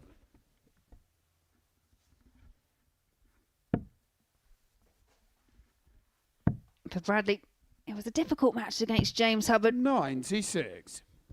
Both of them really were fighting for that victory, and it did go the way of James in the end, 4 legs to 3. 58. Bradley, but just be nice for him to send him home with a victory. He actually averaged a ton in this encounter against Jack Tweddle yesterday, but it was Jack that came out 4-3 victor in that as well. And I think, you know, there are times where Bradley can kind of look back, be very proud of the performance, and kind of feel might be unlucky that he didn't come away with a few more points. I think there'll be a lot of reflection. I think, to be honest, 59. for the 4 players that have dropped out, maybe with the exception of Anthony, but for Adam, for Bradley, for James, I think when they depart here at the end of this afternoon, they'll be doing a lot of thinking and reflecting about what has happened, particularly in this Group C. Bradley looking at the 1-3-2, looking for the champagne shot, and he's going to get a go with the bullseye. He's unable to locate the bullseye. Jack, you require 131. That's the 1-3-1, but not going to go for Jack either. 55. Bradley, you require 25. Treble 5, double 5. 21. Jack, you require 76. Not to be, and so Tweddle 76 to take out the opening leg against Fro. 31. Bradley require 4. Bradley to take out leg 1. Look at it, double 2. Madhouse. Madness. No score. Jack, you require 45. Double 16. 13. I think the one thing, 4. perhaps for the rest of the field, Jack Tweddle, as you mentioned, just burst onto the scene yesterday. Hasn't really been able to maintain that kind of really high standard. He's shown that there is some vulnerability there, and I think it goes back to the fact that this is possibly one of the most open weeks that we've seen in some time. As Jack manages to find a 32 and go 1-0 up. He's still finding a way, obviously, and he's still playing at a very good standard, but I just think that dominant display that we saw in games 1, 2 and 3 yesterday, just taking his foot off the gas slightly. There is this other quirk as well. If he didn't do what he did yesterday, his performances on its own today, we'd be saying, is a very solid showing for his debut here. But because he was so good on Thursday, the expectation levels have been shifted so far up that par for the course feels a little bit under par. 58. And I'm sure anyone that's played finals night here will tell you that it's a very different feeling. It's very much more cutthroat. Obviously, we do have that small round robin group of 3.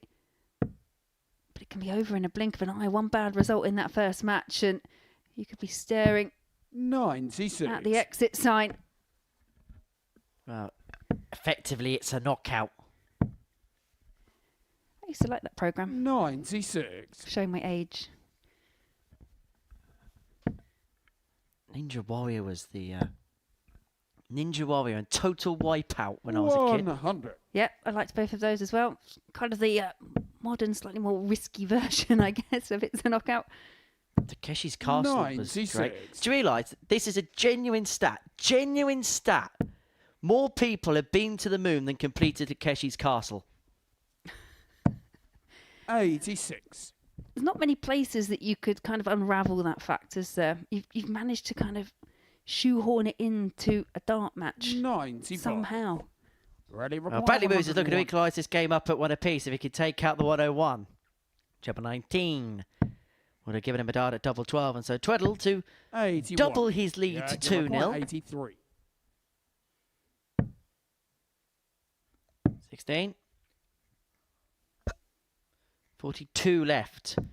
Can't finish, 51. but will leave Bradley himself on a double 20. if Bradley bodges more at a double. He's already missed 8 at the outer ring so far in this match. Game This time finds a double 5. We're back level, 1-1. Third leg, it's Bradley to throw first. Well, the last 3 matches have gone 4-3. And there's a possibility that this game could well be the 4th. Yeah, prior to that, we only had the one game going the distance, and it was another game that featured Bradley Roos. Well, Bradley yesterday 40.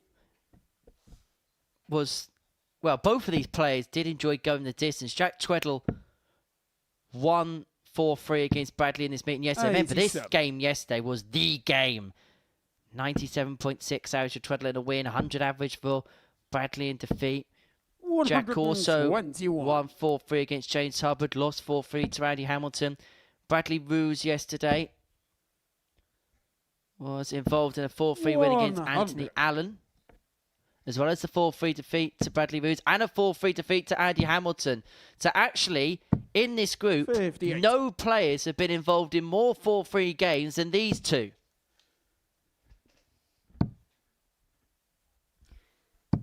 $134. In fact, in every other game that Jack Tweddle has played, barring one which went 4-2 in favour of Anthony Allen, they've all been either 4-0 or 4-3. And so this is going to go 4-3. Double 10 to make it 2-1. And it goes with the flicker of a flight. Bradley takes flight. And he moves into a 2-1 lead. To throw first. Game on.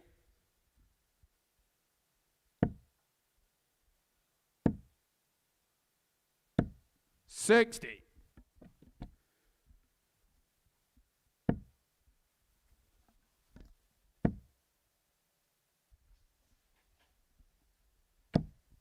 $81.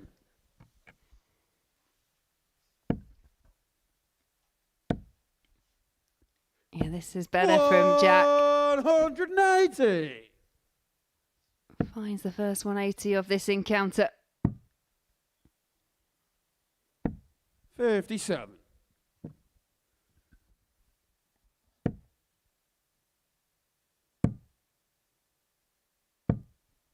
$80.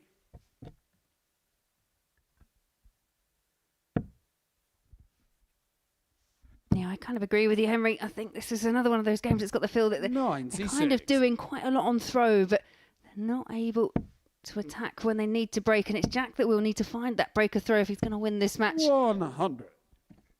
Just feels like because everything's been settled in terms of qualification, who can't qualify, that just maybe the adrenaline of 45. proceedings has Jack just McQuarrie, been 81. eked out a little bit. Jack just having a glance over the scoreboard. He's got plenty of time on his side for the 81 to level this game up at 2-2. Bradley on 2-2-2, which is a famous number in the words of the famous cricket commentator Richie Bennell. You require 40. Double 10. Now double 5. 35. Inside. Bradley, So Bradley has a break chance 126. here on the 1-2-6. 19's treble 19 leaves the ball. 88 left. 54. Jack, you require 5. No score. He's burst it. Bradley, you require And so Bradley has a 72. break chance to move himself 3-1 to the good. One dart. At tops. 32. Does not Jack, go. you require 5. And Tweddle, who has missed 12 darts at a double. Double 2. In it Game goes to shot number 2-2. four. We have a level game. Jack Tweddle. Fifth leg, it's Bradley to throw first. Game on. It's been one of those kind of days, and you do get them from time to time, where in terms of scoring, it's been relatively high standard as 180. Bradley goes to demonstrate with his first 180 of the match. But when it's come to those chances on the outer ring, that's where the troubles have kind of been 140. have been caused.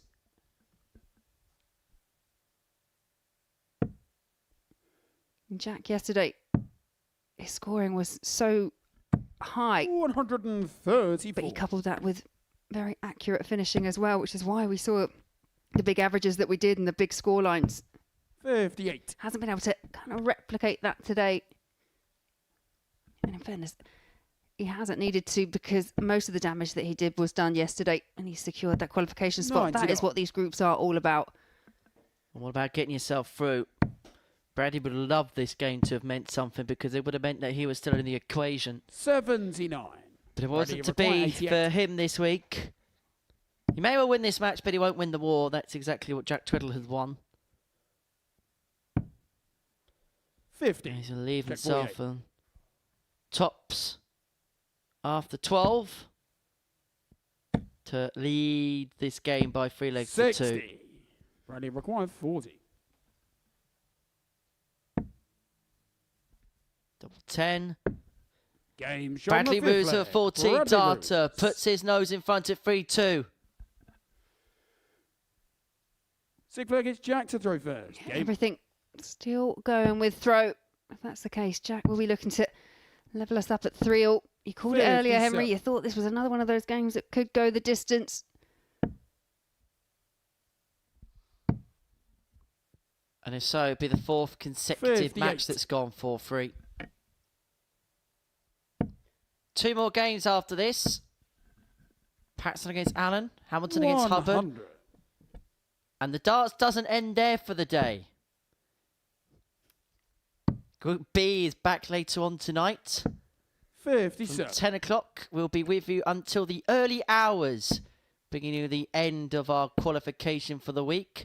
Before tomorrow night, 58. We see the finals in earnest. 7:30 start on the Super Series YouTube channel to see who's going to join the 2 Scandinavians.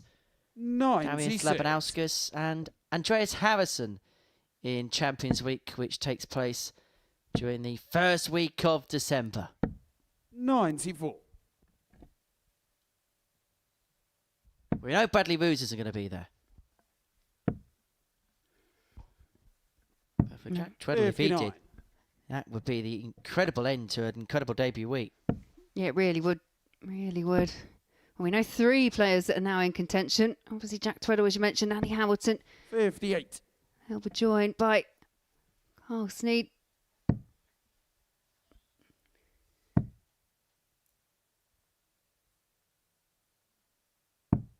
$133. Yeah, that visit there from Bradley, just tapping on the shoulder, just reminding Jack that he's still hanging around in this leg, and he will be back for 98, and that would be for the match. 94. Bradley required 98. For the match, and to finish his week with a win. 78 left. Okay. Double 19 for tops. Would have been some way to finish the week off. But he may have 1 more leg to play this week if Tweddle pins this. Great guide.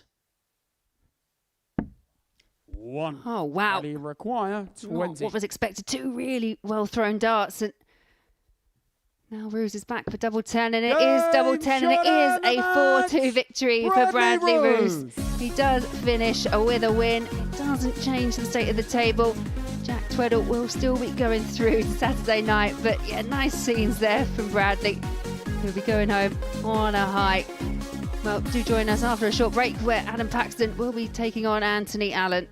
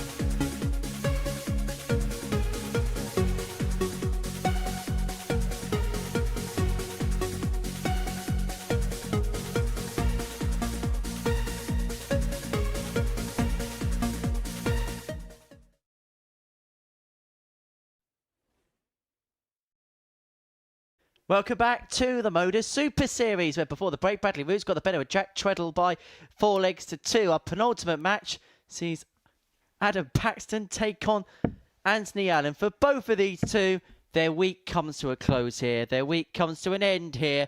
We will be saying goodbye to them. For Paxton, it's been a disappointing week. I think that's how he's assessed it so far. Probably how we would assess it, how the odds compilers would probably assess it. I think it'll be an opportunity for him, for the first time in his Super Series journey, to kind of be reflective on some adversity that's gone his way. And as much as we've learned about how good a player he's been, and he is a terrific player, is Adam Paxton, what we might learn over the next few weeks or so is see how he deals with a little bit of adversity, which is what this week's been.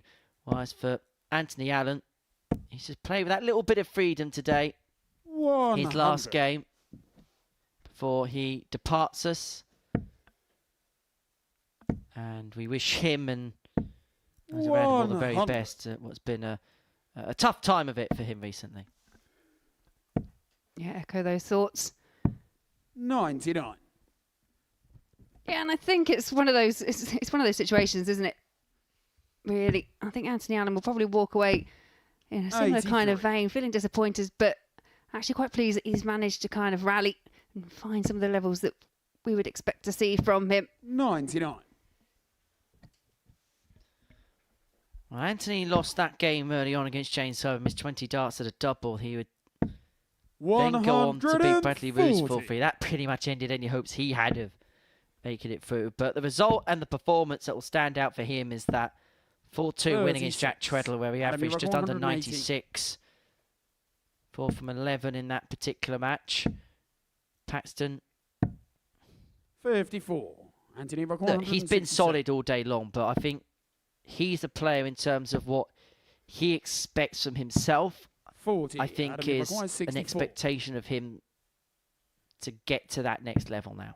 Well, I think the key thing is qualifying. Game on the first leg. You mentioned it before, some of the best darts that we've seen from Paxton, some of the most relaxed darts have come second leg is after Anthony the fact, to throw first. after the damage has been done. But like anything, it's one tournament, it's all experience. You can kind of draw the bits from that you need to draw, and then you know, put a line under it. It's done, it's gone. You're not defined by just that one tournament, and just plough forward. It's all about looking forward. Obviously, as we've mentioned before, we've got Q School coming up. We've got championships. We've got lots to look forward to. So it's all about the preparation for the next stage. Of course, we have the Global Championship here at the end of the year, taking place over 2 weeks at the Live Lounge. 55. Primer Man qualified for that at the weekend. If you look at the list of players, it's a very interesting lineup 81. So far in terms of the players that have qualified for it. Primer Man confirmed his place, as I mentioned, at the weekend. 55. We had a number of qualifiers through the ADC Championship Tour, 4 from the men, 2 from the women.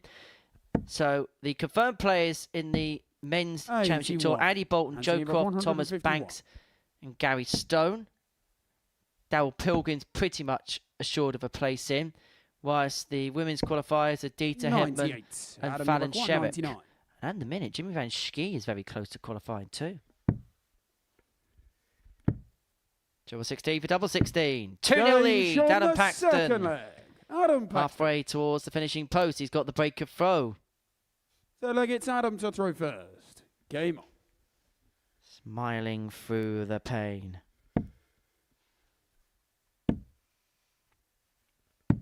101. So far, this has been really quite efficient from Adam Paxton. A bit like Bradley Roos. I guess both these players would probably benefit from just leaving the Super Series on a bit of a high, on a win.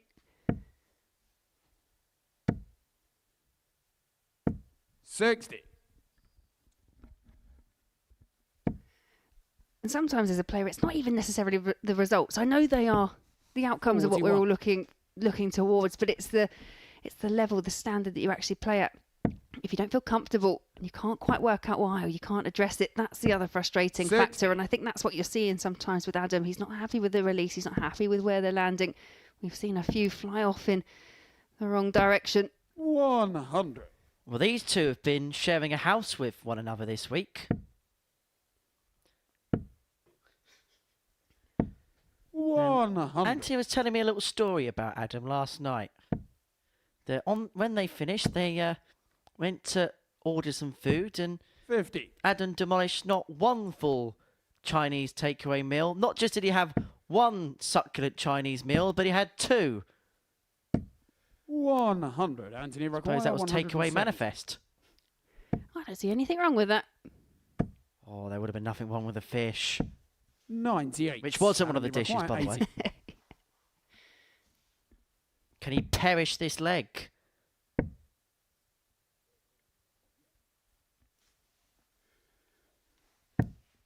Yeah, just on the wrong side of the wire. Left Anthony 66, requires trying to tee it up, but it's Anthony Allen back for 72. Single 20, well, goes in top, so double 10's the target. 52. Adam, you require 52. For 3-0, double 16. Double 8. 44. A fluffing Anthony of the require lines 20. for Adam Paxton on the outer ring. Game shot on the No third mistake leg. for Anthony. Anthony Allen. Back we go to 2-1. Fourth leg, it's Anthony to throw first. Game on. Yeah, and as quickly as that, with the breaker throw there for Anthony Allen, we're all back as it should be. 44. 5 of our last 6 matches have gone 6 legs or more in this session. Been a rather protracted session in 96. Portsmouth.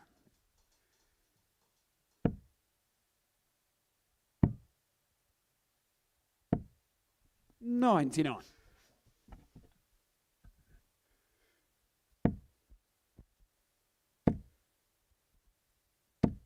$140.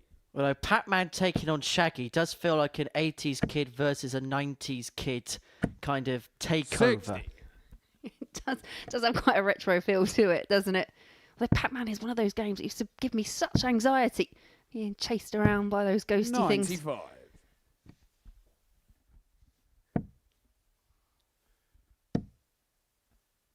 Well, could Pac-Man gobble up the big 45. fish? Adam, you require 170. Can he pack a punch? Bullseye! 130. Bullseye, Adam! Yeah, right, smile between them. 2 perfect darts and 1 wild one. 81. Adam, you require 33.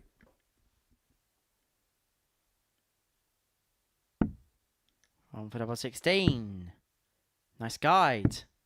Cannot One. follow through.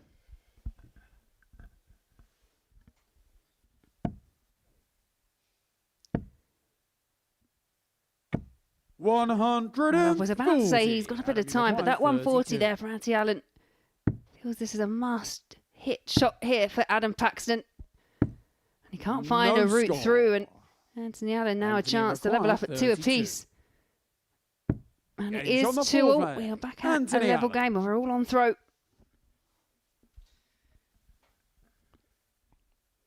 A best of 3 to end this pairs week.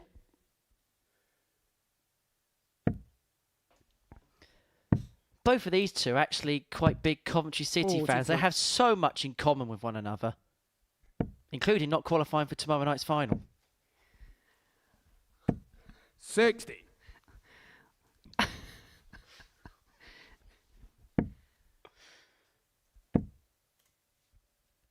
And they have a very 81. tough fixture tomorrow. They take on Leeds United away from home in the Championship.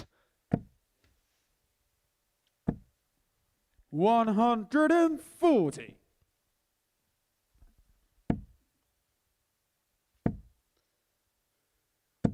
$60.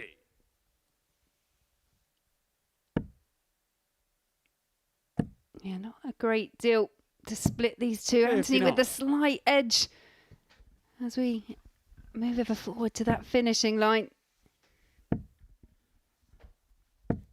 55. Interestingly, Coventry City were founded on my birthday. Is that interesting?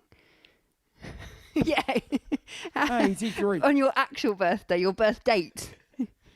127 years earlier, right? 121. Anthony's left himself on a bogey, 159. Paxton's going to get an opportunity to lead 3-2 with a 141. Anthony was 59. looking to leave himself on a Adam, you 2 require darter, but 141. has left himself on a ton. Treble 19. Double 12. Perfect for James Paxton. John, The fifth 141 leg. goes. Adam Paxton. It's not quite as impactful a 141 as Mason Sixth leg, it's Whitlock's Anthony last to throw night, first. but Game Adam on. will take it nonetheless. It's something he can put in his highlight reel. It puts him 3-2 to the good, and it means Anthony Allen has to win both legs from here. 140.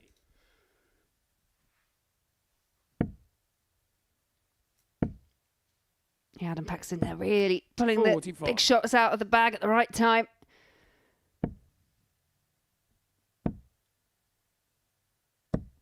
$140. But this is some response here from Anthony Allen. Back-to-back 140s to leave himself down to 2-2-1. Very much in control of the leg. 45.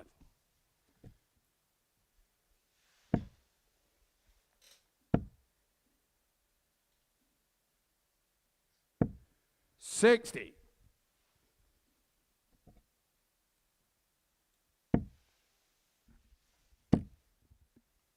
It looks like we're going to get another 85. last leg decider 161. on this frenetic yet fascinating Friday afternoon. 43.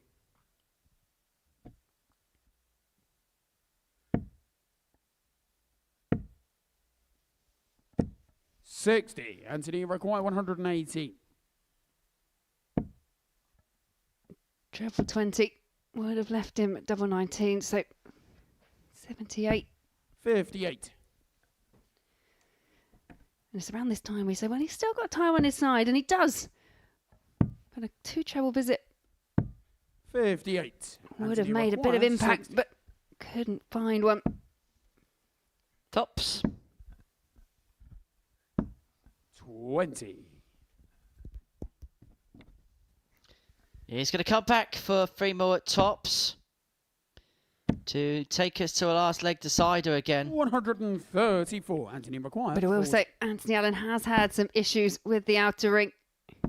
Game shot on the Not 6th leg. there. Anthony Allen. Pins top, second dart, and we are back at a 1-leg shootout.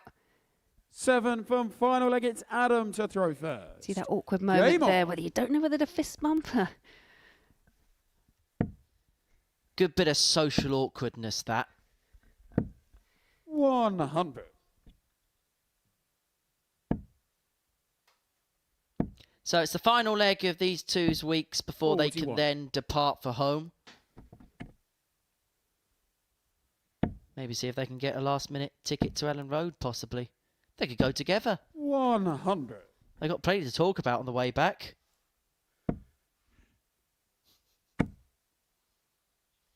Hasn't been a day filled with maximum scores, but that 177 for Anthony Allen puts him on the cusp, sitting a 4-3 win, unless Paxton can finish with something a little bit fishy. He narrowly missed it on the ball. Adam, you require Earlier on in this match. 170. Can he go one step better? No, can't find the first. So just looking to tee up here. Anthony Allen back on 183. So Adam Paxton will be back for an attempt at the 65. To end his week with a win. It's been a much better day for 97. Anthony Allen. He's Adam, picked you up a require couple of 65. wins. For Adam Paxton, his expectations would have been to have made it to Saturday night minimum this week, but he's going to get a dart at double 30 to win his final match. Adam Paxton. Well, Adam Paxton is going to qualify through to the finals tomorrow night, but he does finish with a win. He gets the better of a local friend in Anthony Allen by 4 legs to 3. They depart the stage for the final time this week. Our final match of Group C sees Andy Hamilton take on James Hubbard.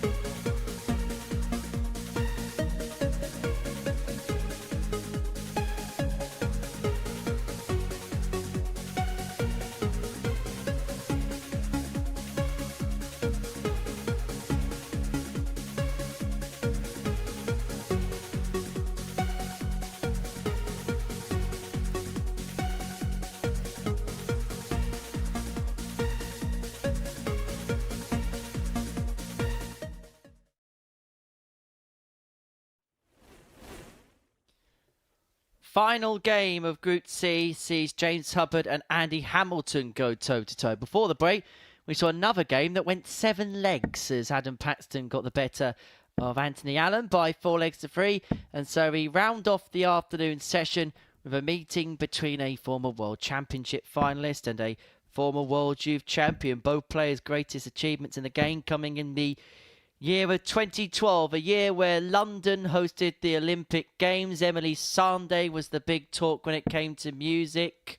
Flo Rida had a good feeling. David Cameron was the Prime Minister. Manchester City won the Premier League title due to that Aguero goal.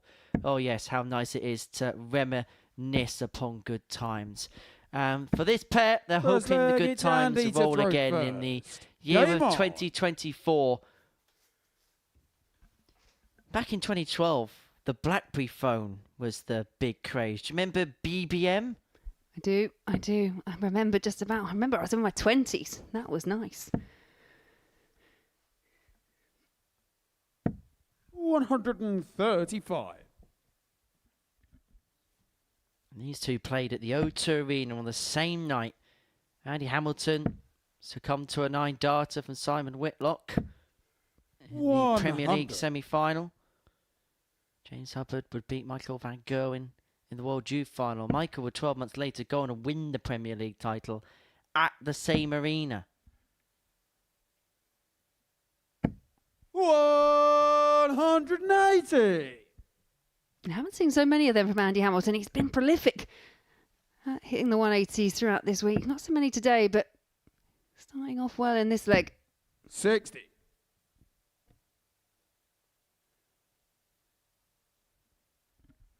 Hamilton racing off. He's been getting better as days have gone along.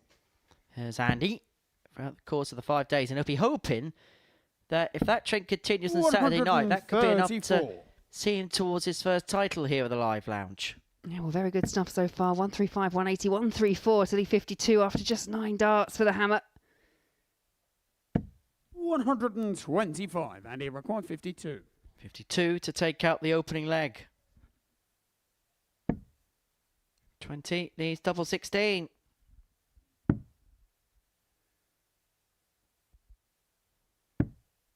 $44. Doesn't go, but he has got the luxury of time with Hubbard all the way back on 216. But I think they're the shots that are really starting to frustrate Andy. He's doing all the hard work. He's finding the big scores. 8. And we've seen it throughout the week, and he's just not finishing as quickly as he'd like.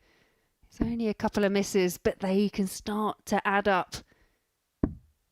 Game shot on the first leg. And does find it. Andy Hamilton. Only 3 missed at the outer ring, but I know that they're the 3 that second leg is if James Hubbard was ever so slightly closer, he could have pinched the leg.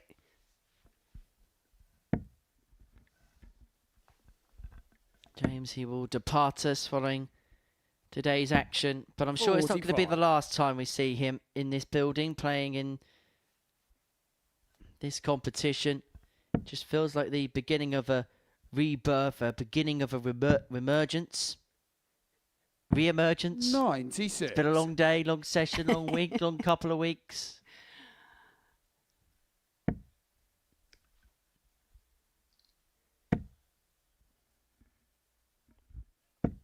$100. But hopefully the beginning of a second journey for James Hubbard. The subject of second wins has very much been a topic 60 within the sport this week.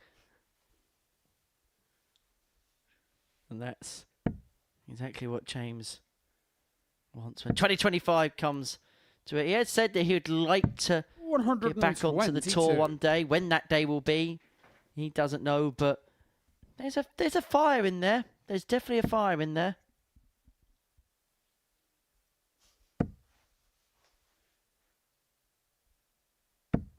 $140. Yeah, well, Andy Hamilton looking to see off to this session. He's going to top the table, but looking to finish off in some style. 60. Averaging around the 104 mark at the moment. Yes, I know we're only the second leg in, but it's been solid stuff so far from the hammer. I will allow you to get overexcited on this one occasion. Thanks. 57. So obviously you're rubbing off on me, Henry.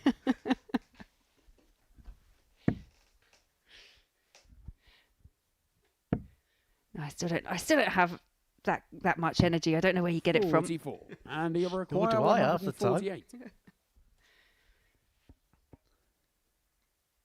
Anyway, more energy, more passion for Andy Hamilton as he looks to take out the 148. Not to be on this occasion, as Hubbard looking for the little fish to level up at one apiece. 98. James, you require 130. Hamilton lurking, poised to take out the 50 for a 2-0 lead. This doesn't go, and he has to shuffle across. The first dart's awkward, and the second dart drifts below as a result. 42. And you require 50. Yeah, this would be to deny James Hubbard a chance at coming back for 88. It would be for a 2-0 lead. It would be for a breaker throw. Game shot on the second leg. Check. Andy Hamilton. In that flies for Andy Hamilton. Third leg, it's Andy 2-0 to the hammer, first. halfway towards Game. the win. And for James Hubbard, it would mark his return to the big stage with a defeat. And he did win this game 4-2 yesterday, averaging 89.76. 4 from 11 when it came to the doubling.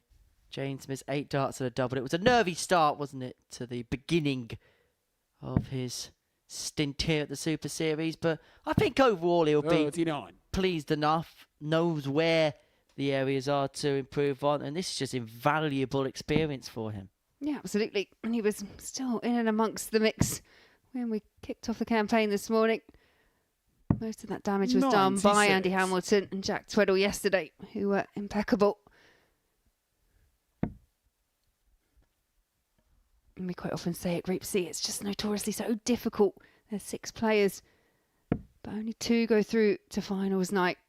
There's always going to be 4 57. disappointed faces leaving the Super Series on a Friday afternoon.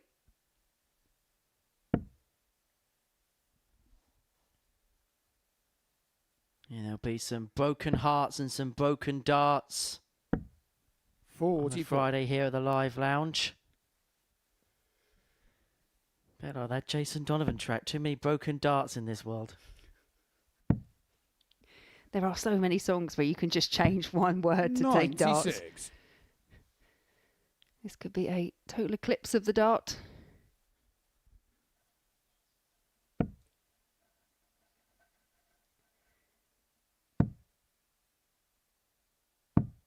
$58. There was a football team in the National League South called Dartford, and when they went 1-0 up, they used to sing darts will tear you apart again. I imagine there's probably a few players that feel like that over the years as well. 139. You throw so much into the sport and it can be quite painful when it doesn't go your way. It's not always a joy division, is it?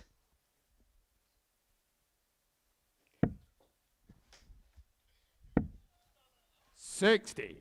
James, you require Anyway, the fish 170. for James. This would be a parting shot. This would be a moment for the highlight reel. But he's not going to reel it in. 99. And so Andy, Andy, you require for a 148. 3-0 lead. Look at a 148.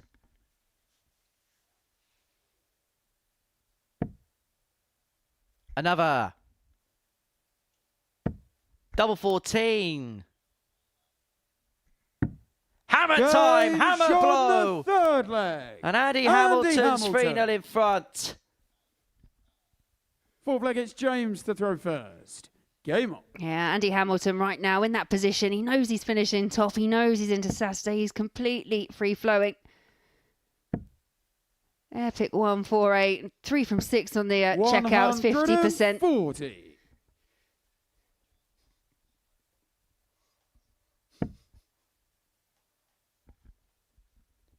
Hamilton looking to end with a comprehensive win. 100.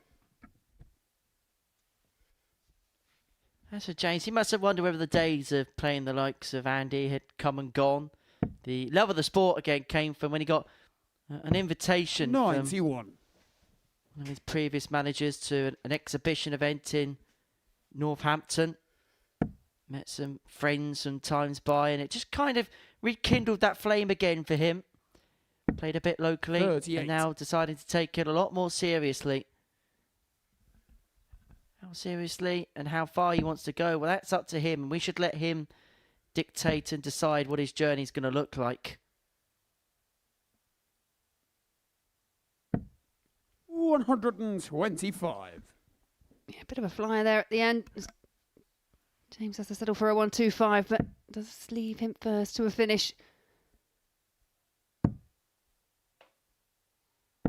93. James, you require 145. Well, this to pull one back, 145 to make it 3-1. It's not going to go on this occasion, but he does have a couple of visits from here to get his first leg of this contest on the board.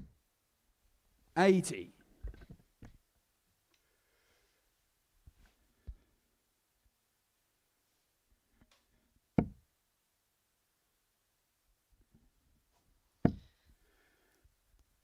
Needs the treble, 60. can't find it. So James requires 65. at least 6 starts from here for James Hubbard for 65. Well, that bounced out the ball.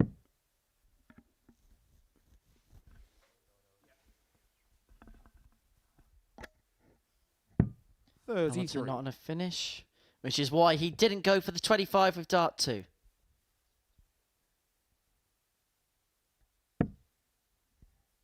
So Hubbard leaving himself on double 16 to bring this game back to 3-1. 96. James, you require 32. To pull one back on the board and to force Hamilton to James serve it on out. the The double four player. 16 is found. James Hubbard. And so Andy Hamilton here has the darts to see Flag, out it's this Andy to group throw C. first. Game on. And this would be the last game before tomorrow night for the Hammer.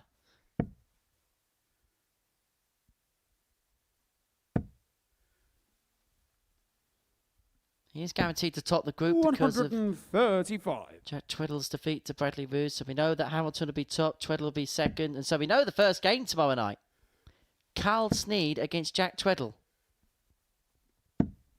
60.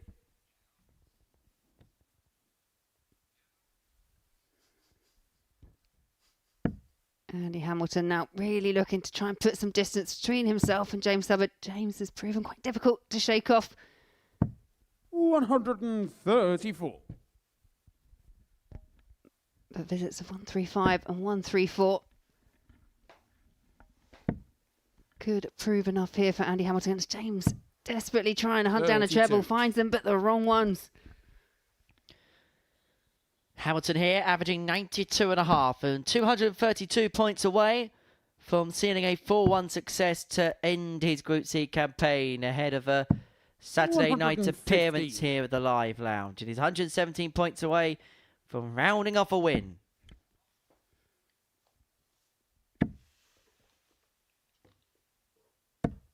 $100. And he James, require 100. he'll be pleased with the progress he's made this week, but for Andy, it's all about results from here on in.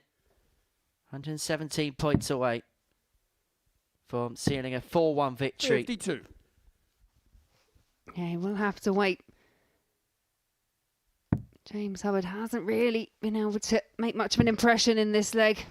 Andy Hamilton, all the time in the world. 96. And he requires So 65. Hamilton here looking at 65 to complete a 4-1 win over James Hubbard. This group began with a Hamilton win over James. It looks like this group's going to end with a win for the Hammer against the former World Youth Champion. Tops of the match. 25. Does not go. Yep, just has to wait. What can James do? Can he put any kind of pressure on Andy Hamilton, who sat there on tops of the match? 137. And he requires Well, that's pressure, all right. 40. For this to finish off his group. Double top for the Hammer. Great guide. And utilises it to the maximum. And Andy Hamilton finishes top of Group C. It was a case of 4 wins out of 5 for Andy Hamilton on this Friday afternoon. It was 18 points that seen him win this Group C. Hamilton has beaten Hubbard by 4 legs to 1 to round off this Group C. We're going to hear from the Hammer after this short break.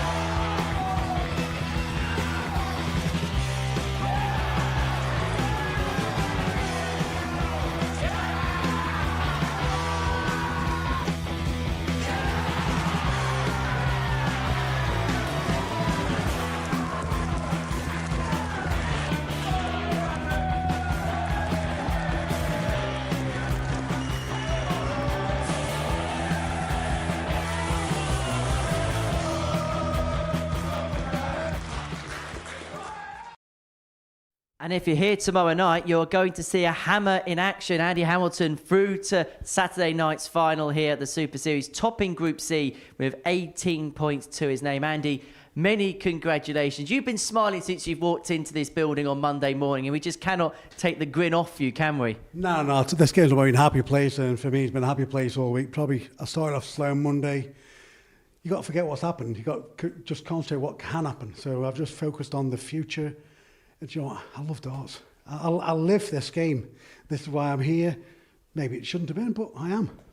Well, let's talk about today, and we'll go right from the beginning with that game against Jack. Obviously, on the reverse side of the scoreline there. What was in your mindset after that? Because you were still in a very good position.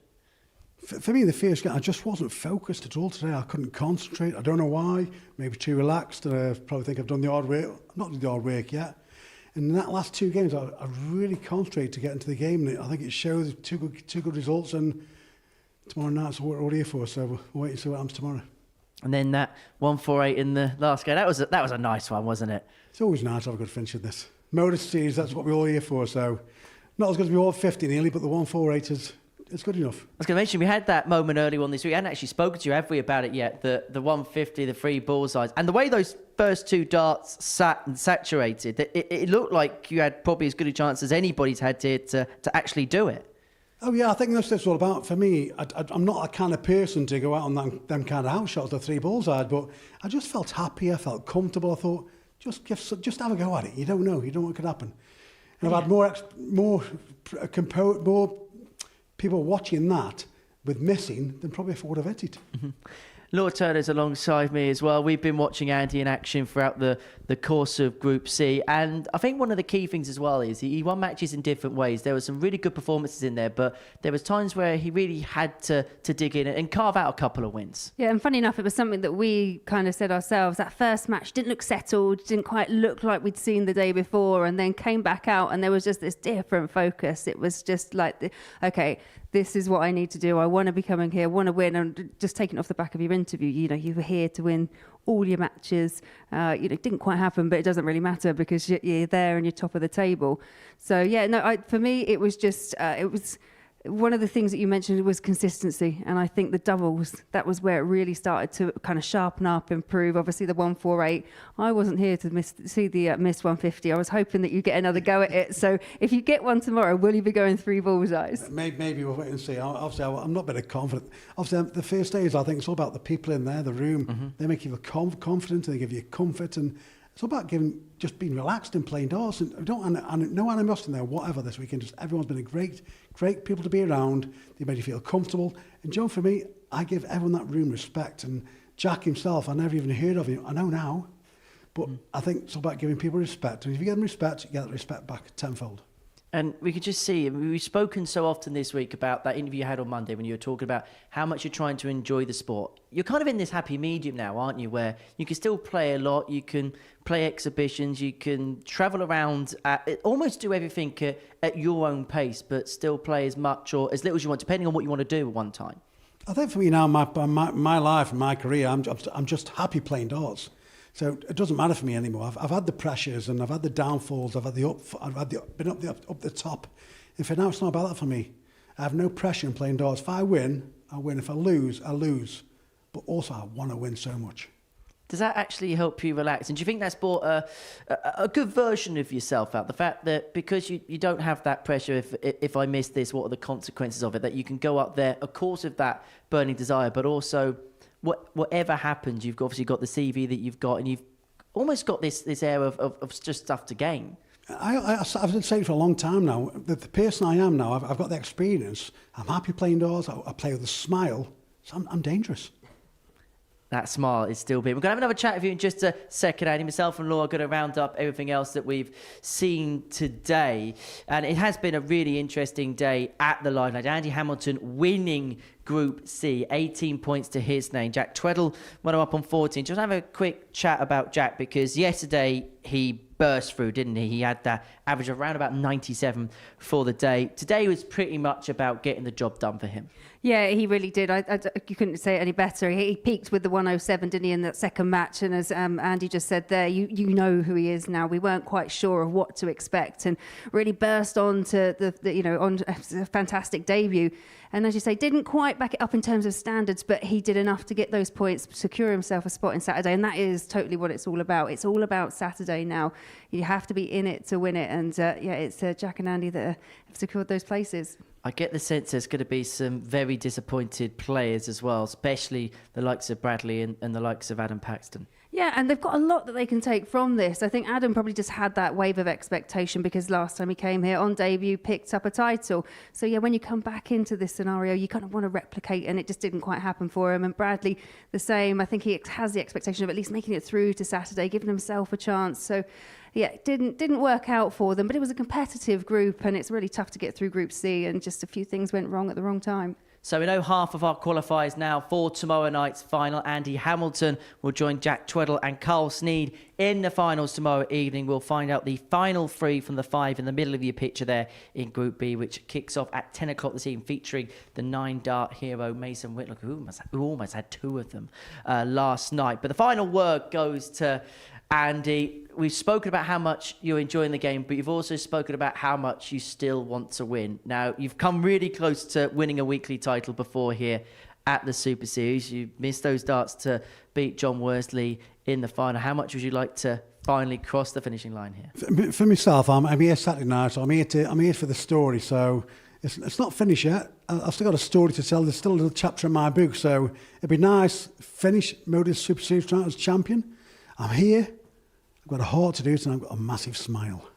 Do you feel like you've still got one more big one left, one more big moment in your career, maybe one more big title left? That's why I play darts. There's always one more big moment to fulfil, and hopefully that'll come tomorrow night. Well, Andy, it's so good to see you smiling. So good to see you playing so well. Thank you for coming up and having a chat. We shall see you tomorrow night. Enjoy this evening. Laura, thank you very much for your company for now. We'll be back tonight from 10 o'clock on the Super Series YouTube channel to see how Group B culminates. But as far as Group C is concerned, it was Andy Hamilton who hammered down and hammered the field. Bye from us. Hammer time.